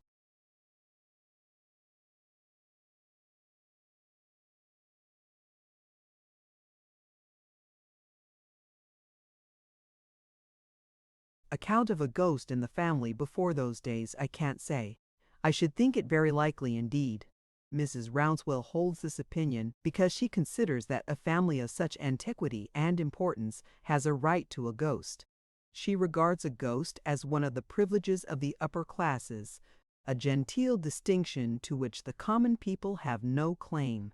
Sir Morbury Dedlock, says Mrs. Rouncewell, was, I have no occasion to say, on the side of the blessed martyr. But it is supposed that his lady, who had none of the family blood in her veins, favored the bad cause. It is said that she had relations among King Charles's enemies, that she was in correspondence with them, and that she gave them information. When any of the country gentlemen who followed His Majesty's cause met here, it is said that my lady was always nearer to the door of their council room than they supposed. Do you hear ah?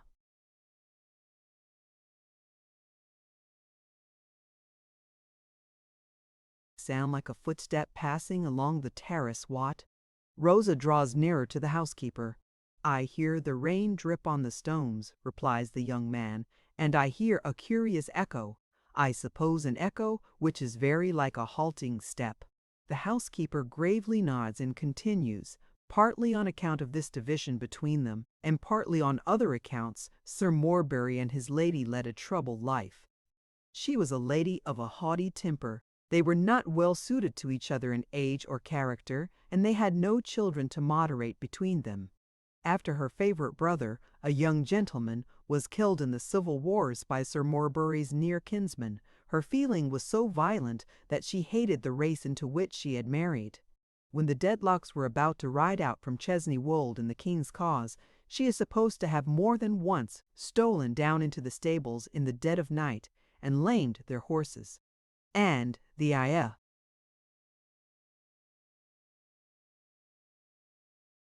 story is that once at such an hour, her husband saw her gliding down the stairs and followed her into the stall where his own favorite horse stood. There he seized her by the wrist, and in a struggle or in a fall, or through the horse being frightened and lashing out, she was lamed in the hip, and from that hour began to pine away. The housekeeper has dropped her voice to a little more than a whisper. She had been a lady of a handsome figure and a noble carriage. She never complained of the change.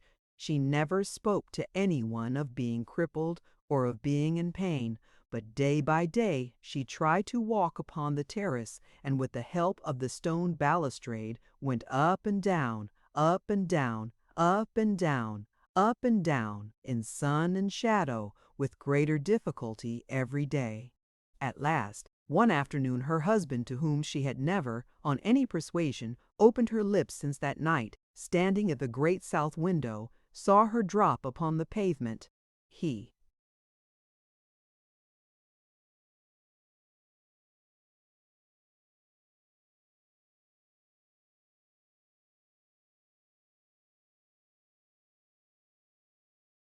hastened down to raise her, but she repulsed him as he bent over her, and looking at him fixedly and coldly said, I will die here where I have walked, and I will walk here though I am in my grave. I will walk here until the pride of this house is humbled, and when calamity or when disgrace is coming to it, let the Dedlocks listen for my step. Wat looks at Rosa. Rosa in the deepening gloom looks down upon the ground, half frightened and half shy. There and then she died. And from those days, says Mrs. Rouncewell, the name has come down the Ghost's Walk. If the tread is an echo, it is an echo that is only heard after dark, and is often unheard for a long while together. But it comes back from time to time, and so sure as there is sickness or death in the family, it will be heard then. And disgrace, grandmother, says Wat.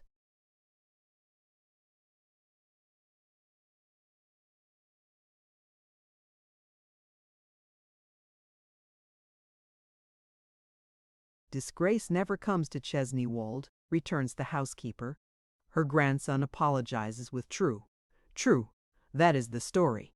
Whatever the sound is, it is a worrying sound, says Mrs. Rouncewell, getting up from her chair, and what is to be noticed in it is that it must be heard. My lady, who is afraid of nothing, admits that when it is there, it must be heard. You cannot shut it out. What? There is a tall French clock behind you placed there, a purpose that has a loud beat when it is in motion and can play music. You understand how those things are managed? Pretty well, grandmother, I think. Set it a-going. Wat sets it a-going, music and all.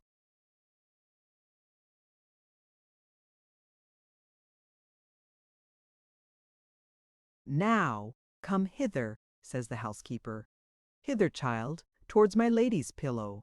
I am not sure that it is dark enough yet, but listen.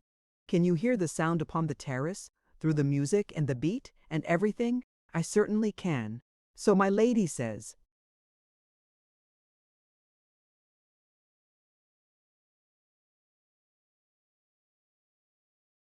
Chapter 8.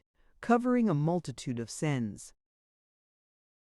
It was interesting when I dressed before daylight to peep out of window, where my candles were reflected in the black panes like two beacons, and finding all beyond still enshrouded in the indistinctness of last night, to watch how it turned out when the day came on.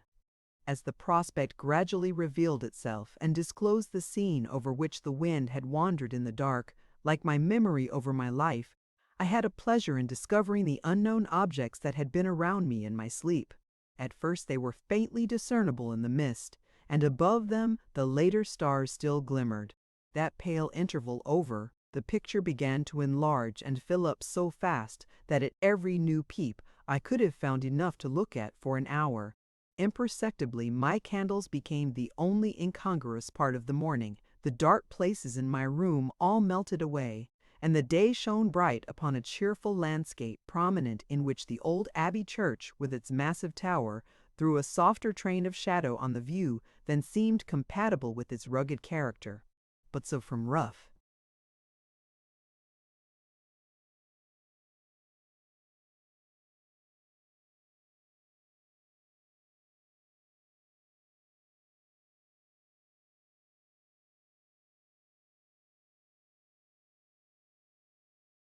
outsides, I hope I have learnt, serene and gentle influences often proceed.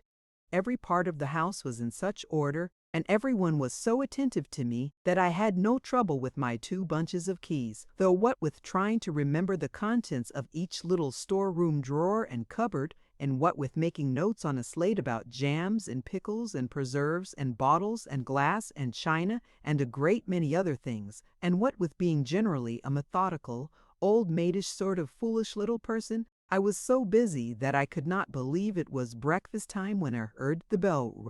Away I ran, however, and made tea, as I had already been installed into the responsibility of the teapot. And then, as they were all rather late and nobody was down yet, I thought I would take a peep at the garden and get some knowledge of that too. I found it quite a delightful place in front, the pretty avenue and drive-by which we had approached, and where, by the by, we had cut up the gravel so terribly with our wheels that I asked the gardener to roll it. At the back, the flower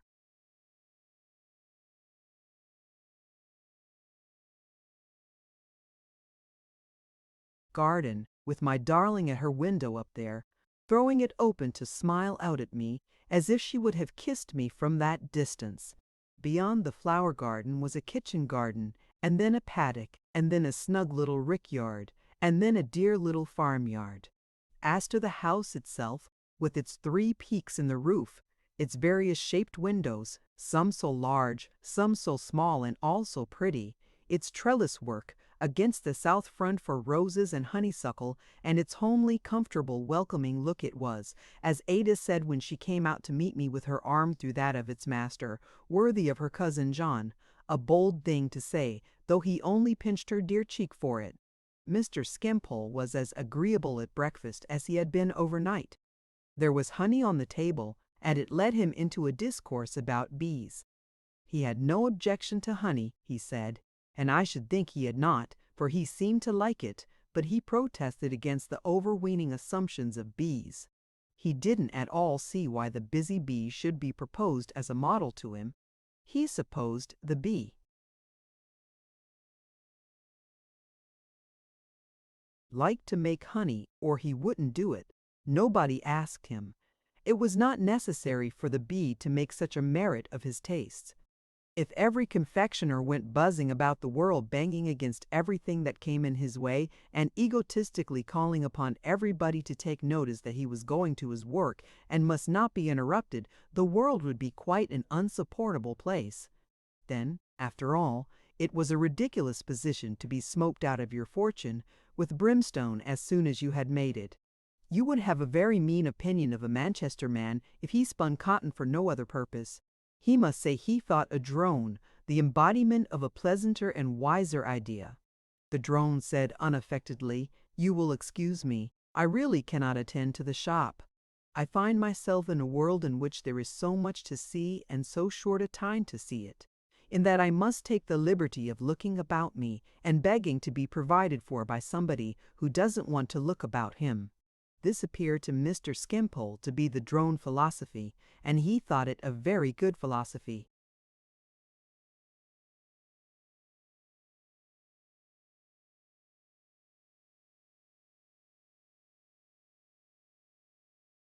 Always supposing the drone to be willing to be on good terms with the bee, which, so far as he knew, the easy fellow always was, if the consequential creature would only let him, and not be so conceited about his honey. He pursued this fancy with the lightest foot over a variety of ground, and made us all merry, though again he seemed to have as serious a meaning in what he said as he was capable of having. I left them still listening to him when I withdrew to attend to my new duties. They had occupied me for some time, and I was passing through the passages on my return with my basket of keys on my arm, when Mr. Jarndyce called me into a small room next his bedchamber, which I found to be in part a little library of books and papers, and in part quite a little museum of his boots and shoes and hat boxes. "Sit down, my dear," said Mr. Jarndyce. "This, you must know, is the growlery. When I am out of humor, I come and growl here."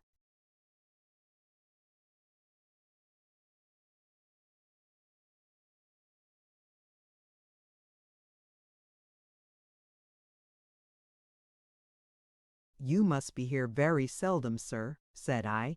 "Oh, you don't know me," he returned. "When I am deceived or disappointed in the wind, and it's easterly, I take refuge here. The growlery is the best used room in the house. You are not aware of half my humors yet. My dear, how you are trembling!"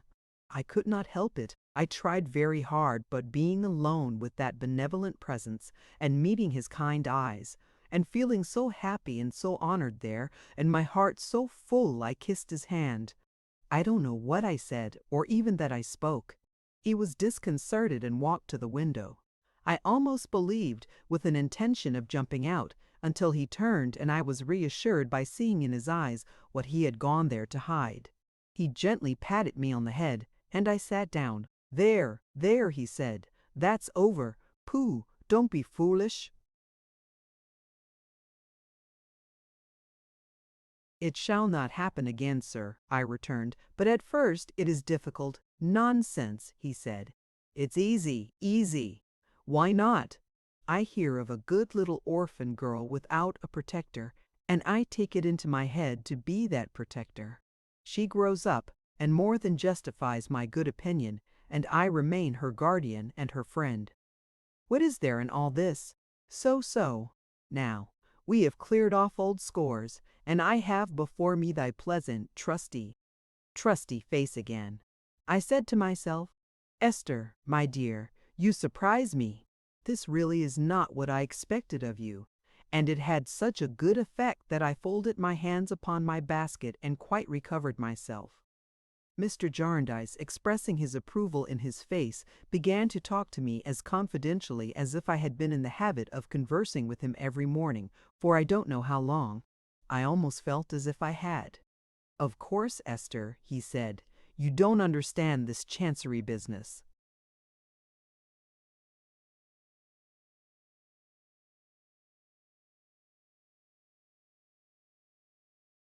And of course I shook my head.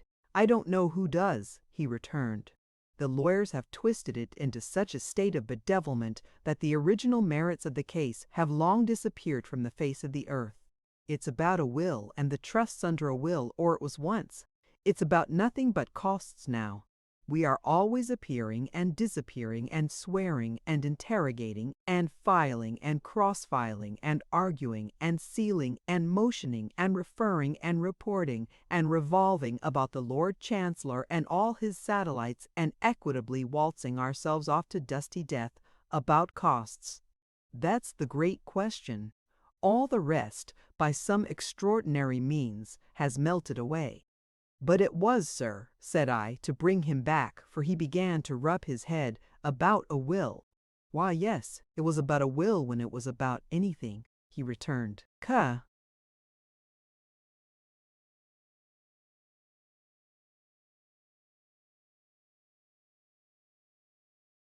Certain Jarndyce, in an evil hour, made a great fortune, and made a great will. In the question how the trusts under that will are to be administered, the fortune left by the will is squandered away. The legatees under the will are reduced to such a miserable condition that they would be sufficiently punished if they had committed an enormous crime in having money left them, and the will itself is made a dead letter. All through the deplorable cause, everything that everybody in it, except one man, knows already is referred to that only one man who don't know. It to find out all through the deplorable cause, everybody must have copies, over and over again, of everything that has accumulated about it, in the way of cartloads of papers, or must pay for them without having them, which is the usual course, for nobody wants them, and must go down the middle and up again through such an infernal country that is whom barcodes is. It has nothing as not trath where I will order keep.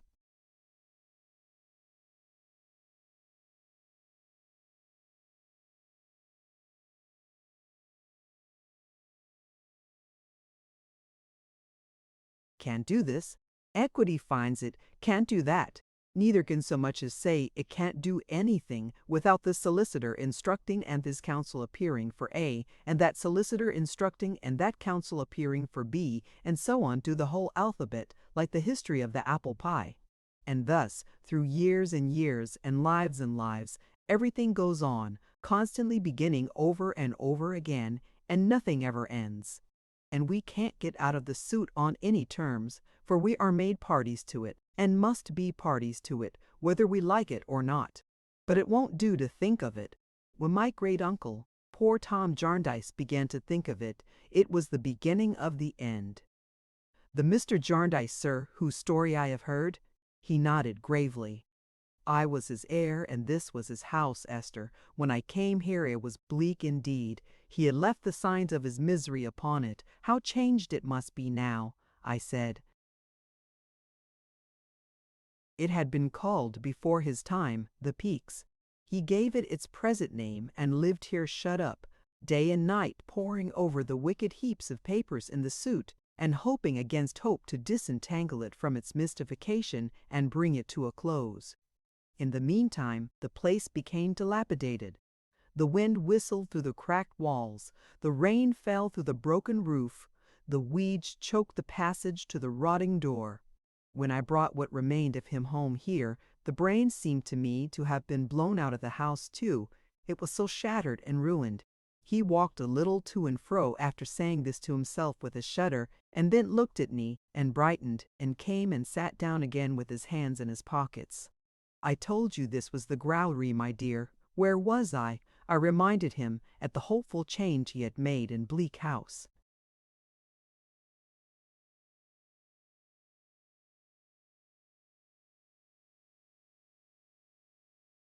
Bleak House. True. There is in that city of London there some property of ours, which is much at this day what Bleak House was then. I say property of ours, meaning of the suits, but I ought to call it the property of costs, for costs is the only power on earth that will ever get anything out of it now, or will ever know it for anything but an eyesore and a heartsore. It is a street of perishing blind houses, with their eyes stoned out, without a pane of glass, without so much as a window frame, with the bare blank shutters tumbling from their hinges and falling asunder, the iron rails peeling away in flakes of rust, the chimneys sinking in, the stone steps to every door, and every door might be death's door, turning stagnant green, the very crutches on which the ruins are propped decaying. Although Bleak House was not in Chancery, its master was, and it was stamped with the same seal. These are the great seal's impressions, my dear. All over England the children know them. How changed it is, I said again.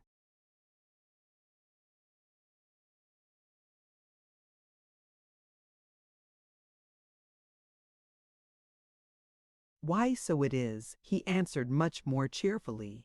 "And it is wisdom in you to keep me to the bright side of the picture." The idea of my wisdom! These are things I never talk about or even think about, excepting in the growlery here. If you consider it right to mention them to Rick and Ada, looking seriously at me, you can. I leave it to your discretion, Esther. "I hope, sir," said I. "I think you had better call me guardian, my dear." I felt that I was choking again. I taxed myself with it. "Esther, now, you know you are." When he feigned to say this slightly, as if it were a whim instead of a thoughtful tenderness. But I gave the housekeeping keys the least shake in the world as a reminder to myself, and folding my hands in a still more determined manner on the basket, looked at him quietly.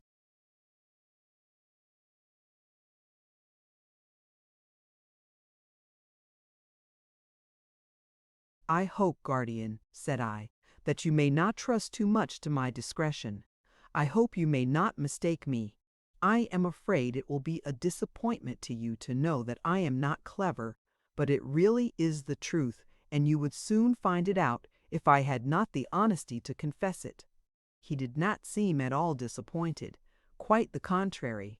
He told me with a smile all over his face that he knew me very well indeed, and that I was quite clever enough for him. "I hope I may turn out so," said I, "but I am much afraid of it, guardian." "You are clever enough to be the good little woman of our lives here, my dear," he returned playfully. "The little old woman of the child's, I don't mean Skimpole's rhyme, little old woman, and whither so high? To sweep the cobwebs out of the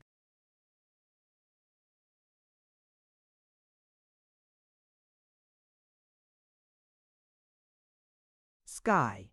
Nigh, you will sweep them so neatly out of our sky in the course of your housekeeping, Esther, that one of these days we shall have to abandon the growlery and nail up the door."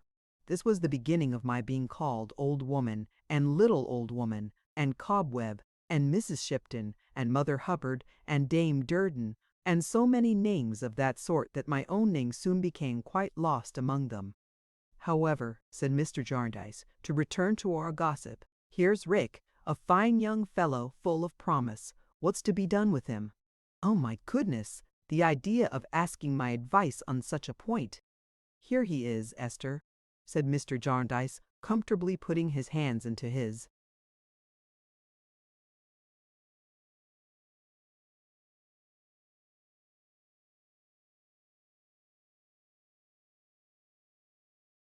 Pockets and stretching out his legs. He must have a profession. He must make some choice for himself. There will be a world more reglomeration about it, I suppose, but it must be done. "More what, guardian?" said I. "More reglomeration," said he. "It's the only name I know for the thing. He is a ward in Chancery, my dear. Kenyon Carboy will have something to say about it. Master, somebody, a sort of ridiculous sexton, digging graves for the merits of causes in a back room at the end of Quality Court, Chancery Lane will have something to say about it. Council will have something to say about it. The Chancellor will have something to say about it. The satellites will have something to say about it. The satellites will have something to say about it. The satellites will have something to say about it. They will all have to be handsomely feed, all round, about it. The whole thing will be vastly how mankind ever came to be afflicted."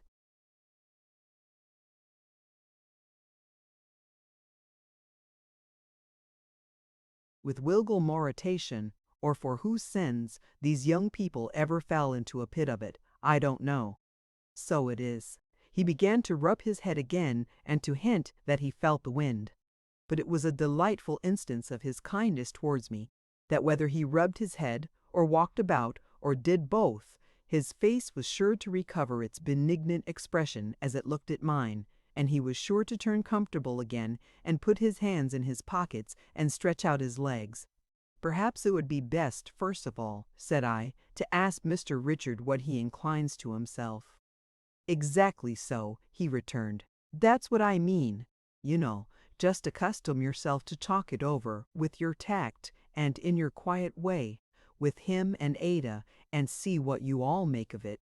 We are sure to come at the heart of the matter by your means, little woman.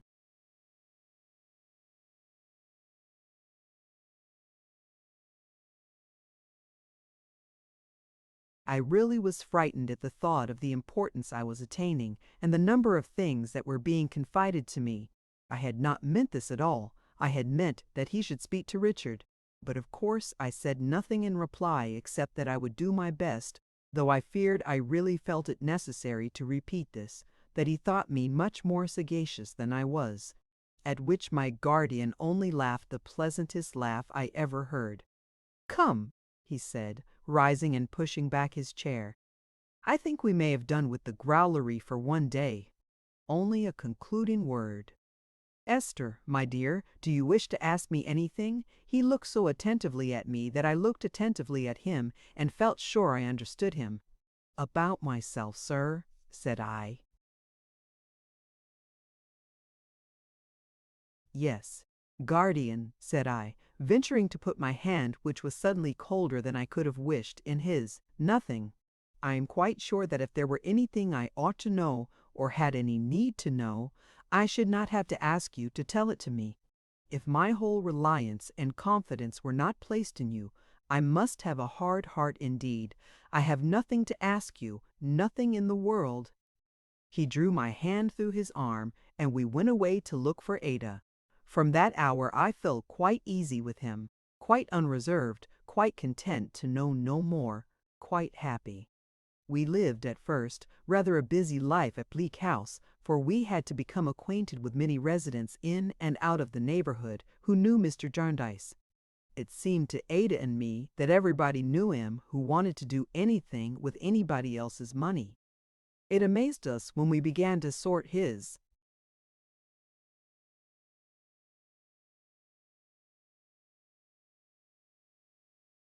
letters and to answer some of them for him in the growlery of a morning, to find how the great object of the lives of nearly all his correspondents appeared to be to form themselves into committees for getting in and laying out money. The ladies were as desperate as the gentlemen. Indeed, I think they were even more so. They threw themselves into committees in the most impassioned manner and collected subscriptions with a vehemence quite extraordinary. It appeared to us that some of them must pass their whole lives in dealing out subscription cards to the whole post office directory, shilling cards, half-crown cards, half-sovereign cards, penny cards. They wanted everything. They wanted wearing apparel. They wanted linen rags. They wanted money. They wanted coals. They wanted soup. They wanted interest. They wanted autographs. They wanted flannel. They wanted whatever Mr. Jarndyce had or had not. Their objects were as various as their demands. They were going to raise new buildings. They were going to pay off debts on old buildings. They were going to establish in a picturesque building.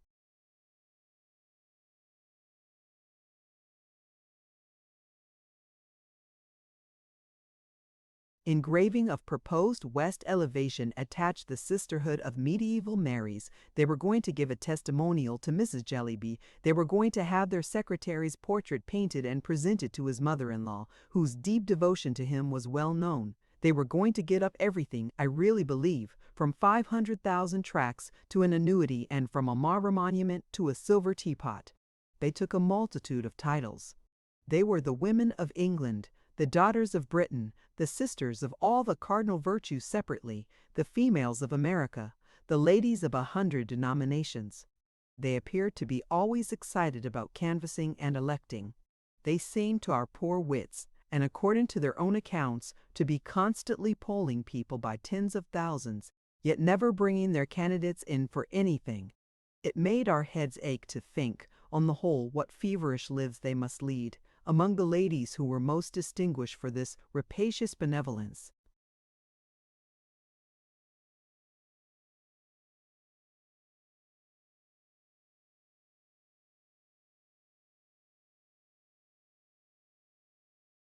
If I may use the expression, was a Mrs. Pardiggle, who seemed, as I judged from the number of her letters to Mr. Jarndyce, to be almost as powerful a correspondent as Mrs. Jellyby herself.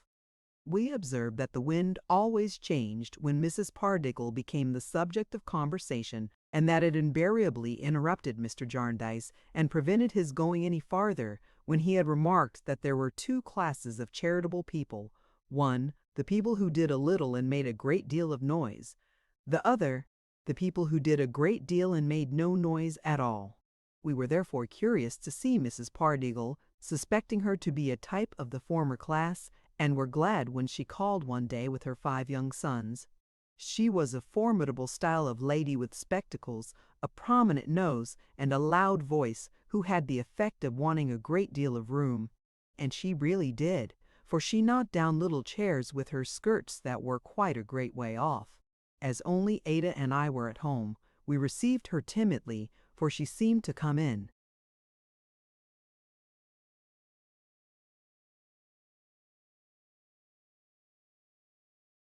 like cold weather, and to make the little Pardiggles blue as they followed.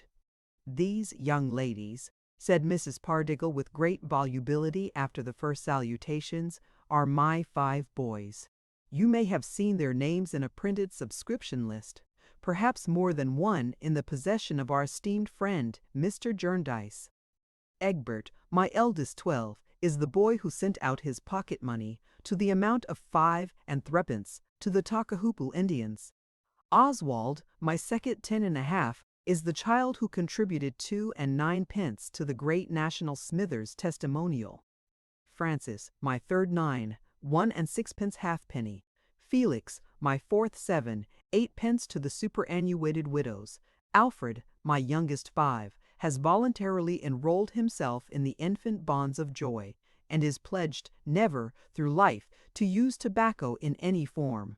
We had never seen such dissatisfied children. It was not merely that they were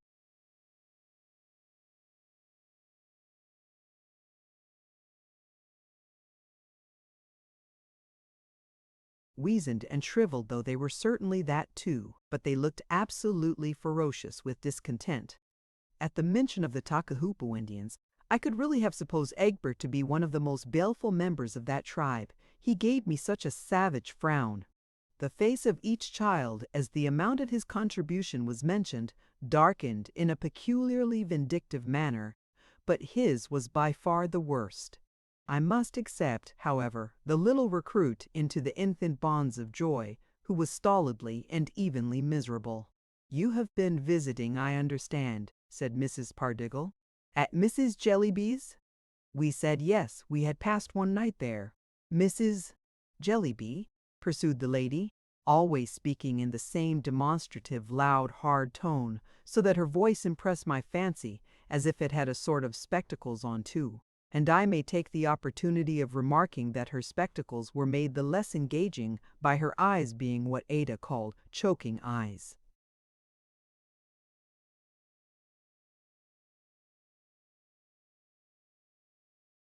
Meaning very prominent. Mrs. Jellyby is a benefactor to society and deserves a helping hand.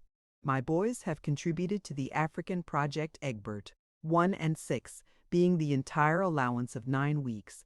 Oswald, 1 and a penny halfpenny, being the same, the rest according to their little means. Nevertheless, I do not go with Mrs. Jellyby in all things. I do not go with Mrs. Jellyby in her treatment of her young family. It has been noticed. It has been observed that her young family are excluded from participation in the objects to which she is devoted. She may be right, she may be wrong, but right or wrong, this is not my course with my young family. I take them everywhere. I was afterwards convinced, and so was Ada, that from the ill-conditioned eldest child these words extorted a sharp yell. He turned it off into a yawn, but it began as a yell. They attend matins with me very prettily done at 6:30 o'clock in the Toonie.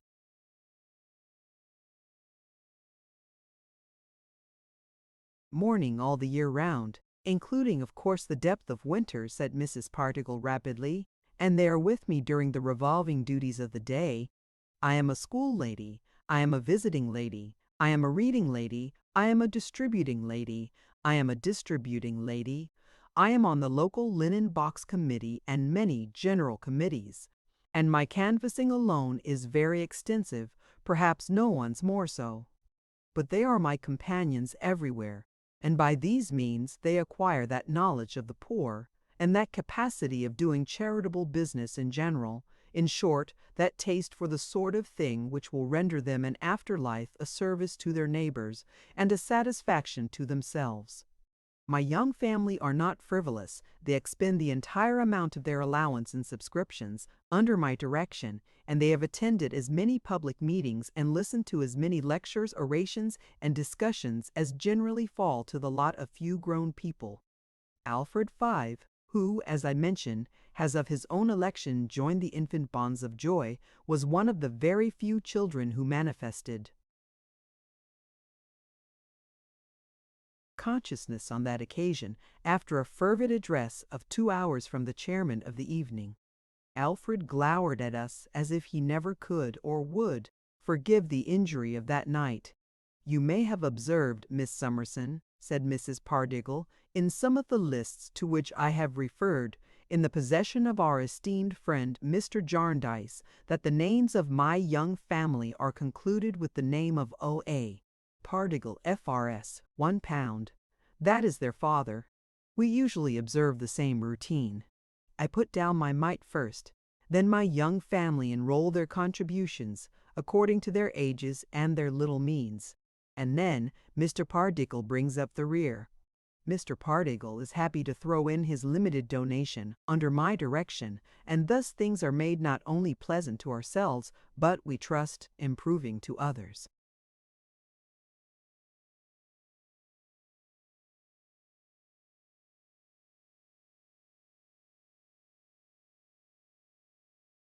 Suppose Mr. Pardiggle were to dine with Mr. Jellyby, and suppose Mr. Jellyby were to relieve his mind after dinner to Mr. Pardiggle, would Mr. Pardiggle, in return, make any confidential communication to Mr. Jellyby?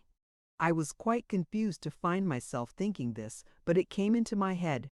"You are very pleasantly situated here," said Mrs. Pardiggle.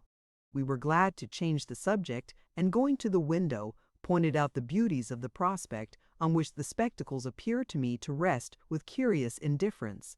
"You know, Mr. Gusher," said our visitor, "we were obliged to say that we had not the pleasure of Mr. Gusher's acquaintance." "The loss is yours, I assure you," said Mrs. Pardiggle with her commanding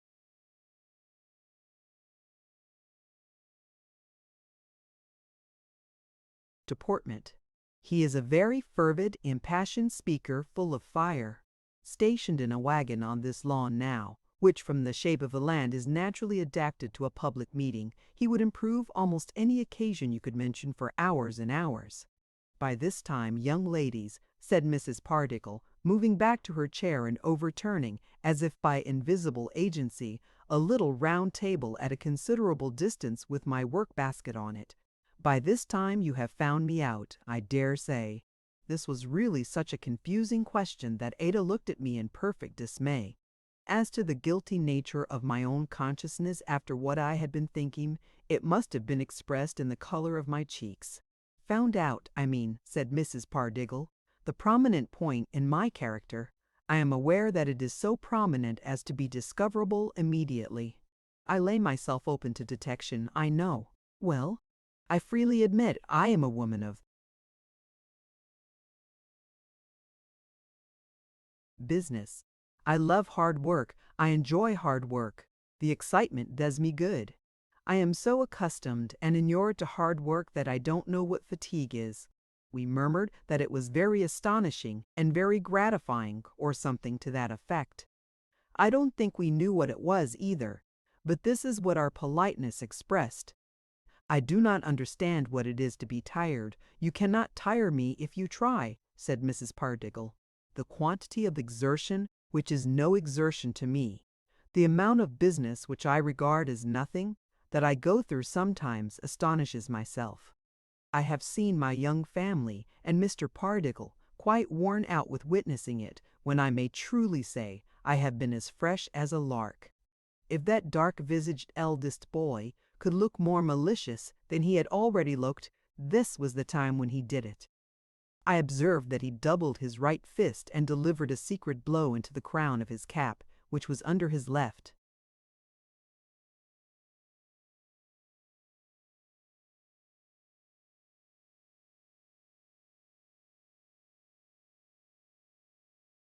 arm.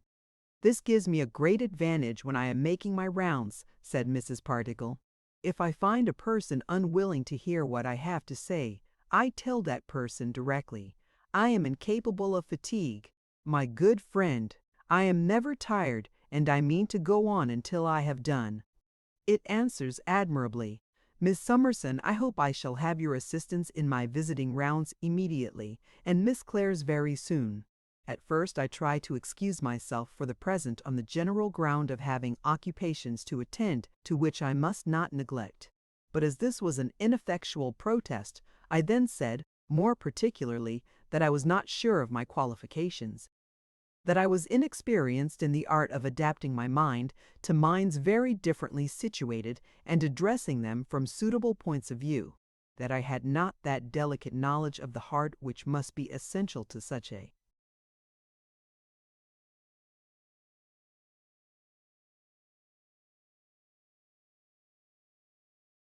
work, that I had much to learn myself before I could teach others, and that I could not confide in my good intentions alone.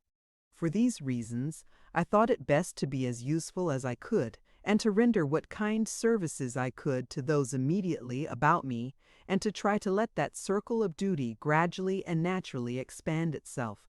All this I said with anything but confidence, because Mrs. Pardiggle was much older than I, and had great experience, and was so very military in her manners. "You are wrong, Miss Summerson," said she, "but perhaps you are not equal to hard work or the excitement of it, and that makes a vast difference. If you would like to see how I go through my work, I am now about with my young family to visit a brickmaker in the neighborhood, a very bad character, and shall be glad to take you with me. Miss Clare also, if she will do me the favor." Ada and I interchanged looks, and as we were going out in any case, accepted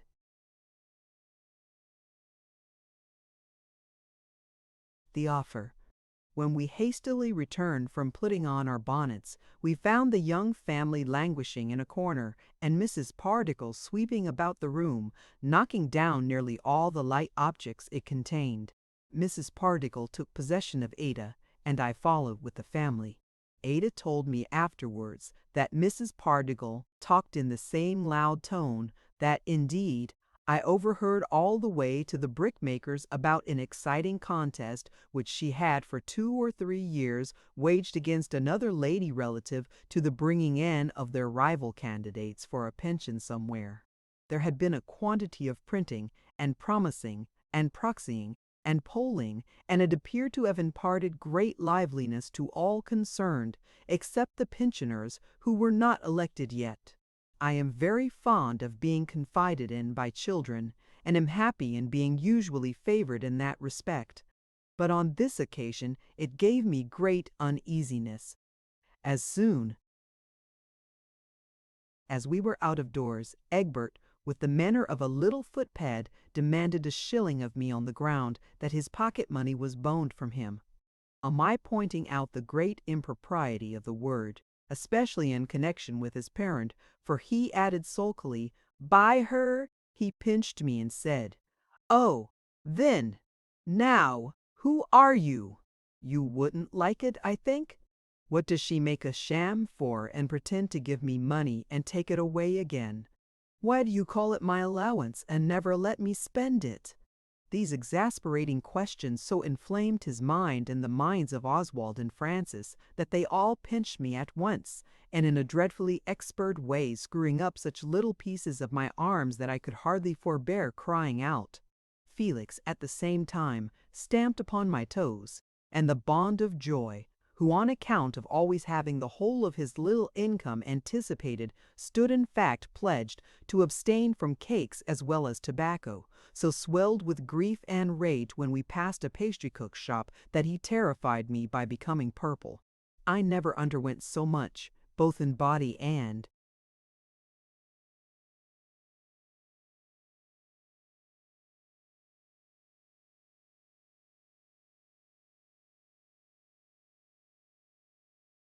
mind in the course of a walk with young people as from these unnaturally constrained children when they paid me the compliment of being natural. I was glad when we came to the brickmaker's house, though it was one of a cluster of wretched hovels in a brick field, with pigsties close to the broken windows and miserable little gardens before the doors, growing nothing but stagnant pools. Here and there an old tub was put to catch the droppings of rainwater from a roof, or they were banked up with mud into a little pond like a large dirt pie. At the doors and windows some men and women lounged or prowled about, and took little notice of us except to laugh to one another, or to say something as we passed about, gentlefolks minding their own business, and not troubling their heads and muddying their shoes with coming to look after other people's. Mrs. Pardiggle leading the way with a great show of moral determination, and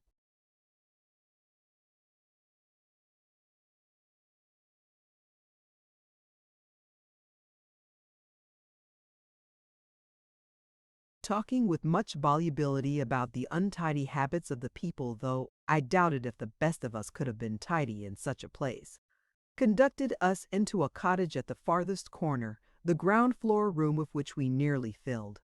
Besides ourselves, there were in this damp, offensive room a woman with a black eye, nursing a poor little gasping baby by the fire, a man, all stained with clay and mud, and looking very dirty water. They all looked up at us as we came in, and the woman seemed to turn her face towards the fire as if to hide her bruised eye. Nobody gave us any welcome.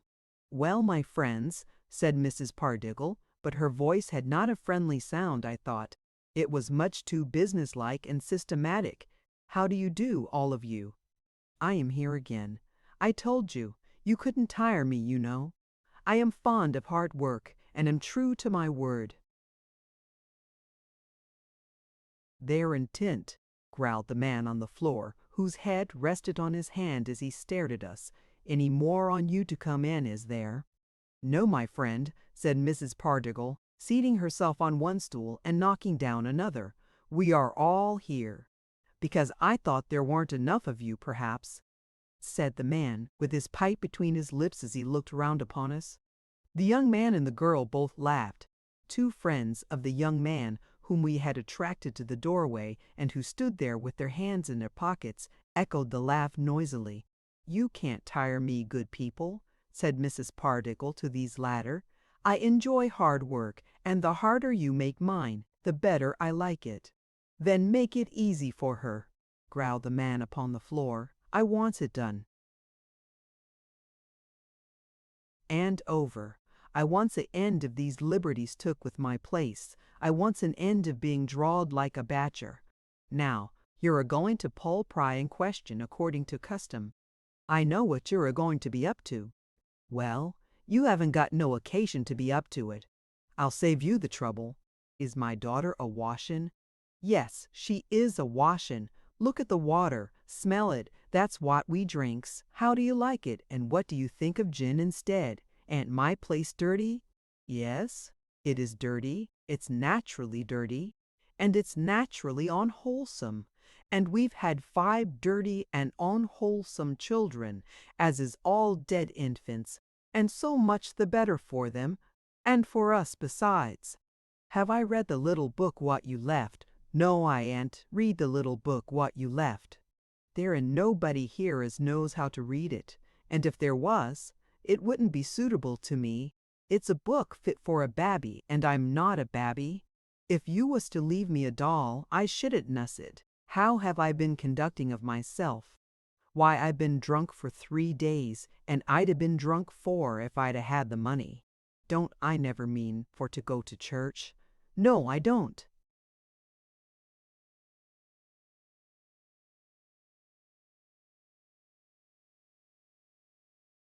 Never mean for to go to church. I shouldn't be expected there if I did. The beadle's too genteel for me. And how did my wife get that black eye? Why, I give it her, and if she says I didn't, she's a lie. He had pulled his pipe out of his mouth to say all this, and he now turned over on his other side and smoked again. Mrs. Pardiggle, who had been regarding him through her spectacles with a forcible composure, calculated, I could not help thinking, to increase his antagonism, pulled out a good book as if it were a constable's staff, and took the whole family into custody. I mean, into religious custody, of course, but she really did it as if she were an inexorable moral policeman carrying them all off to a station house. Ada and I were very uncomfortable. We both felt intrusive and out of place, and we both thought that Mrs. Pardiggle would have got on infinitely better if she had not had such a mechanical way of taking possession of people. The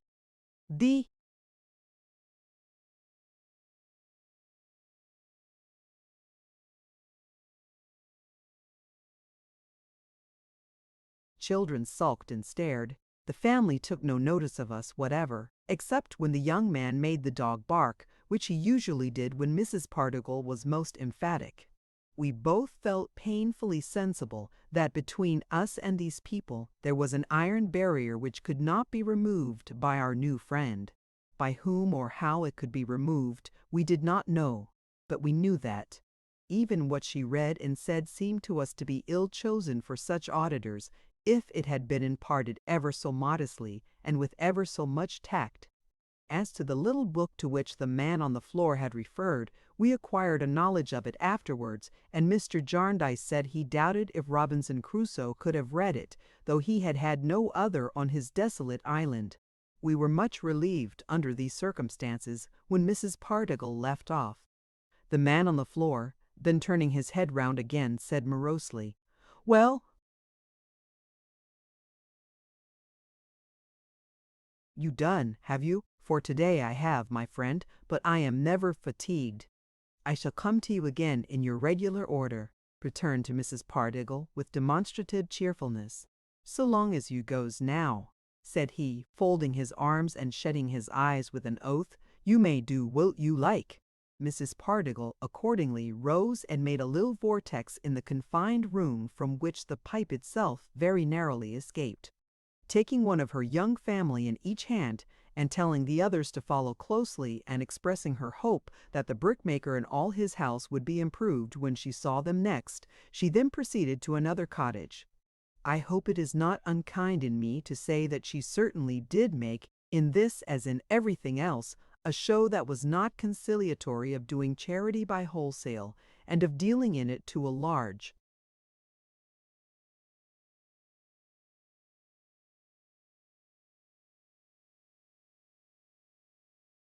extent. She supposed that we were following her, but as soon as the space was left clear, we approached the woman sitting by the fire to ask if the baby were ill. She only looked at it as it lay on her lap. We had observed before that when she looked at it, she covered her discolored eye with her hand, as though she wished to separate any association with noise and violence and ill treatment from the poor little child. Ada, whose gentle heart was moved by its appearance, bent down to touch its little face. As she did so, I saw what happened and drew her back. The child died. "Oh, Esther!" cried Ada, sinking on her knees beside it. "Look here! Oh, Esther, my love, the little thing, the suffering, quiet, pretty little thing. I am so sorry for it. I am so sorry for the mother. I never saw a sight so pitiful as this before. Oh!"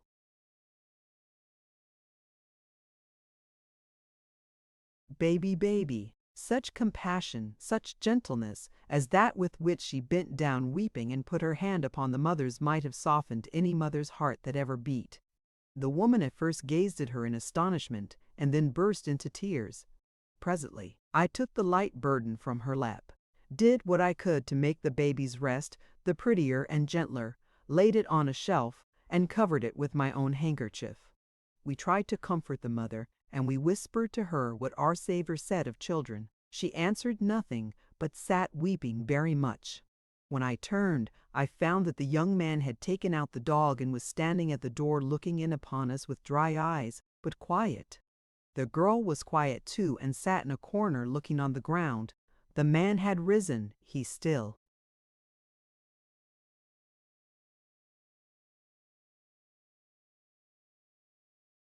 Smoked his pipe with an air of defiance, but he was silent. An ugly woman, very poorly clothed, hurried in while I was glancing at them, and coming straight up to the mother said, "Jenny! Jenny!" The mother rose on being so addressed, and fell upon the woman's neck. She also had upon her face and arms the marks of ill usage. She had no kind of grace about her, but the grace of sympathy. But when she condoled with the woman and her own tears fell, she wanted no beauty. I say condoled, but her only words were Jenny, Jenny. All the rest was in the tone in which she said them. I thought it very touching to see these two women, coarse and shabby and beaten, so united. To see what they could be to one another, to see how they felt for one another, how the heart of each to each was softened by the hard trials of their lives. I think the best side of such people is almost hidden from us. What?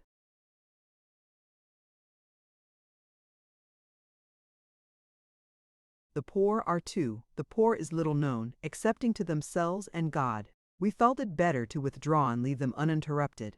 We stole out quietly and without notice from anyone except the man. He was leaning against the wall near the door, and finding that there was scarcely room for us to pass, went out before us. He seemed to want to hide that he did this on our account, but we perceived that he did, and thanked him. He made no answer. Ada was so full of grief all the way home, and Richard, whom we found at home, was so distressed to see her in tears, though he said to me, when she was not present, how beautiful it was too, that we arranged to return at night with some little comforts and repeat our visit at the brickmaker's house. We said as little as we could to Mr. Jarndyce, but the wind changed directly. Richard accompanied us at night to the scene of our morning expedition. On our way there we had to pass a noisy drinking house, where a number of men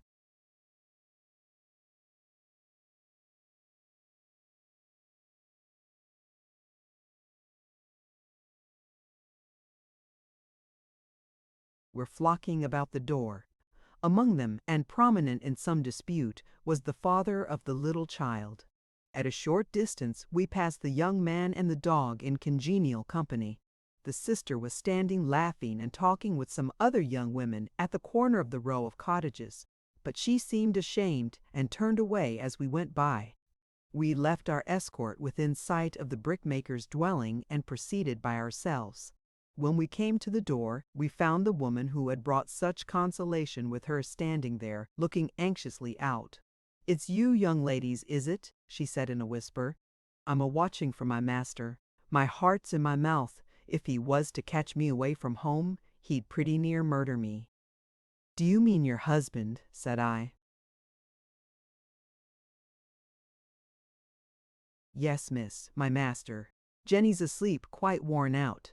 She scarcely had the child off her lap, poor thing, these 7 days and nights, except when I've been able to take it for a minute or two. As she gave way for us, she went softly in and put what we had brought near the miserable bed on which the mother slept. No effort had been made to clean the room. It seemed in its nature almost hopeless of being clean, but the small waxen form from which so much solemnity diffused itself had been composed afresh and washed and neatly dressed in some fragments of white linen, and on my handkerchief, which still covered the poor baby, a little bunch of sweet herbs had been laid by the same rough, scarred hands, so lightly, so tenderly. "May heaven reward you," we said to her. "You are a good woman." "Me, young ladies," she returned with surprise. "Hush, Jenny, Jenny!"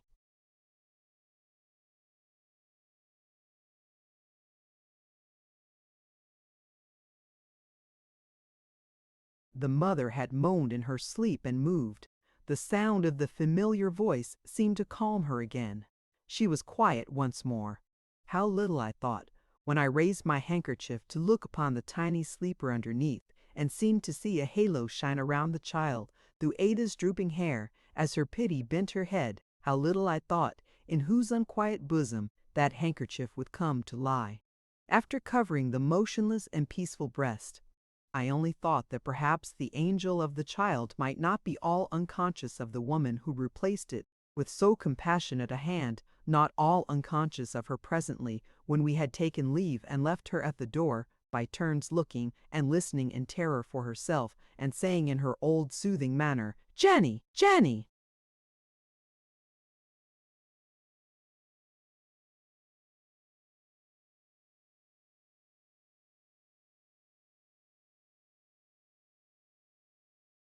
Chapter 9, Signs and Tokens.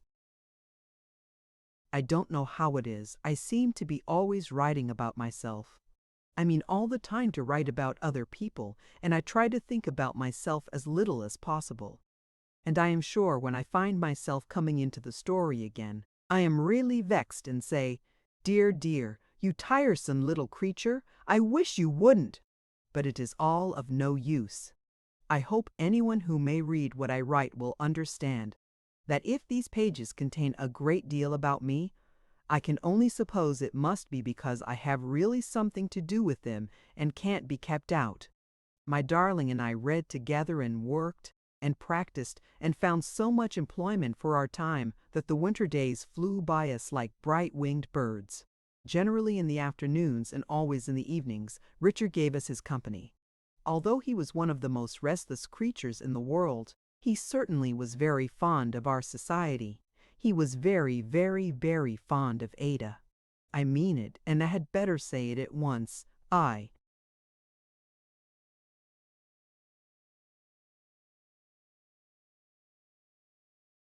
had never seen any young people falling in love before, but I found them out quite soon. I could not say so, of course, or show that I knew anything about it. On the contrary, I was so demure and used to seem so unconscious that sometimes I considered within myself while I was sitting at work whether I was not growing quite deceitful. But there was no help for it. All I had to do was to be quiet, and I was as quiet as a mouse. They were as quiet as mice, too, so far as any words were concerned, but the innocent manner in which they relied more and more upon me, as they took more and more to one another, was so charming that I had great difficulty in not showing how it interested me. "Our dear little old woman is such a capital old woman," Richard would say, coming up to meet me in the garden early, with his pleasant laugh and perhaps the least tinge of a blush, "that I can't get on without her. Before I begin my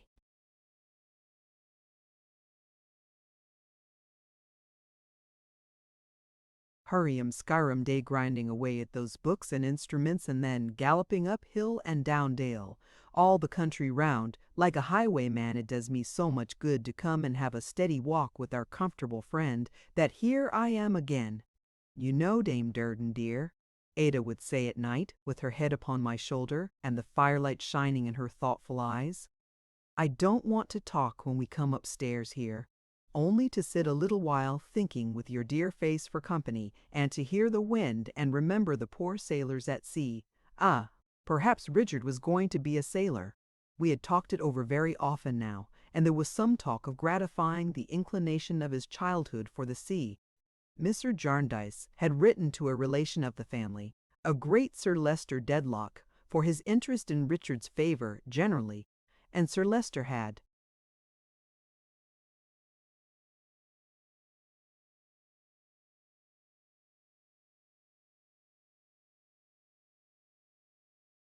replied in a gracious manner that he would be happy to advance the prospects of the young gentleman if it should ever prove to be within his power, which was not at all probable, and that my lady sent her compliments to the young gentleman, to whom she perfectly remembered that she was allied by remote consanguinity, and trusted that he would ever do his duty in any honorable profession to which he might devote himself.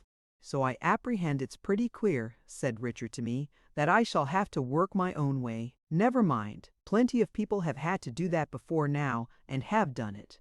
I only wish I had the command of a clipping privateer to begin with, and could carry off the Chancellor and keep him on short allowance until he gave judgment in our cause. He'd find himself growing thin if he didn't look sharp."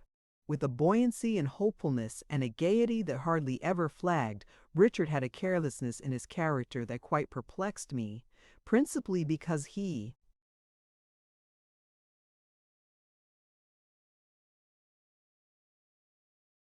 mistook it in such a very odd way for prudence.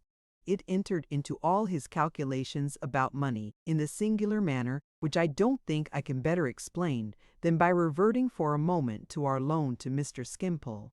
Mr. Jarndyce had ascertained the amount either from Mr. Skimpole himself or from Quavinses, and had placed the money in my hands with instructions to me to retain my own part of it and hand the rest to Richard. The number of little acts of thoughtless expenditure which Richard justified by the recovery of his £10, and the number of times he talked to me as if he had saved or realized that amount, would form a sum in simple addition. "My prudent Mother Hubbard, why not?" he said to me when he wanted, without the least consideration, to bestow £5 on the brickmaker. I made £10 clear out of Quavince's business. "How was that?" said I.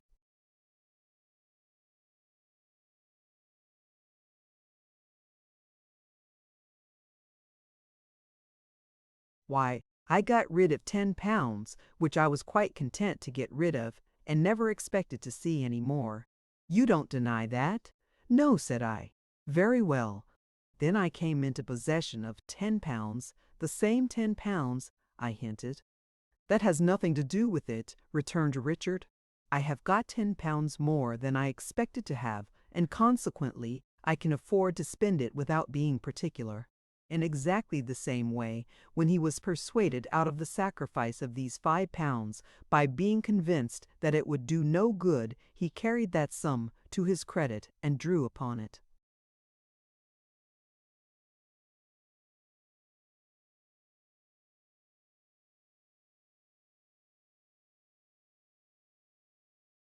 "Let me see," he would say.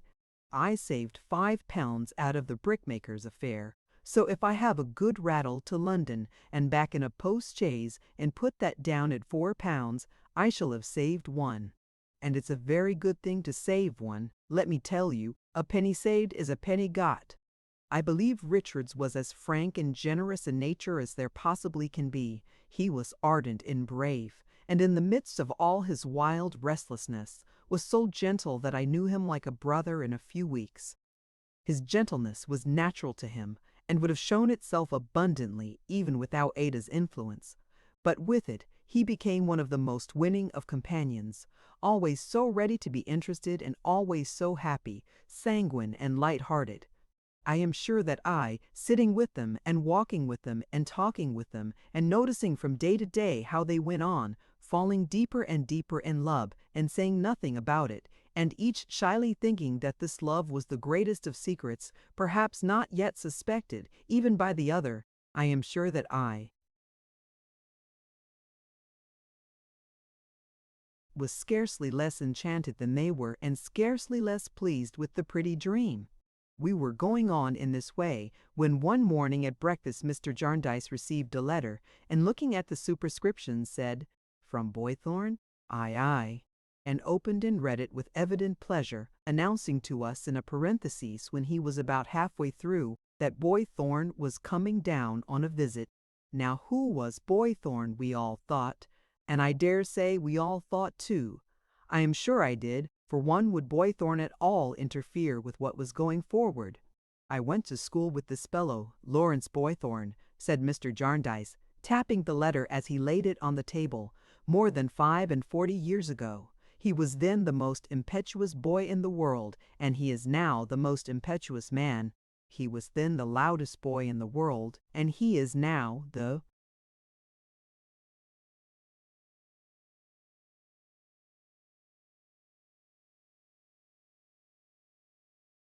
loudest man. He was then the heartiest and sturdiest boy in the world, and he is now the heartiest and sturdiest man.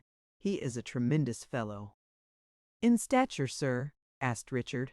"Pretty well, Rick, in that respect," said Mr. Jarndyce. "Being some 10 years older than I, and a couple of inches taller, with his head thrown back like an old soldier, his stalwart chest squared, his hands like a clean blacksmith's, and his lungs. There's no simile for his lungs. Talking, laughing, or snoring, they make the beams of the house shake." As Mr. Jarndyce sat enjoying the image of his friend Boythorn, we observed the favorable omen that there was not the least indication of any change in the wind. But it's the inside of the man, the warm heart of the man, the passion of the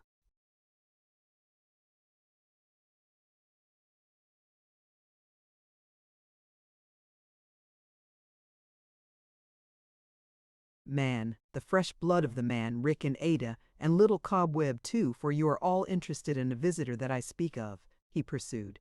"His language is as sounding as his voice. He is always in extremes, perpetually in the superlative degree. In his condemnation he is all ferocity. You might suppose him to be an ogre from what he says, and I believe he has the reputation of one with some people. There, I tell you no more of him beforehand. You must not be surprised to see him take me under his protection, for he has never forgotten that I was a low boy at school, and that our friendship began in his knocking two of my head tyrant's teeth out. He says 6 before breakfast. Boythorn and his man, to me, will be here this afternoon, my dear.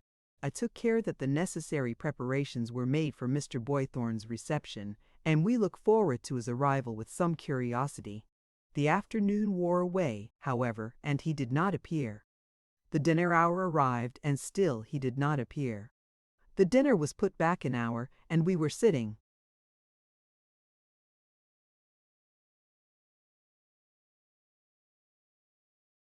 round the fire with no light but the blaze, when the hall door suddenly burst open, and the hall resounded with these words, uttered with the greatest vehemence and in a stentorian tone: "We have been misdirected, Jarndyce, by a most abandoned ruffian, who told us to take the turning to the right instead of to the left.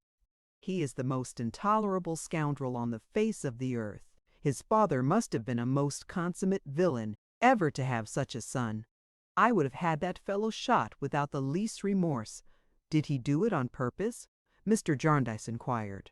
"I have not the slightest doubt that the scoundrel has passed his whole existence in misdirecting travelers," returned the other. "By my soul, I thought him the worst-looking dog I had ever beheld when he was telling me to take the turning to the right. And yet I stood before that fellow face to face and didn't knock his brains out."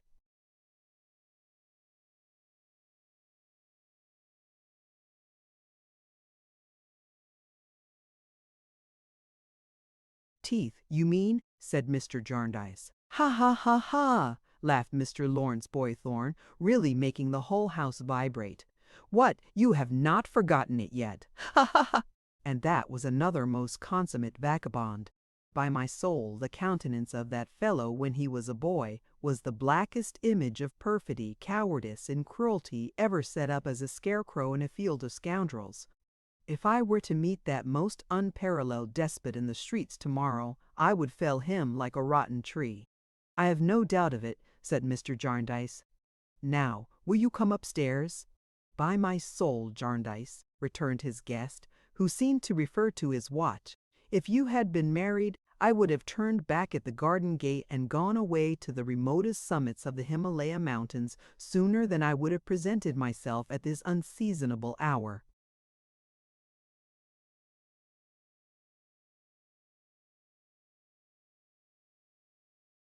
"Not quite so far, I hope," said Mr. Jarndyce. "By my life and honor, yes," cried the visitor. "I wouldn't be guilty of the audacious insolence of keeping a lady of the house waiting all this time for any earthly consideration. I would infinitely rather destroy myself, infinitely rather." Talking thus, they went upstairs, and presently we heard him in his bedroom thundering "Ha, ha, ha!" and again "Haw, haw, haw!" until the flattest echo in the neighborhood seemed to catch the contagion and to laugh as enjoyingly as he did, or as we did when we heard him laugh. We all conceived a prepossession in his favor, for there was a sterling quality in this laugh, and in his vigorous, healthy voice, and in the roundness and fullness with which he uttered every word he spoke, and in the very fury of his superlatives, which seemed to go off like blank cannons and hurt nothing. But we were hardly prepared to have it so confirmed by his appearance when Mr. Watt Jarndyce presented him. Keep it, and a chin that might have at my gaddis, and a chin that might have subsided into the ilder daba on China dispenticle kidal was that fitted a smile as file a hapabel because Blake a file.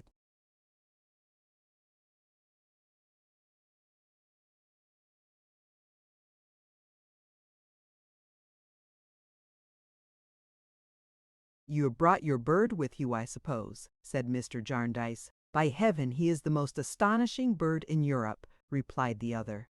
"He is the most wonderful creature. I wouldn't take 10,000 guineas for that bird. I have left an annuity for his sole support in case he should outlive me. He is in sense and attachment a phenomenon, and his father before him was one of the most astonishing birds that ever lived. The subject of this laudation was a very little canary who was so tame that he was brought down by Mr. Boythorn's man on his forefinger, and after taking a gentle flight round the room, alighted on his master's head. To hear Mr. Boythorn presently expressing the most implacable and passionate sentiments with this fragile mite of a creature quietly perched on his forehead was to have a good illustration of his character, I thought. "By my soul, Jarndyce," he said, very gently holding up a bit of bread to the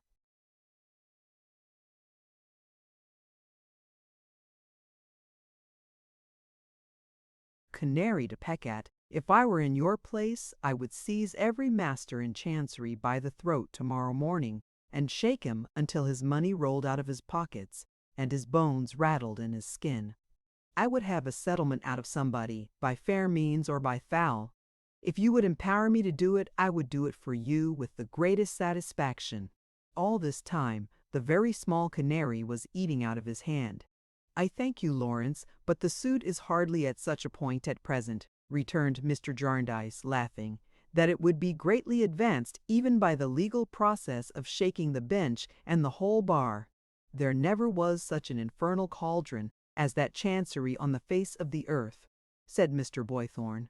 "Nothing but a mine below it on a busy day in term time, with all its records, rules, and precedents collected in it, and every functionary belonging to it also, high and low, upward and downward, from its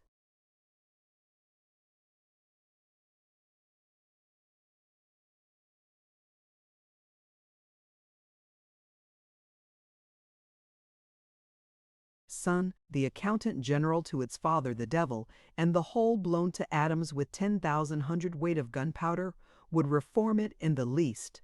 It was impossible not to laugh at the energetic gravity with which he recommended this strong measure of reform.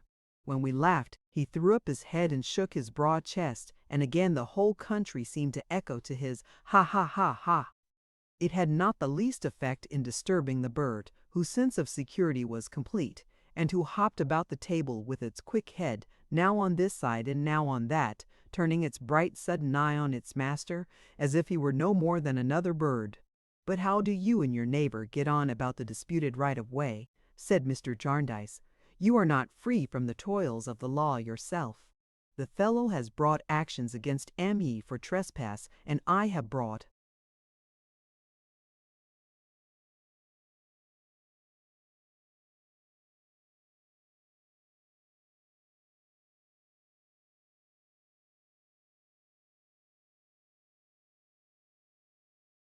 actions against him for trespass," returned Mr. Boythorn. "By heaven, he is the proudest fellow breathing. It is morally impossible that his name can be Sir Leicester. It must be Sir Lucifer." "Complimentary to our distant relation," said my guardian laughingly to Ada and Richard. "I would beg Miss Clare's pardon and Mr. Carstone's pardon," resumed our visitor, "if I were not reassured by seeing in the fair face of the lady and the smile of the gentleman that it is quite unnecessary, and that they keep their distant relation at a comfortable distance." "Or ye keeps us," suggested Richard. "By my soul," exclaimed Mr. Boythorn, suddenly firing another volley, "that fellow is, and his father was, and his grandfather was, the most stiff-necked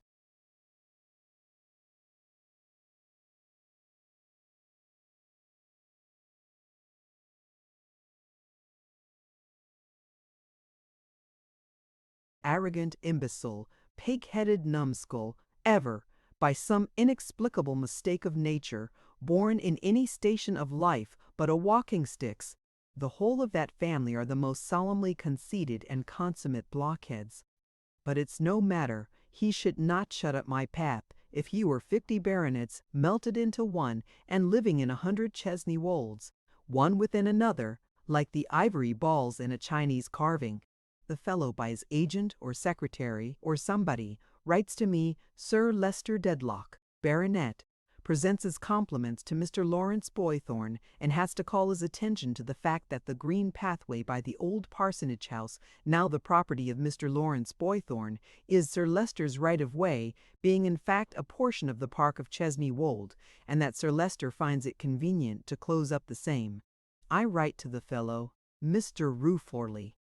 Lawrence Boythorn presents his compliments to Sir Leicester Dedlock, Baronet, and has to call his attention to the fact that he totally denies the whole of Sir Leicester Dedlock's positions on every possible subject, and has to add in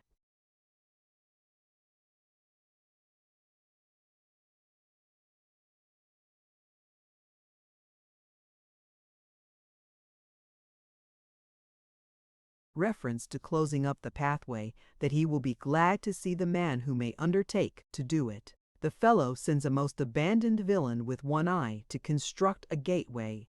I play upon that execrable scoundrel with a fire engine until the breath is nearly driven out of his body.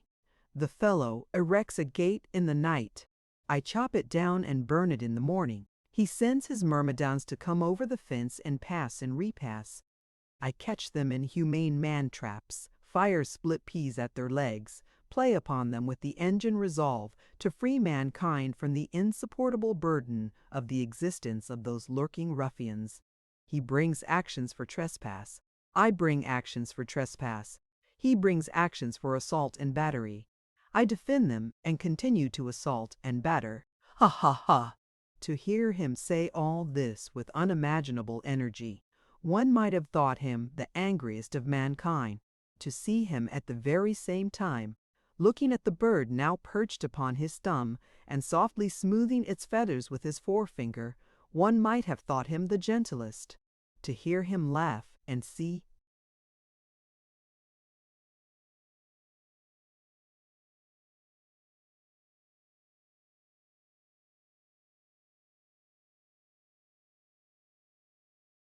the broad good nature of his face, then, one might have supposed that he had not a care in the world, or a dispute, or a dislike, but that his whole existence was a summer joke. No, no, he said, no closing up of my paths by any Dedlock. Though I willingly confess, here he softened in a moment, that Lady Dedlock is the most accomplished lady in the world, to whom I would do any homage that a plain gentleman, and no baronet with a head 700 years thick, may. A man who joined his regiment at 20 and within a week challenged the most imperious and presumptuous coxcomb of a commanding officer that ever drew the breath of life through a tight waist and got broke for. It is not the man to be walked over by all the Sir Lucifers, dead or alive, locked or unlocked. Ha, ha, ha! Nor the man to allow his junior to be walked over either, said my guardian. Most assuredly not, said Mr. Boythorn, clapping him on the shoulder with an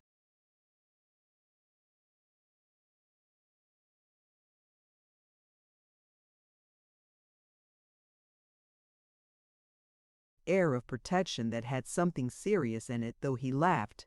He will stand by the low boy, always. Jarndyce, you may rely upon him.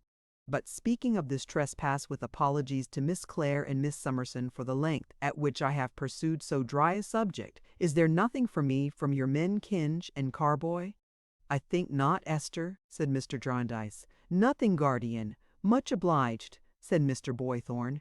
Had no need to ask, after even my slight experience of Miss Summerson's forethought for everyone about her. They all encouraged me. They were determined to do it. I inquired because, coming from Lincolnshire, I of course have not yet been in town, and I thought some letters might have been sent down here. I dare say they will report progress tomorrow morning.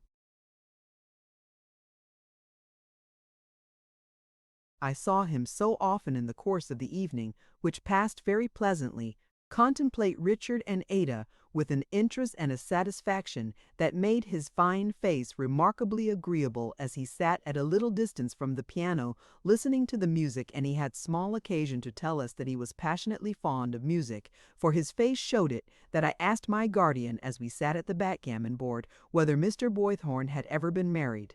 No, said he, no, Philus. But he meant to be, said I. "How did you find out that?" he returned with a smile. "Why, guardian," I explained, not without reddening a little at hazarding what was in my thoughts, "there is something so tender in his manner after all, and he is so very courtly and gentle to us, and—" Mr. Jarndyce directed his eyes to where he was sitting as I have just described him. I said no more. "You are right, little woman," he answered. "He was all but married once, long ago, and once. Did the lady die? No, but she died to him. That time has had its influence on all his later life.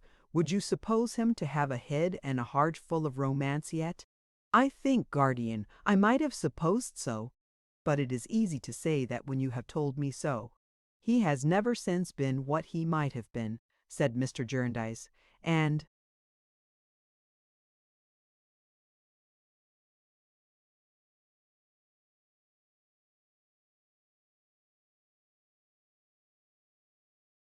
Now you see him in his age with no one near him but his servant and his little yellow friend. It's your throw, my dear. I felt from my guardian's manner that beyond this point I could not pursue the subject without changing the wind. I therefore forbore to ask any further questions. I was interested, but not curious. I thought a little while about this old love story in the night, when I was awakened by Mr. Boythorn's lusty snoring, and I tried to do that very difficult thing, imagine old people young again and invested with the graces of youth. But I fell asleep before I had succeeded, and dreamed of the days when I lived in my godmother's house. I am not sufficiently acquainted with such subjects to know whether it is at all remarkable that I almost always dreamed of that period of my life. With the morning there came a letter from Messrs. Kenge and Carboy to Mr. Boythorn, informing him that one of their clerks would wait upon him at noon.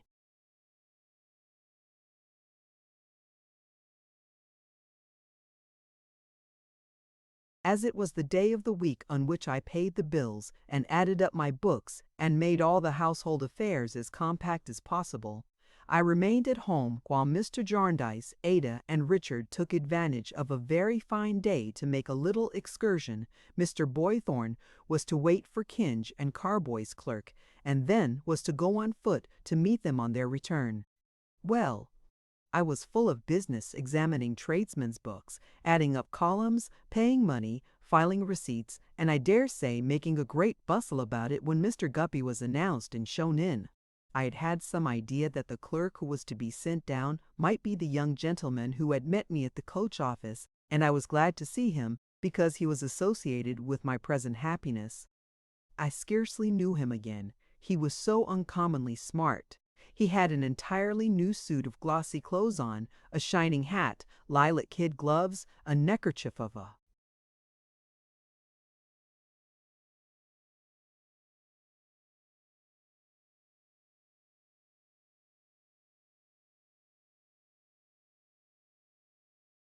variety of colors, a large hothouse flower in his buttonhole, and a thick gold ring on his little finger, besides which he quite scented the dining room with bear's grease and other perfumery. He looked at me with an attention that quite confused me when I begged him to take a seat until the servant should return, and as he sat there crossing and uncrossing his legs in a corner, and I asked him if he had had a pleasant ride, and hoped that Mr. Kenge was well, I never looked at him, but I found him looking at me in the same scrutinizing and curious way. When the request was brought to him that he would go upstairs to Mr. Boythorn's room, I mentioned that he would find lunch prepared for him when he came down, of which Mr. Jarndyce hoped he would partake. He said with some embarrassment, holding the handle of the door, "Shall I have the honor of finding you here, miss?" I replied, "Yes, I should be there," and he went out with a bow and another look.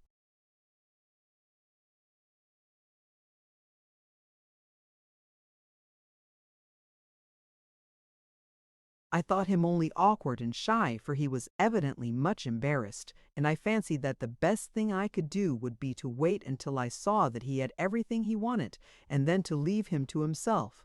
The lunch was soon brought, but it remained for some time on the table. The interview with Mr. Boythorn was a long one, and a stormy one too, I should think, for although his room was at some distance, I heard his loud voice rising every now and then like a high wind and evidently blowing perfect broadsides of denunciation. At last Mr. Guppy came back, looking something the worse for the conference. "My eye, miss," he said in a low voice, "he's a Tartar." "Pray take some refreshment, sir," said I. Mr. Guppy sat down at the table and began nervously sharpening the carving knife on the carving fork, still looking at me as I felt quite sure without looking at him in the same unusual manner. The sharpening lasted so long that at last I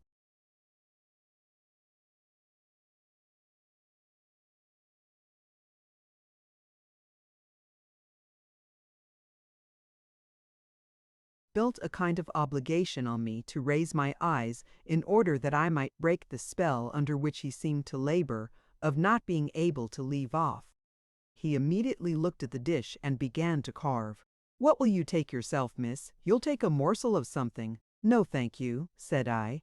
"Shan't I give you a piece of anything at all, miss?" said Mr. Guppy, hurriedly drinking off a glass of wine. "Nothing, thank you," said I. "I have only waited to see that you have everything you want. Is there anything I can order for you?"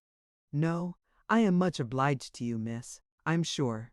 I've everything that I can require to make me comfortable. At least, I'm not comfortable, I'm never that." He drank off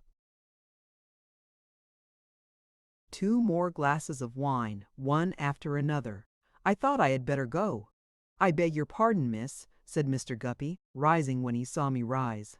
"But would you allow me the favor of a minute's private conversation?" Not knowing what to say, I sat down again. "What follows is without prejudice, miss," said Mr. Guppy, anxiously bringing a chair towards my table. "I don't understand what you mean," said I, wondering. "It's one of our law terms, miss. You won't make any use of it to my detriment at Kenge and Carboys or elsewhere. If our conversation shouldn't lead to anything, I am to be as I was, and am not to be prejudiced in my situation, or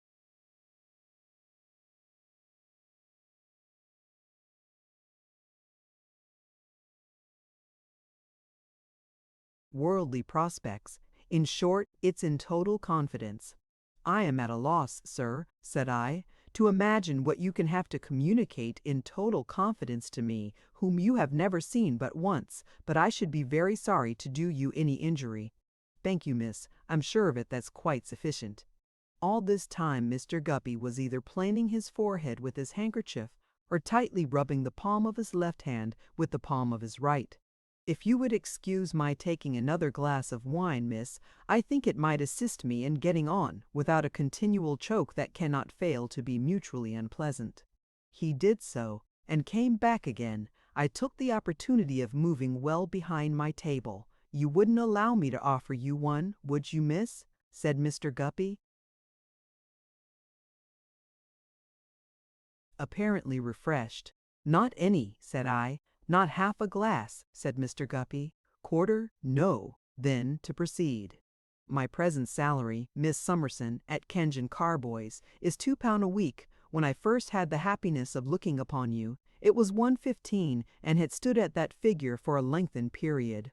A rise of 5 has since taken place, and a further rise of 5 is guaranteed at the expiration of a term not exceeding 12 months from the present date.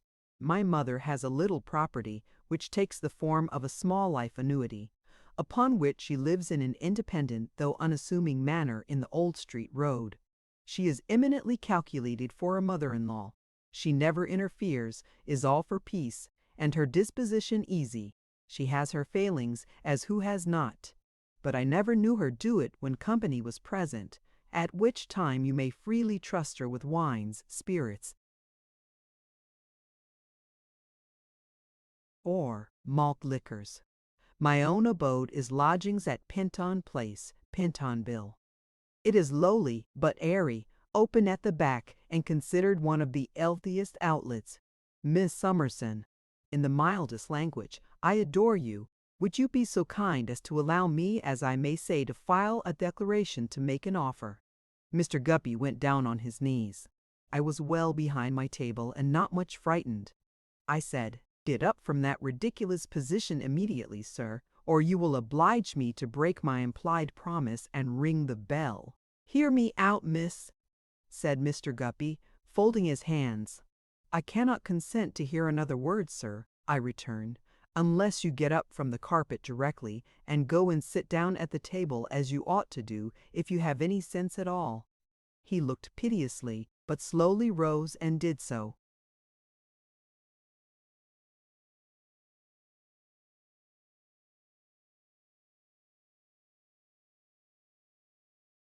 "Yet what a mockery it is, miss," he said with his hand upon his heart and shaking his head at me in a melancholy manner over the tray, "to be stationed behind food at such a moment.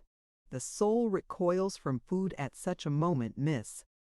"I beg you to conclude," said I. "You have asked me to hear you out, and I beg you to conclude." "I will, miss," said Mr. Guppy. "As I love and honor, so likewise I obey. Would that I could make thee the subject of that vow before the shrine." "That is quite impossible," said I, "and entirely out of the question." "I am aware," said Mr. Guppy, leaning forward over the tray and regarding me, as I again strangely felt, though my eyes were not directed to him, with his late intent look. "I am aware that in a worldly point of view, according to all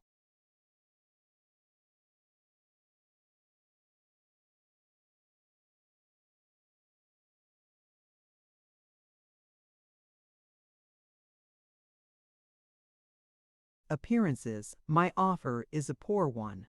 But, Miss Summerson, Angel, no, don't ring. I have been brought up in a sharp school and am accustomed to a variety of general practice. Though a young man, I have ferreted out evidence, got up cases and seen lots of life. Blessed with your hand, what means might I not find of advancing your interests and pushing your fortunes? What might I not get to know nearly concerning you? I know nothing now, certainly. But what might I not if I had your confidence, and you set me on? I told him that he addressed my interest, or what he supposed to be my interest, quite as unsuccessfully as he addressed my inclination, and he would now understand that I requested him, if he pleased, to go away immediately. "Cruel miss," said Mr. Guppy, "hear but another word.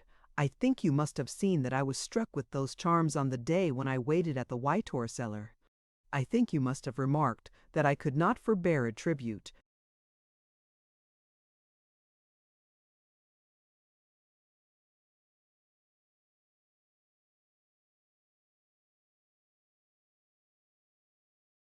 to those charms when I put up the steps of the Acme coach.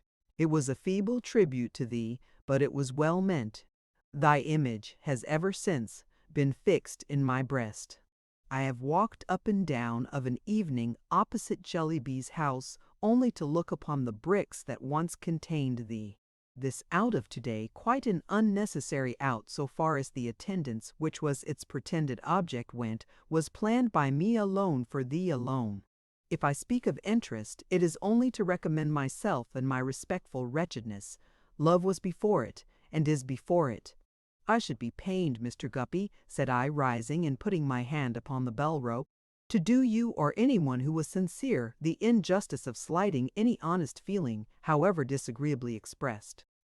If you have really meant to give me a proof of your good opinion, though ill-timed and misplaced, I feel that I ought to thank you. I have very little reason to be proud, and I am not proud. I hope, I think I added, without very well knowing what I said, that you will."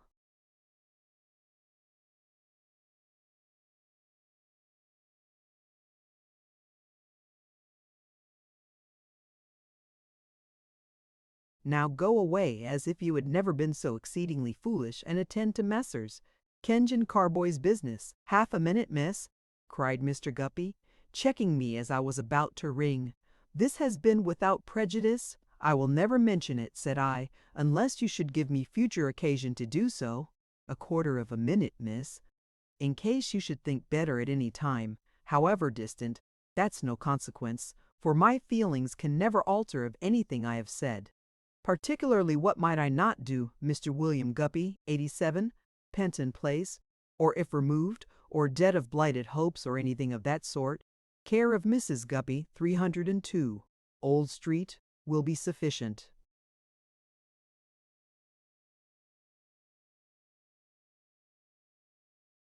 I rang the bell, the servant came, and Mr. Guppy, laying his written card upon the table and making a dejected bow, departed. Raising my eyes as he went out, I once more saw him looking at me after he had passed the door. I sat there for another hour or more, finishing my books and payments and getting through plenty of business. Then I arranged my desk and put everything away and was so composed and cheerful that I thought I had quite dismissed this unexpected incident. But when I went upstairs to my own room, I surprised myself by beginning to laugh about it, and then surprised myself still more by beginning to cry about it. In short, I was in a flutter for a little while, and felt as if an old chord had been more coarsely touched than it ever had been since the days of the dear old doll, long buried in the garden.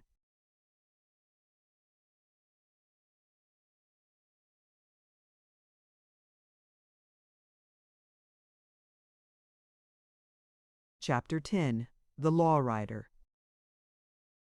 On the eastern borders of Chancery Lane, that is to say, more particularly in Cook's Court, Cursitor Street, Mr. Snagsby, law stationer, pursues his lawful calling. In the shade of Cook's Court, at most times a shady place, Mr. Smiths and Selts, and Everys, draft, brown, whitey brown, and blotting, and stamps, in office quills, pens, ink, india rubber, pounce, pins, ink stamps, in office quills, pins, ink, india rubber, indo pounce, pins, hins, insvoice quills, and raid tape and green ferret, in pocketbooks. On that occasion, Cook's Court was in a manner revolutionized by the new inscription in fresh paint, Pariber and Zangesby, displacing the time-honored and not easily to be deciphered legend, Pariber only. For smoke, which is the London ivy, had so wreathed itself round Peffer's name and clung to his dwelling place that the affectionate parasite quite overpowered the parent tree. Peffer is never seen in Cook's Court now. He is not expected there, for he has been recumbent this quarter of a century in the churchyard of a century's Holborn, with the wagons and hackney coaches roaring past him all the day and hackney coaches roaring past him all the day and half the night, like one great dragon. If he ever steal forth when the dragon is at rest, to air himself again in Cook's Court, until admonished to return by the crowing of the sanguine cock in the cellar at the little dairy in Cursitor Street, whose ideas of daylight it would be curious to ascertain, since he knows from his personal observation next to nothing about it, if Peffer ever do revisit the pale glimpses of Cook's Court, which no law stationer in the trade can positively deny, he comes invisibly, and no one is the worse or wiser. In his lifetime, and likewise in the period of Snagsby's time of 7 long.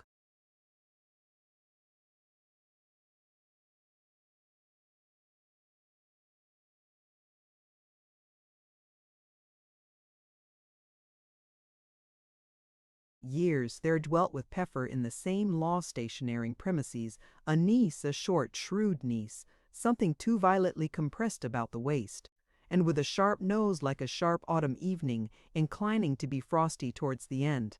The Cook's couriers had a rumor flying among them that the mother of this niece did, in her daughter's childhood, moved by too jealous a solicitude that her figure should approach perfection, lace her up every morning with her maternal foot against the bedpost for a stronger hold in purchase, and further, that she exhibited internally pints of vinegar and lemon juice, which acids, they held, had mounted to the nose and temper of the patient. With whichsoever of the many tongues of rumor this frothy report originated, it either never reached or never influenced the ears of young Snagsby, who, having wooed and won its fair subject on his arrival at man's estate, entered into 2 partnerships at once.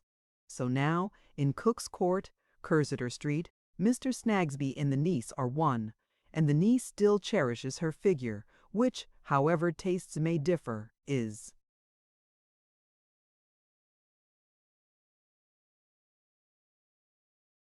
unquestionably so far precious that there is mighty little of it.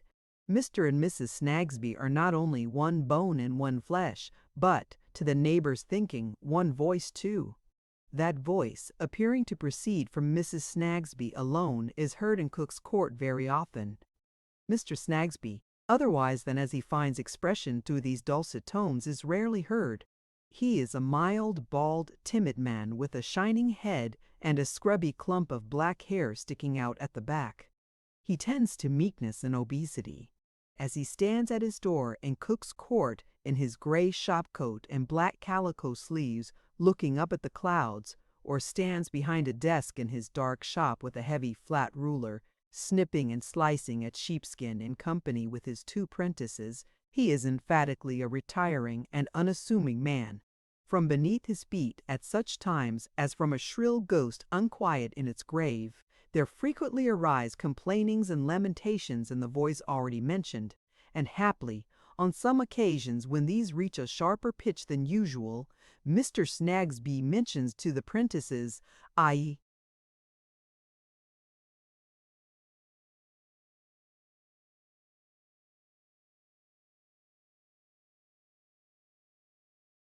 think my little woman is a giving it to Guster. This proper name, so used by Mr. Snagsby, has before now sharpened the wit of the Cook's courtiers to remark that it ought to be the name of Mrs. Snagsby, seeing that she might with great force and expression be termed Auguster in compliment to her stormy character. It is, however, the possession and the only possession except 50 shillings per annum and a very small box indifferently filled with clothing, of a lean young woman from a workhouse by some supposed to have been christened Augusta, who, although she was farmed or contracted for during her growing time by an amiable benefactor of his species resident at Tooting, and cannot fail to have been developed under the most favorable circumstances, has fits which the parish can't account for. Guster, really aged 3 or 4 and 20, but looking around 10 years older, goes cheap with this unaccountable drawback of fits, and is so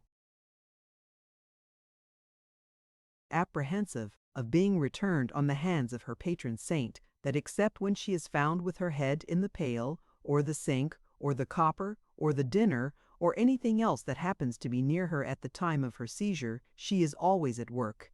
She is a satisfaction to the parents and guardians of the prentices, who feel that there is little danger of her inspiring tender emotions in the breast of youth. She is a satisfaction to Mrs. Snagsby, who can always find fault with her. She is a satisfaction to Mr. Snagsby, who thinks it a charity to keep her. The law stationer's establishment is, in Guster's eyes, a temple of plenty and splendor. She believes the little drawing-room upstairs, always kept, as one may say, with its hair and papers and its pinafore on, to be the most elegant apartment in Christendom. The view it commands of Cook's Court at one end, not to mention a squint into Cursitor Street, and of Quavince's the sheriff's officer's backyard at the other, she regards as a prospect of unequaled beauty. The portraits it displays in oil, and plenty of it too, of Mr. Snagsby looking at Mrs. Size, Snagsby, and of Mrs. Snagsby looking at Mr. Snagsby, are in her eyes as achievements of Raphael or Titian. Guster has some recompenses for her many privations. Mr. Snagsby refers everything not in the practical mysteries of the business to Mrs. Snagsby. She manages the money, reproaches the tax-gatherers, appoints the times and places of devotion on Sundays, licenses Mr. Snagsby's entertainments, and acknowledges no responsibility as to what she thinks fit to provide for dinner, insomuch that she is the high standard of comparison among the neighboring wives a long way down Chancery Lane on both sides, and even out in Holborn, who in any domestic passages of arms habitually call upon their husbands to look at the difference be wise besizes, and miskies, rumor, always flying bat-like about Cook's Court, and skimming in and out at everybody's windows, does say that Mrs. Snagsby is jealous and inquisitive,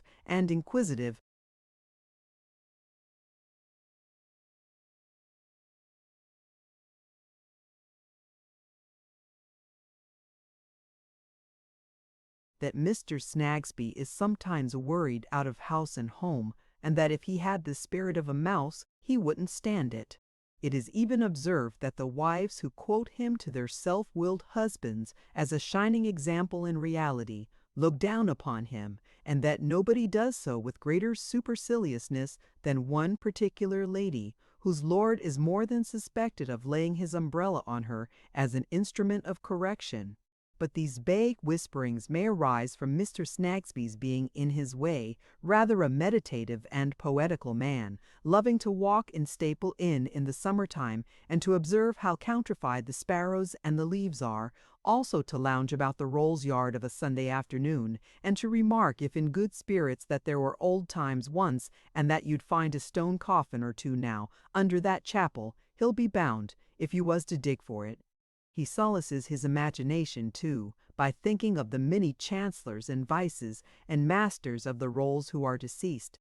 And he gets such a flavor of the country out of telling the two prentices how he has heard say that a brook as clear as crystal once ran right down the middle of Holborn, when turnstile really was a turnstile, leading slap away into the meadows, gets such a flavor of the country out of this that he never wants to go there.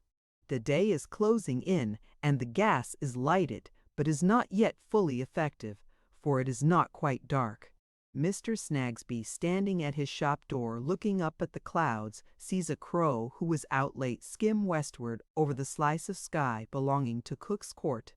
The crow flies straight across Chancery Lane and Lincoln's Inn Garden into Lincoln's Inn Fields. Here, in a large house, formerly a house of state, lives Mr. Tulkinghorn. It is let off in sets of chambers now, and in those shrunken fragments of its greatness lawyers lie like maggots in nuts. But its roomy staircases, passages, and antechambers still remain, and even its painted ceilings, where allegory and Roman helmet and celestial linen sprawls among balustrades and pillars. Flowers, flowers.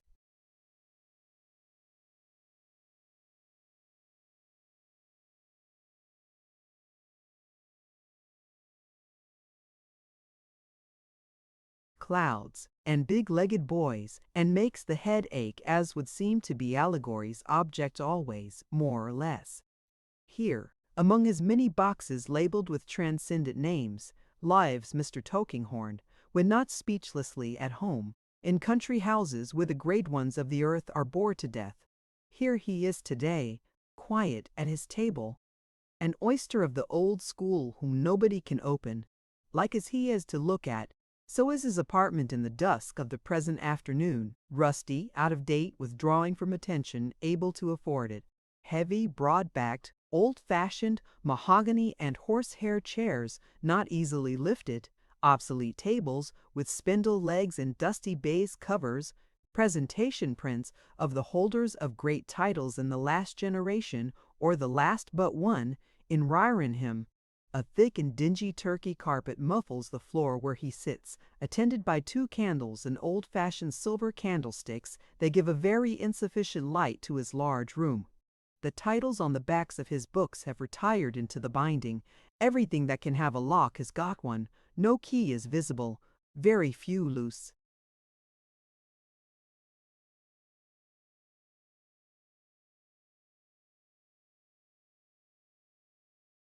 Papers are about. He has some manuscript near him, but is not referring to it. With the round top of an inkstand and two broken bits of sealing wax, he is silently and slowly working out whatever train of indecision is in his mind. Now the inkstand top is in the middle. Now the red bit of sealing wax. Now the black bit. That's not it. Mr. Tulkinghorn must gather them all up and begin again.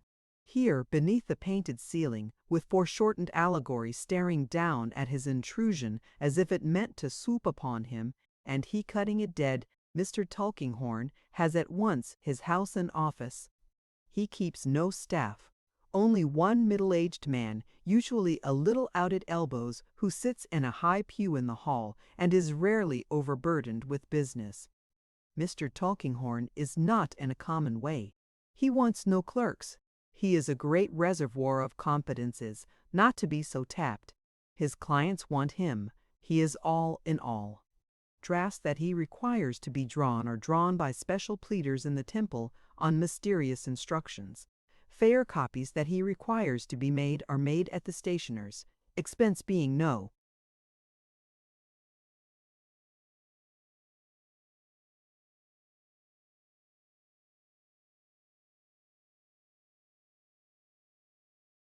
consideration.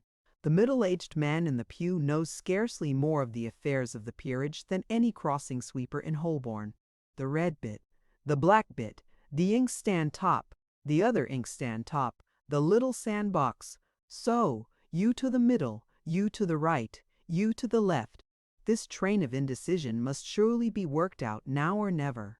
Now, Mr. Tulkinghorn gets up, adjusts his spectacles, puts on his hat, puts the manuscript in his pocket, goes out, tells the middle-aged man out at elbows, "I shall be back presently." Very rarely tells him anything more explicit. Mr. Tulkinghorn goes, as the crow came, not quite so straight, but nearly to Cook's Court, Cursitor Street. 'Tis Snagsby's law stationers, deeds engrossed and copied, law writing executed in all its branches, and into it. It is somewhere about 5 or 6 o'clock in the afternoon, and a bonny fragrance of warm tea hovers in Cook's Court. It hovers about Snagsby's door. The hours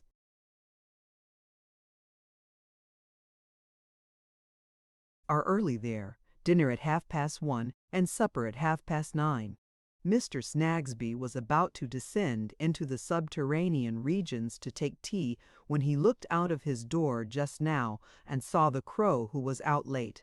Master at home. Guster is minding the shop, for the prentices take tea in the kitchen with Mr. and Mrs. Snagsby. Consequently, the robe-maker's 2 daughters, combing their curls at the 2 glasses in the 2 second-floor windows of the opposite house, are not driving the 2 prentices to distraction, as they fondly suppose, but are merely awakening the unprofitable admiration of Guster, whose hair won't grow and never would, and it is confidently dapperation, of Guster, whose hair won't grow and never would. "Master at home," says Mr. Tulkinghorn. "Master is at home, and Guster will fetch him." Guster disappears, glad to get out.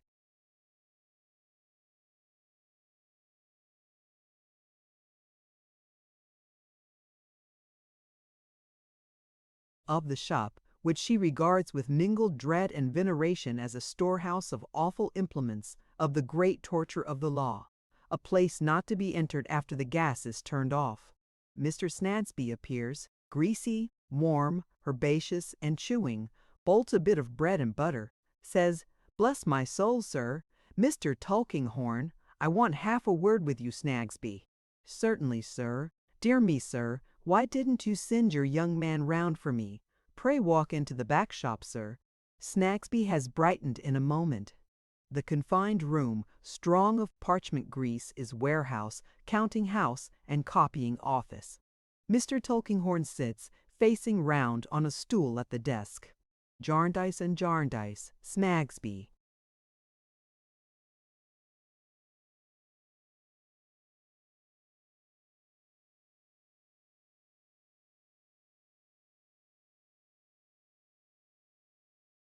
"Yes, sir." Mr. Snagsby turns up the gas and coughs behind his hand, modestly anticipating profit. Mr. Snagsby, as a timid man, is accustomed to cough with a variety of expressions and so to save words. "You copied some affidavits in that cause for me lately." "Yes, sir, we did.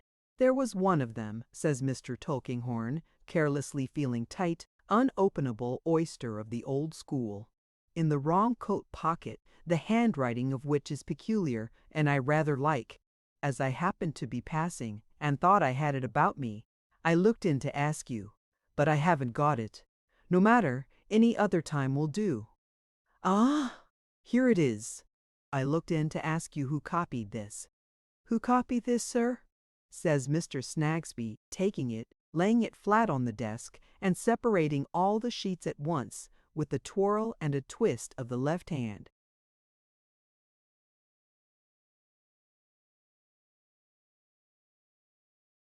Peculiar to law stationers. "We gave this out, sir. We were giving out rather a large quantity of work just at that time. I can tell you in a moment who copied it, sir, by referring to my book." Mr. Snagsby takes his book down from the safe, makes another bolt of the bit of bread and butter which seemed to have stopped short, eyes the affidavit aside, and brings his right forefinger traveling down a page of the book, Juby Packard Jarndyce.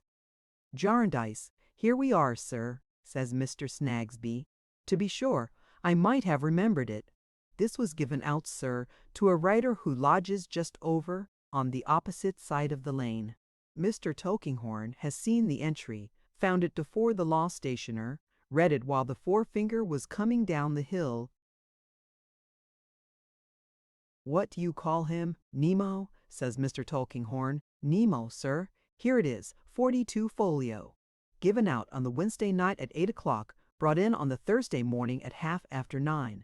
Nemo, repeats Mr. Tulkinghorn. Nemo is Latin for no one. It must be English for someone, sir, I think. Mr. Snagsby submits with his deferential cough. It is a person's name. Here it is, you see, sir. 42 folio.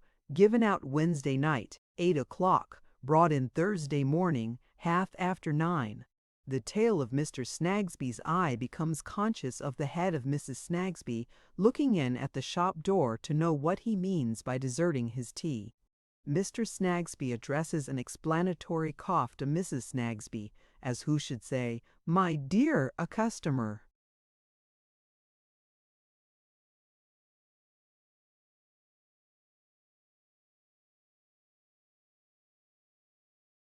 "9:30, sir," repeats Mr. Snagsby.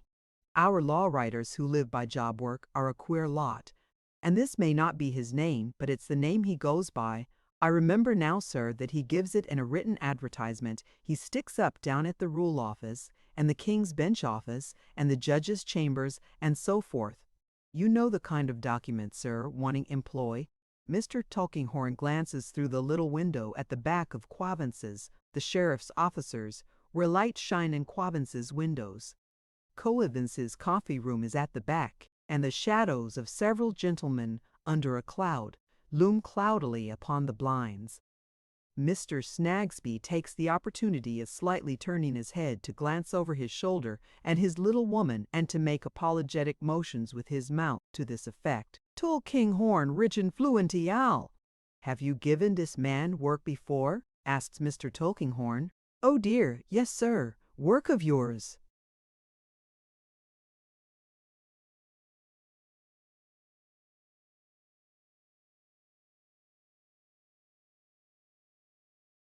Thinking of more important matters, I forget where you said he lived? Across the lane, sir. In fact, he lodges at a Mr. Snagsby makes another bolt, as if the bit of bread and butter were insurmountable at a rag and bottle shop. "Can you show me the place as I go back?" "With the greatest pleasure, sir." Mr. Snagsby pulls off his sleeves and his gray coat, pulls on his black coat, takes his hat from its peg. "Oh, here is my little woman," he says aloud. "My dear, will you be so kind as to tell one of the lads to look after the shop while I step across the lane with Mr. Tulkinghorn?" "Mrs. Snagsby, sir, I shan't be 2 minutes, my love." Mrs. Snagsby bends to the lawyer, retires behind the counter, peeps at them through the window blind, goes softly into the back office, refers to the entries.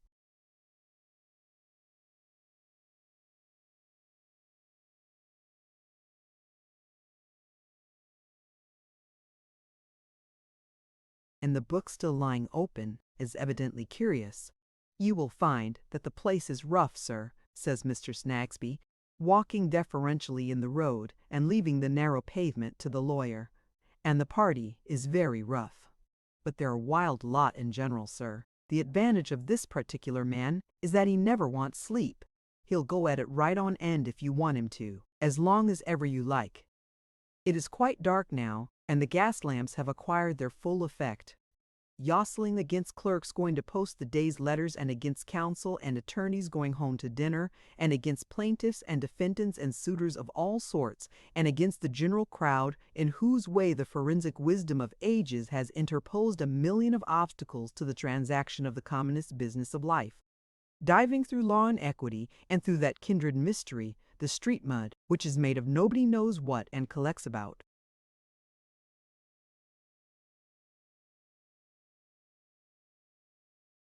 Us. Nobody knows whence or how, we only knowing in general that when there is too much of it we find it necessary to shovel it away. The lawyer and the law stationer come to a rag and bottle shop and general emporium of much disregarded merchandise, lying and being in the shadow of the wall of Lincoln's Inn, and kept, as is announced in paint, to all whom it may concern, by one Crook. "This is where he lives, sir," says the law stationer. "This is where he lives, is it?" says the lawyer unconcernedly. "Thank you. Are you not going in, sir?" "No, thank you, no. I am going on to the fields at present. Good evening, thank you." Mr. Snagsby lifts his hat and returns to his little woman and his tea. But Mr. Tulkinghorn does not go on to the fields at present. He goes a short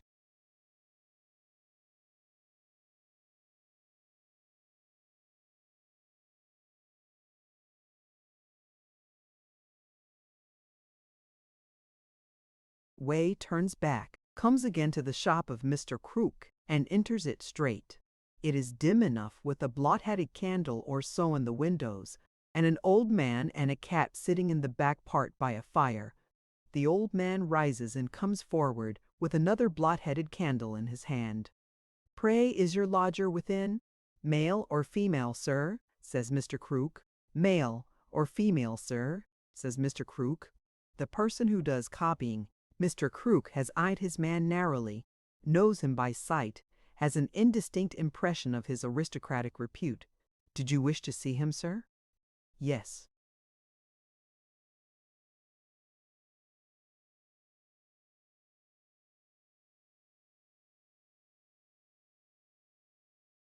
"It's what I seldom do myself," says Mr. Crook with a grin.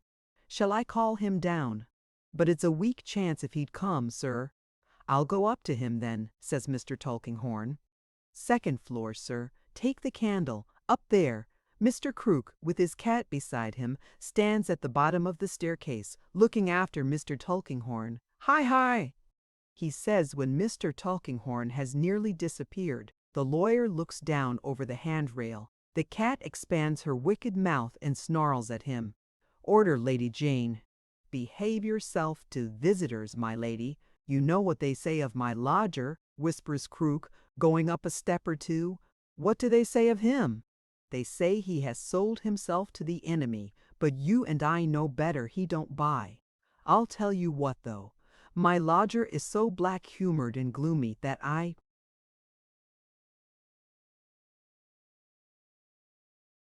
believe he'd as soon make that bargain as any other. Don't put him out, sir. That's my advice."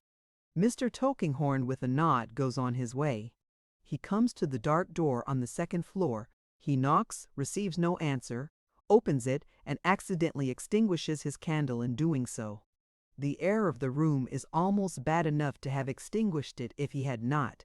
It is a small room, nearly black with soot and grease and dirt. In the rusty skeleton of a grate, pinched at the middle as if poverty had gripped it, a red coke fire burns low. In the corner by the chimney stand, a deal table and a broken desk, a wilderness marked with a rain of ink. In another corner, a ragged old portmanteau on one of the two chairs serves for cabinet or wardrobe. No larger one is needed, for it collapses like the cheeks of a starved man. The floor is bare, except that one old mat, trodden to shreds of rope yarn, lies perishing upon the hearth. No curtain veils the darkness of the night, but the discolored shutters are drawn together, and through the two gaunt holes pierced in them, famine might be staring in the banshee of the man upon the bed. For, on the low bed opposite the fire, a confusion of dirty patchwork, lean rib ticking, and coarse sacking, the lawyer, hesitating just within the doorway, sees a man. He lies there, dressed in shirt and trousers, with bare feet. He has a yellow look in the spectral darkness of a candle that has guttered down until the whole length of its wick, still burning, has doubled over and left a tower of winding sheet above it. His hair is ragged, mingling with his whiskers and his beard, the latter ragged too and grown, like the scum and mist around him, in neglect. Foul and filthy as the room is, foul and filthy as the air is, It is not easy to perceive what fumes those are which most oppress the senses in it, but through the general sickliness and faintness, and the odor of stale tobacco, there comes into the lawyer's mouth the bitter vapid taste of opium.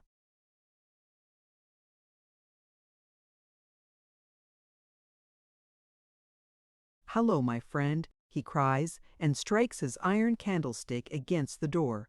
He thinks he has awakened his friend. He lies a little turned away, but his eyes are surely open. "Hello, my friend," he cries again. "Hello, hello!" As he rattles on the door, the candle which has drooped so long goes out and leaves him in the dark, with the gaunt eyes in the shutters staring down upon the bed.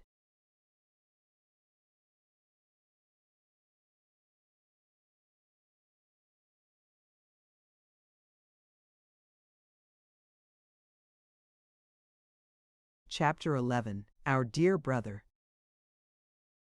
A touch on the lawyer's wrinkled hand as he stands in the dark room, irresolute, makes him start and say, "What's that?" "It's me," returns the old man of the house, whose breath is in his ear.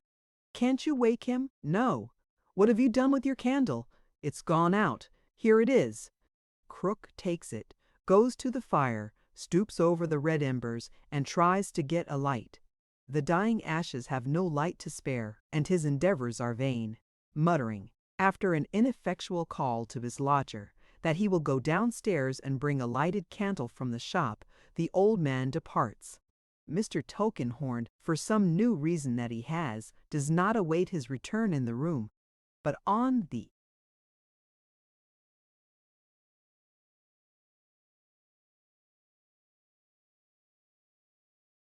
stairs outside. The welcome light soon shines upon the wall, as Krook comes slowly up with his green-eyed cat following at his heels. "Does the man generally sleep like this?" inquired the lawyer in a low voice. "Hi, I don't know," says Krook, shaking his head and lifting his eyebrows. "I know next to nothing of his habits, except that he keeps himself very close." Thus whispering, they both go in together. As the light goes in, the great eyes in the shutters darkening seem to close. Not so the eyes upon the bed. "God save us!" exclaims Mr. Tulkinghorn. "He is dead!" Krook drops the heavy hand he has taken up so suddenly that the arm swings over the bedside. They look at one another for a moment. "Send for some doctor." "Call for Miss Fleet up the stairs, sir. Here's poison. Bye."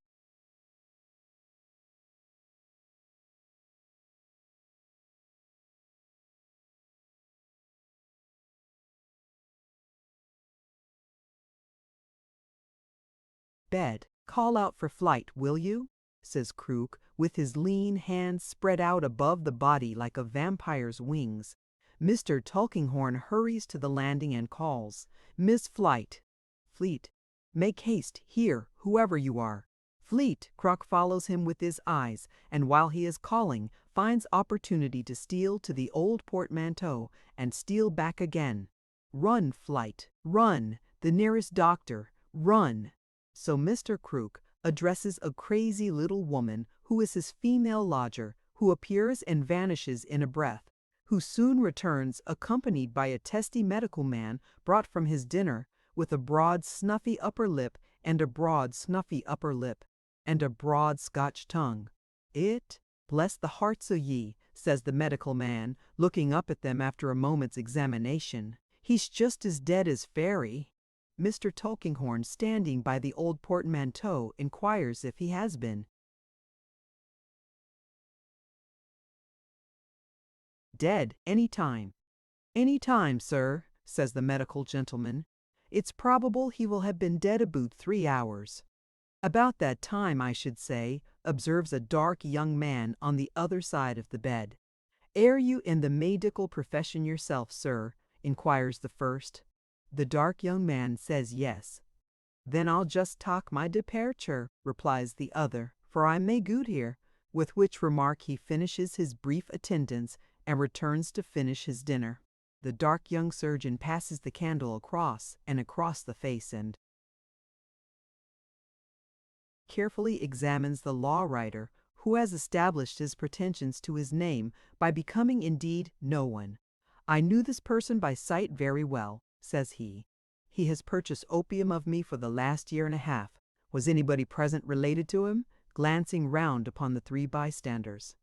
I was his landlord, grimly answers Krook, taking the candle from the surgeon's outstretched hand. He told me once I was the nearest relation he had. He has died, says the surgeon, of an overdose of opium. There is no doubt the room is strongly flavored with it. There is enough here now, taking an old teapot from Mr. Krook, to kill a dozen people. Do you think he did it on purpose? Asks Krook. Took the overdose?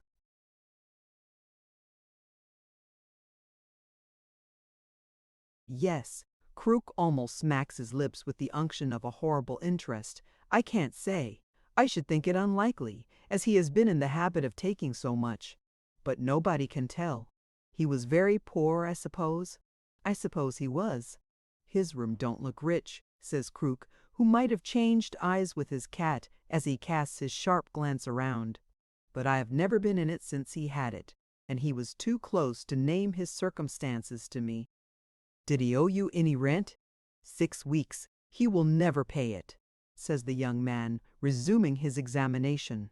It is beyond a doubt that he is indeed as dead as Sparrow, and to judge from his appearance and condition, I should think it a happy release.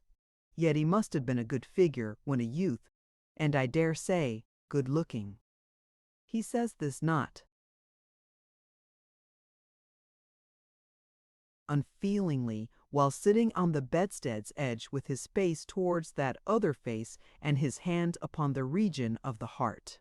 I recollect once thinking there was something in his manner, uncouth as it was, that denoted a fall in life.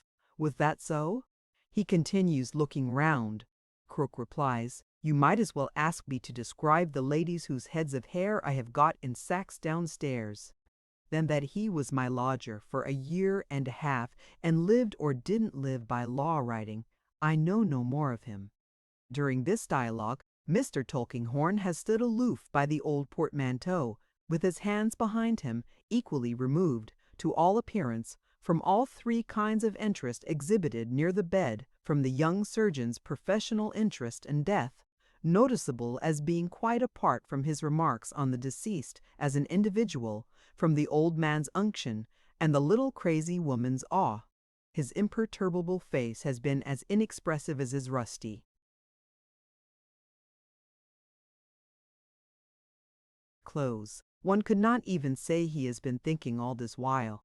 He has shown neither patience, nor impatience, nor attention, nor abstraction. He has shown nothing but his shell. As easily might the tone of a delicate musical instrument be inferred from its case, as the tone of Mr. Tulkinghorn from his case.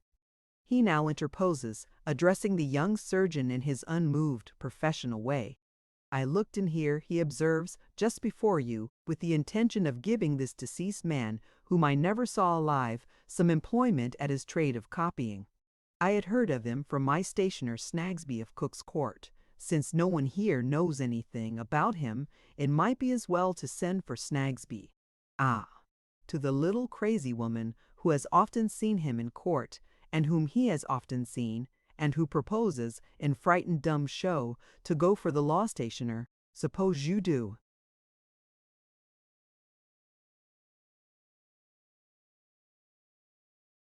While she is gone, the surgeon abandons his hopeless investigation and covers its subject with the patchwork counterpane.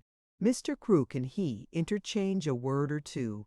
Mr. Tulkinghorn says nothing but stands, ever, near the old portmanteau. Mr. Snagsby arrives hastily in his grey coat and his black sleeves. Dear me, he says, and it has come to this, has it, bless my soul? Can you give the person of the house any information about this unfortunate creature, Snagsby? Inquires Mr. Tulkinghorn. He was in arrears with his rent, it seems, and he must be buried, you know. Well, sir, says Mr. Snagsby, coughing his apologetic cough behind his hand, I really don't know what advice I could offer, except sending for the beadle. I don't speak of advice, returns Mr. Tulkinghorn. I could advise.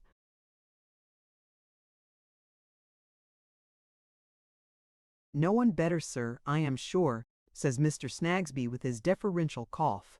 I speak of affording some clue to his connections, or to where he came from, or to anything concerning him. I assure you, sir, says Mr. Snagsby after prefacing his reply with his cough of general propitiation, that I no more know where he came from than I know where he is gone to, perhaps. Suggest the surgeon to help him out. A pause. Mr. Tulkinghorn looking at the law stationer. Mr. Crook with his mouth open, looking for somebody to speak next. As to his connection, sir, says Mr. Snagsby, if a person was to say to me, Snagsby, here's £20,000 down, ready for you in the Bank of England if you'll only name one of 'em, I couldn't do it, sir. About a year and a half ago, to the best of my belief, at the time when he first came to lodge at the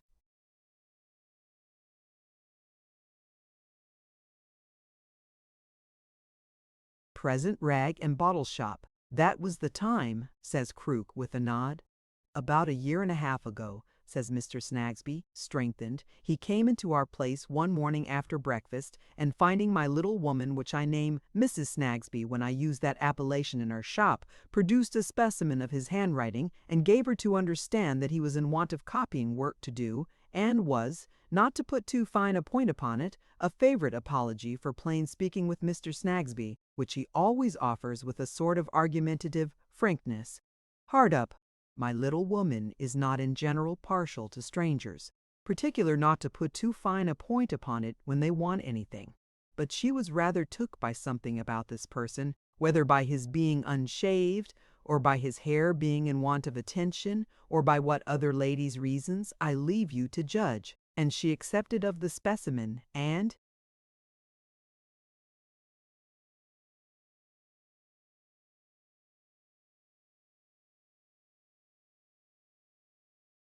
likewise of the address. My little woman hasn't a good ear for names, proceeds Mr. Snagsby after consulting his cough of consideration behind his hand, and she considered Nemo equally the same as Nimrod, in consequence of which she got into a habit of saying to me at meals, Mr. Snagsby, you haven't found Nimrod any work yet, or Mr. Fout. Snagsby, why didn't you give that 8 Chancery folio in Jarndyce to Nimrod, or such like? And that is the way he gradually fell into job work at our place, and that is the most I know of him, except that he was a quick hand, and a hand not sparing of night work, and that if you gave him out, say, 45 folio on the Wednesday night, you would had it brought in on the Thursday morning. All of which Mr. Snagsby concludes by politely motioning with his hat towards the bed, as much as to add, I have no doubt my honorable friend would confirm if you were in a condition to do it. Hadn't you better see, says Mr. Tulkinghorn to Crook, whether he had any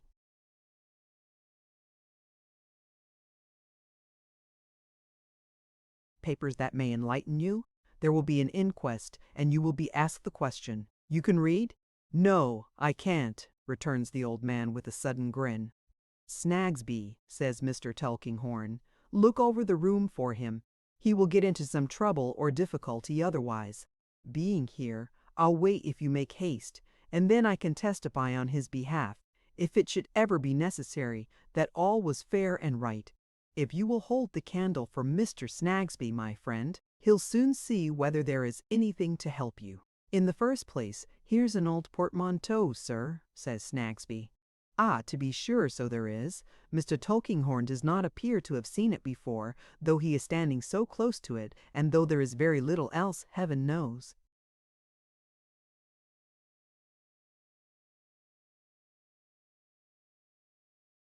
The marine store merchant holds the light, and the law stationer conducts the search. The surgeon leans against the corner of the chimney-piece. Miss Fleet peeps and trembles just within the door. The apt old scholar of the old school, with his dull black breeches tied with ribbons at the knees, his large black waistcoat, his long-sleeved black coat, and his wisp of limp white neckerchief tied in the bow the peerage knows so well, stands in exactly the same place and attitude. There are some worthless articles of clothing in the old portmanteau. There is a bundle of pawnbrokers' duplicates, those turnpike tickets on the road of poverty. There is a crumpled paper smelling of opium on which are scrawled rough memoranda as took such a day, so many grains, took such another day, so many grains, took a such another day, so many more begun some time ago, as if with the intention of being regularly continued but soon left off. There are a few dirty scraps of newspapers, all referring to coroner's inquests. There is nothing else. They search the cupboard and the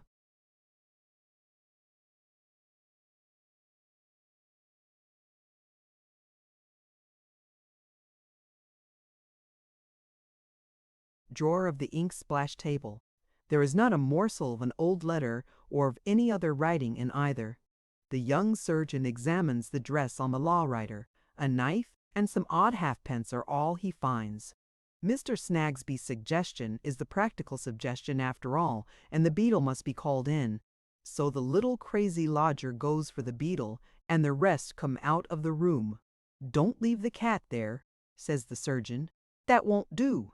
Mr. Crook therefore drives her out before him, and she goes furtively downstairs, winding her lithe tail and licking her lips. "Good night," says Mr. Tulkinghorn, and goes home to allegory and meditation. By this time the news has got into the court. Groups of its inhabitants assemble to discuss the thing, and the outposts of the army of observation, principally boys, are pushed forward to Mr. Crook's window, which they closely invest.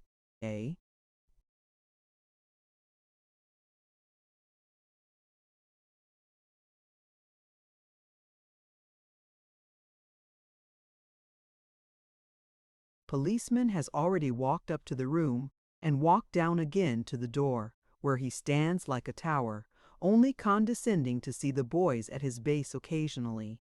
But whenever he does see them, they quail and fall back.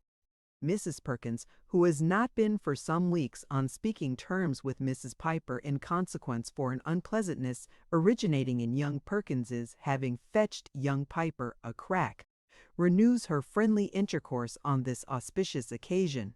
The pot-boy at the corner, who is a privileged amateur, as possessing official knowledge of life and having to deal with drunken men occasionally, exchanges confidential communications with the policeman, and has the appearance of an impregnable youth, unassailable by truncheons and unconfinable in station-houses. People talk across the court out of window, and bareheaded scouts come hurrying in from Chancery Lane to know what's the matter. The general feeling seems to be that it's a blessing Mr. Crock warn't made away with first, mingled with a little natural disappointment that he was.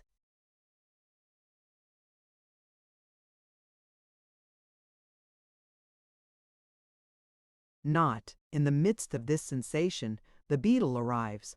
The beadle, though generally understood in the neighborhood to be a ridiculous institution, is not without a certain popularity for the moment, if it were only as a man who was going to see the body. The policeman considers him an imbecile civilian, a remnant of the barbarous watchman times, but gives him admission as something that must be borne with until government shall abolish him. The sensation is heightened as the tidings spread from mouth to mouth that the beadle is on the ground and has gone in. By and by the beadle comes out, once more intensifying the sensation which has rather languished in the interval.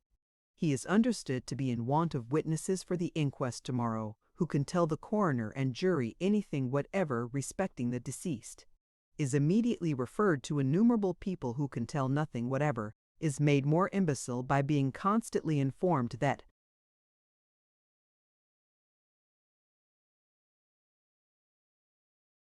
Mrs. Green's son was a law writer hisself and knowed him better than anybody, which son of Mrs. Green's appears on inquiry to be at the present time aboard a vessel bound for China 3 months out, but considered accessible by telegraph on application to the Lords of the Admiralty. Beadle goes into various shops and parlors, examining the inhabitants, always shutting the door first and, by exclusion, delay, and general idiocy, exasperating the public. Policemen seem to smile to potboy. Public loses interest and undergoes reaction. Taunts the beadle in shrill youthful voices with having boiled a boy. choruses, fragments of a popular song to that effect, and importing that the boy was made into soup for the workhouse. Policeman at last finds it necessary to support the law and sees a vocalist who is released upon the flight of the rest, on condition of his getting out of this then, come, and cutting it a condition he immediately observes.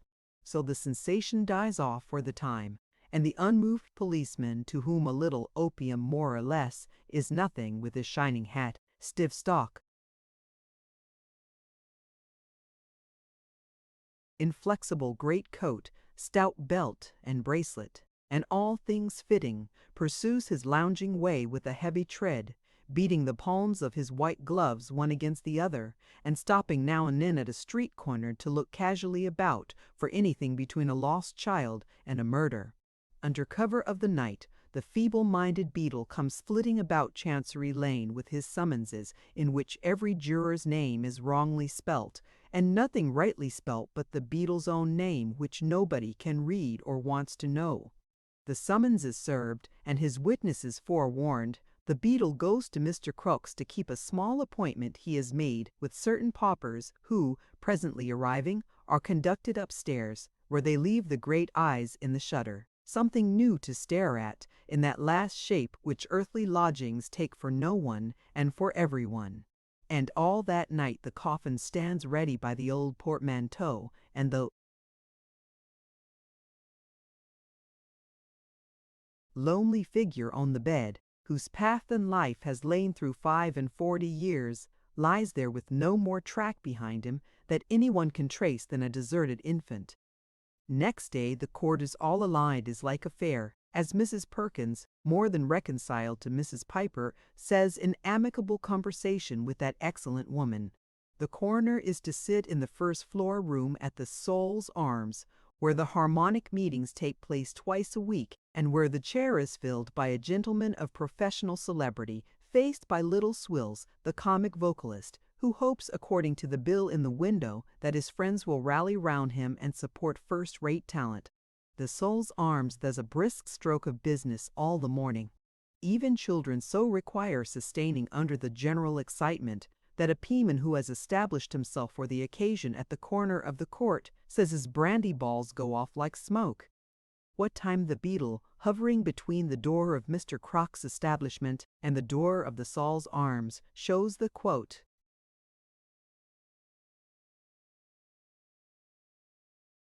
curiosity in his keeping to a few discreet spirits, and accepts the compliment of a glass of ale or so in return. At the appointed hour arrives the coroner, for whom the jurymen are waiting, and who is received with the salute of skittles from the good dry skittle ground attached to the Soul's Arms. The coroner frequents more public houses than any man alive. The smell of sawdust, beer, tobacco smoke, and spirits is inseparable in his vocation from death in its most awful shapes. He is conducted by the beadle and the landlord to the harmonic meeting room, where he puts his hat on the piano and takes a Windsor chair at the head of a long table formed of several short tables put together and ornamented with glutinous rings and endless involutions made by pots and glasses. As many of the jury as can crowd together at the table sit there. The rest get among the spittoons and pipes or lean against the piano. Over the coroner's head is a small iron garland, the pendant handle of a bell, which rather gives the majesty of the court the appearance of going to be.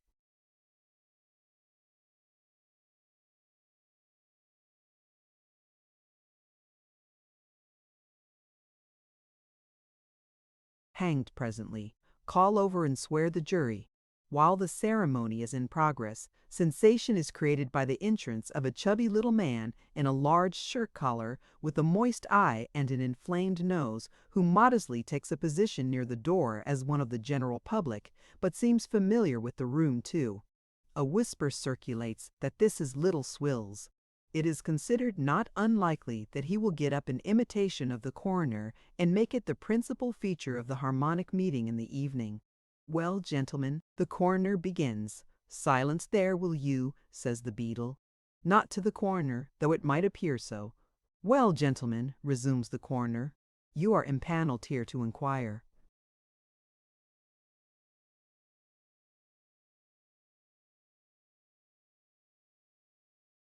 into the death of a certain man. Evidence will be given before you as to the circumstances attending that death, and you will give your verdict according to the skittles. They must be stopped, you know, beetle. Evidence, and not according to anything else. The first thing to be done is to view the body. Make way there, cries the beetle. So they go out in a loose procession, something after the manner of a straggling funeral, and make their inspection in Mr. Crook's back second floor, from which a few of the jurymen retire pale and precipitately. The beadle is very careful that two gentlemen not very neat about the cuffs and buttons, for whose accommodation he has provided a special little table near the coroner in the harmonic meeting room, should see all that is to be seen. For they are the public chroniclers of such inquiries by the line, and he is not superior to the universal human infirmity, but hopes to read in print what Mooney, the active,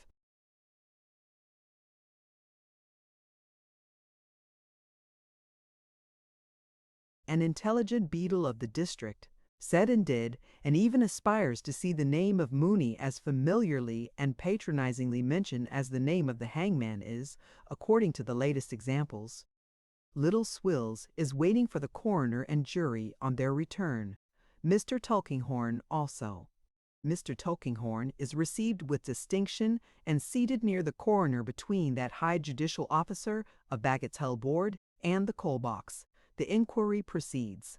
The jury learn how the subject of their inquiry died, and learn no more about him. A very eminent solicitor is in attendance, gentlemen, says the coroner, who, I am informed, was accidentally present when discovery of the death was made, but he could only repeat the evidence you have already heard from the surgeon, the landlord, the lodger, and the law stationer, and it is not necessary to trouble him. Is anybody in attendance who knows anything more?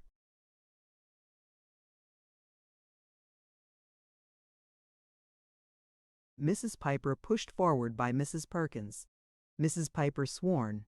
Anastasia Piper, gentlemen. Married woman. Now, Mrs. Piper, what have you got to say about this? Why, Mrs. Piper has a good deal to say, chiefly in parentheses and without punctuation, but not much to tell. Mrs. Piper lives in the court, which her husband is a cabinet maker, and it has long been well beknown among the neighbors, counting from the day next, but one before the half-baptizing of Alexander James Piper, aged 18 months and 4 days old, on accounts of not being expected to live, such was the sufferings, gentlemen, of that child in his gums, as the plaintiff, so Mrs. Piper insists on calling the deceased, was reported to have sold himself. Thinks it was the plaintiff's heir in which that report originatin'. See the plaintiff often, and considered as his heir was ferocious and not to be allowed to go about some children being timid, and if doubted hoping.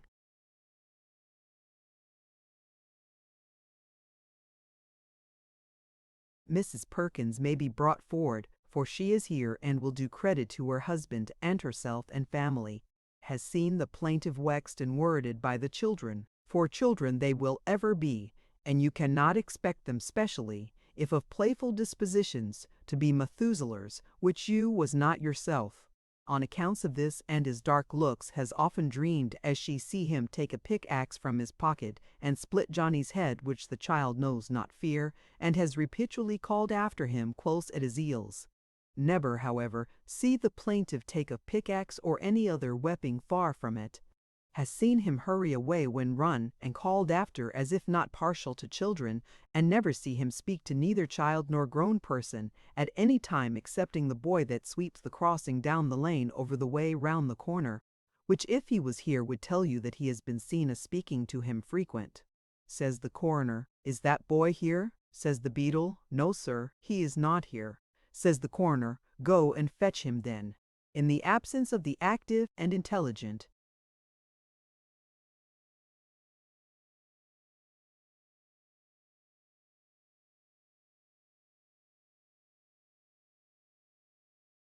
the coroner converses with Mr. Tulkinghorn. Oh, here's the boy, gentlemen. Here he is, very muddy, very hoarse, very ragged. Now, boy, but stop a minute. Caution. This boy must be put through a few preliminary paces. Name, Joe. Nothing else that he knows on. Don't know that everybody has 2 names. Never heard of such a think. Don't know that Joe is short for a longer name. Thinks it long enough for him. Hesh, don't find no fault with it. Spell it. No. Hetchy can't spell it. No father, no mother, no friends. Never been to school. What's home? Knows a broom's a broom, and knows it's wicked to tell a lie. Don't recollect who told him about the broom or about the lie, but knows both. Can't exactly say what'll be done to him. Artur he's dead if he tells a lie to the gentleman here, but believes it'll be something wery bad to punish him, and serve him right, and so he'll tell the truth.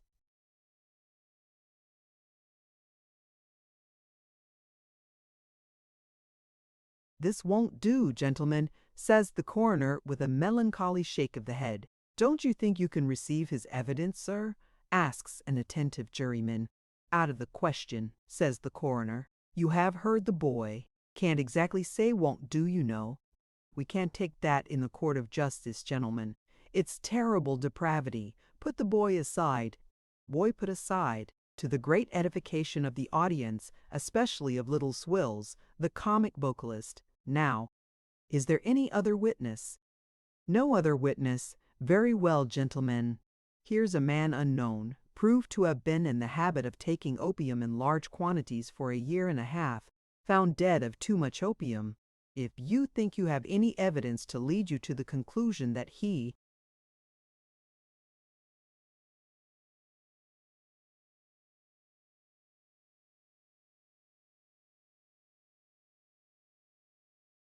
committed suicide, you will come to that conclusion. If you think it is a case of accidental death, you will find a verdict accordingly. Verdict accordingly. Accidental death. No doubt. Gentlemen, you are discharged. Good afternoon. While the coroner buttons his great coat, Mr. Tulkinghorn and he give private audience to the rejected witness in a corner.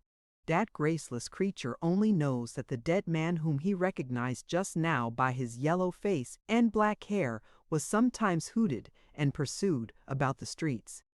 That one cold winter night when he, the boy, was shivering in a doorway near his crossing, the man turned to look at him and came back, and having questioned him and found that he had not a friend in the world, said, "Neither have I, not one," and gave him the price of a supper and a night's lodging.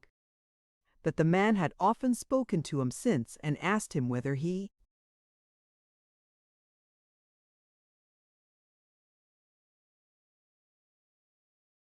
slept sound at night, and how he bore cold and hunger, and whether he ever wished to die, and similar strange questions.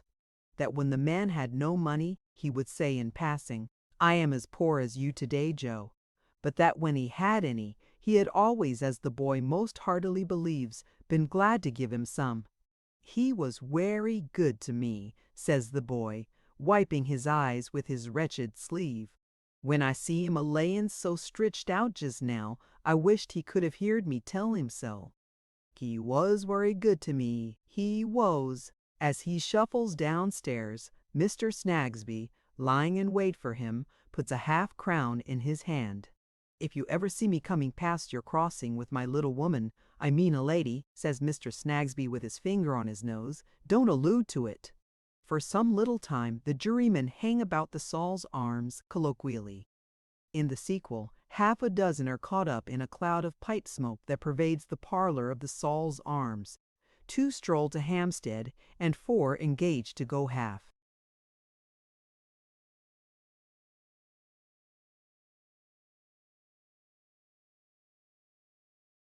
Price to the play at night, and top up with oysters.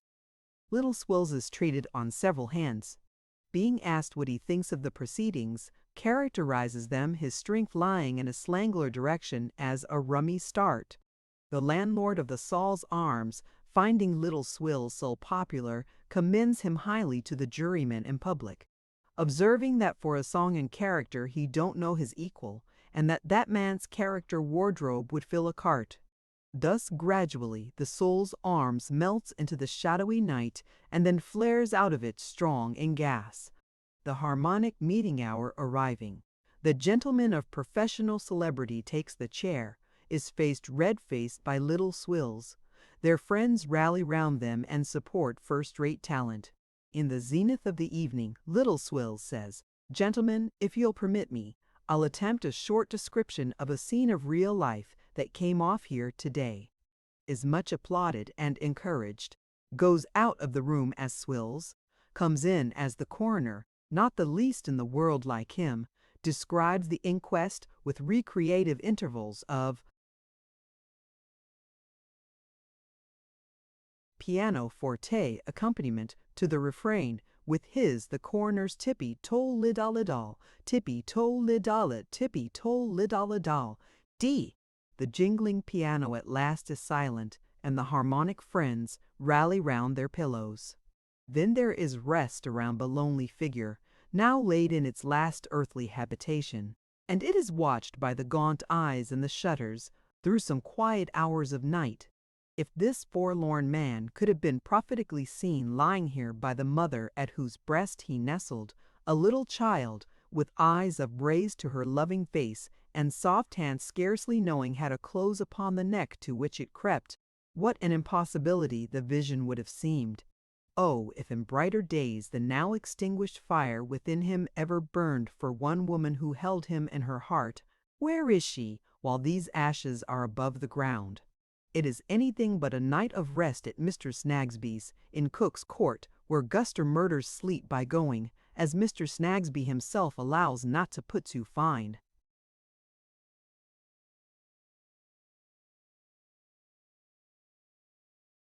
A point upon it out of 1 fit into 20. The occasion of the seizure is that Guster has a tender heart and a susceptible something that possibly might have been imagination but for Tooting and her patron saint. Be it what it may, now it was so direfully impressed at tea-time by Mr. Snagsby's account of the inquiry at which he had assisted that at supper-time she projected herself into the kitchen, preceded by a flying Dutch cheese, and fell into a fit of unusual duration, which she only came out of to go into another, and so on through a chain of fits, with short intervals between, of which she has pathetically availed herself by consuming them in entreaties to Snagsby not to stew or squiddy mime.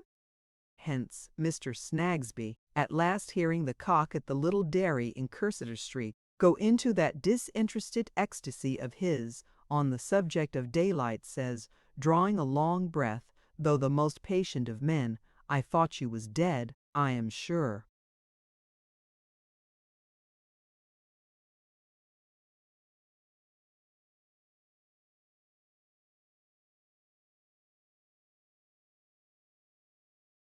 What question this enthusiastic fowl supposes he settles when he strains himself to such an extent, or why he should thus crow, so men crow on various triumphant public occasions, however, about what cannot be of any moment to him, is his affair. It is enough that daylight comes, morning comes, noon comes. Then the active and intelligent, who has got into the morning papers as such, comes with his pauper company to Mr. Crook's and bears off the body of our dear brother here departed to a Hemden churchyard, pestiferous and obscene, whence malignant diseases are communicated to the bodies of our dear brothers and sisters who have not departed, while our dear brothers and sisters who hang about official back stairs, would to heaven they had departed, while our dear brothers and sisters who hang about official back stairs, would to heaven, are very complacent and agreeable, into a beastly scrap of ground which a Turk would reject as a savage abomination, and a Caffre would shudder at, they bring our dear brother here departed to receive Christian burial.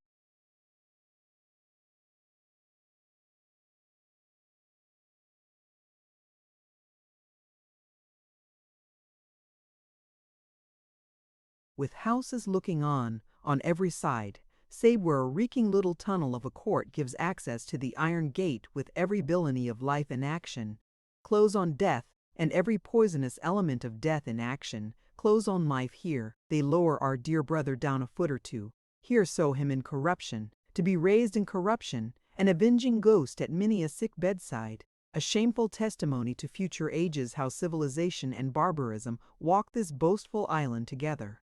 Come night, come darkness, for you cannot come too soon or stay too long by such a place as this. Come, straggling lights into the windows of the ugly houses, and you who do iniquity therein, do it at least with this dread scene shut out. Come, flame of gas, burning so sullenly above the iron gate, on which the poisoned air deposits its witch ointment slimy to the touch. It is well that you should call to every passer-by, "Look here."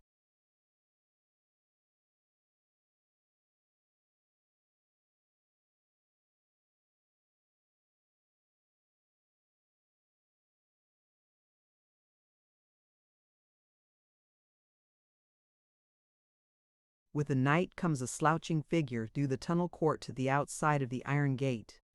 It holds the gate with its hands and looks in between the bars, stands looking in for a little while. It then, with an old broom it carries, softly sweeps the step and makes the archway clean. It does so very busily and trimly, looks in again a little while, and so departs. Joe, is it thou? Well, well. Though a rejected witness, who can't exactly say what will be done to him in greater hands than men's, thou art not quite an outer darkness. There is something like a distant ray of light in thy muttered reason for this. He was very good to me, he was.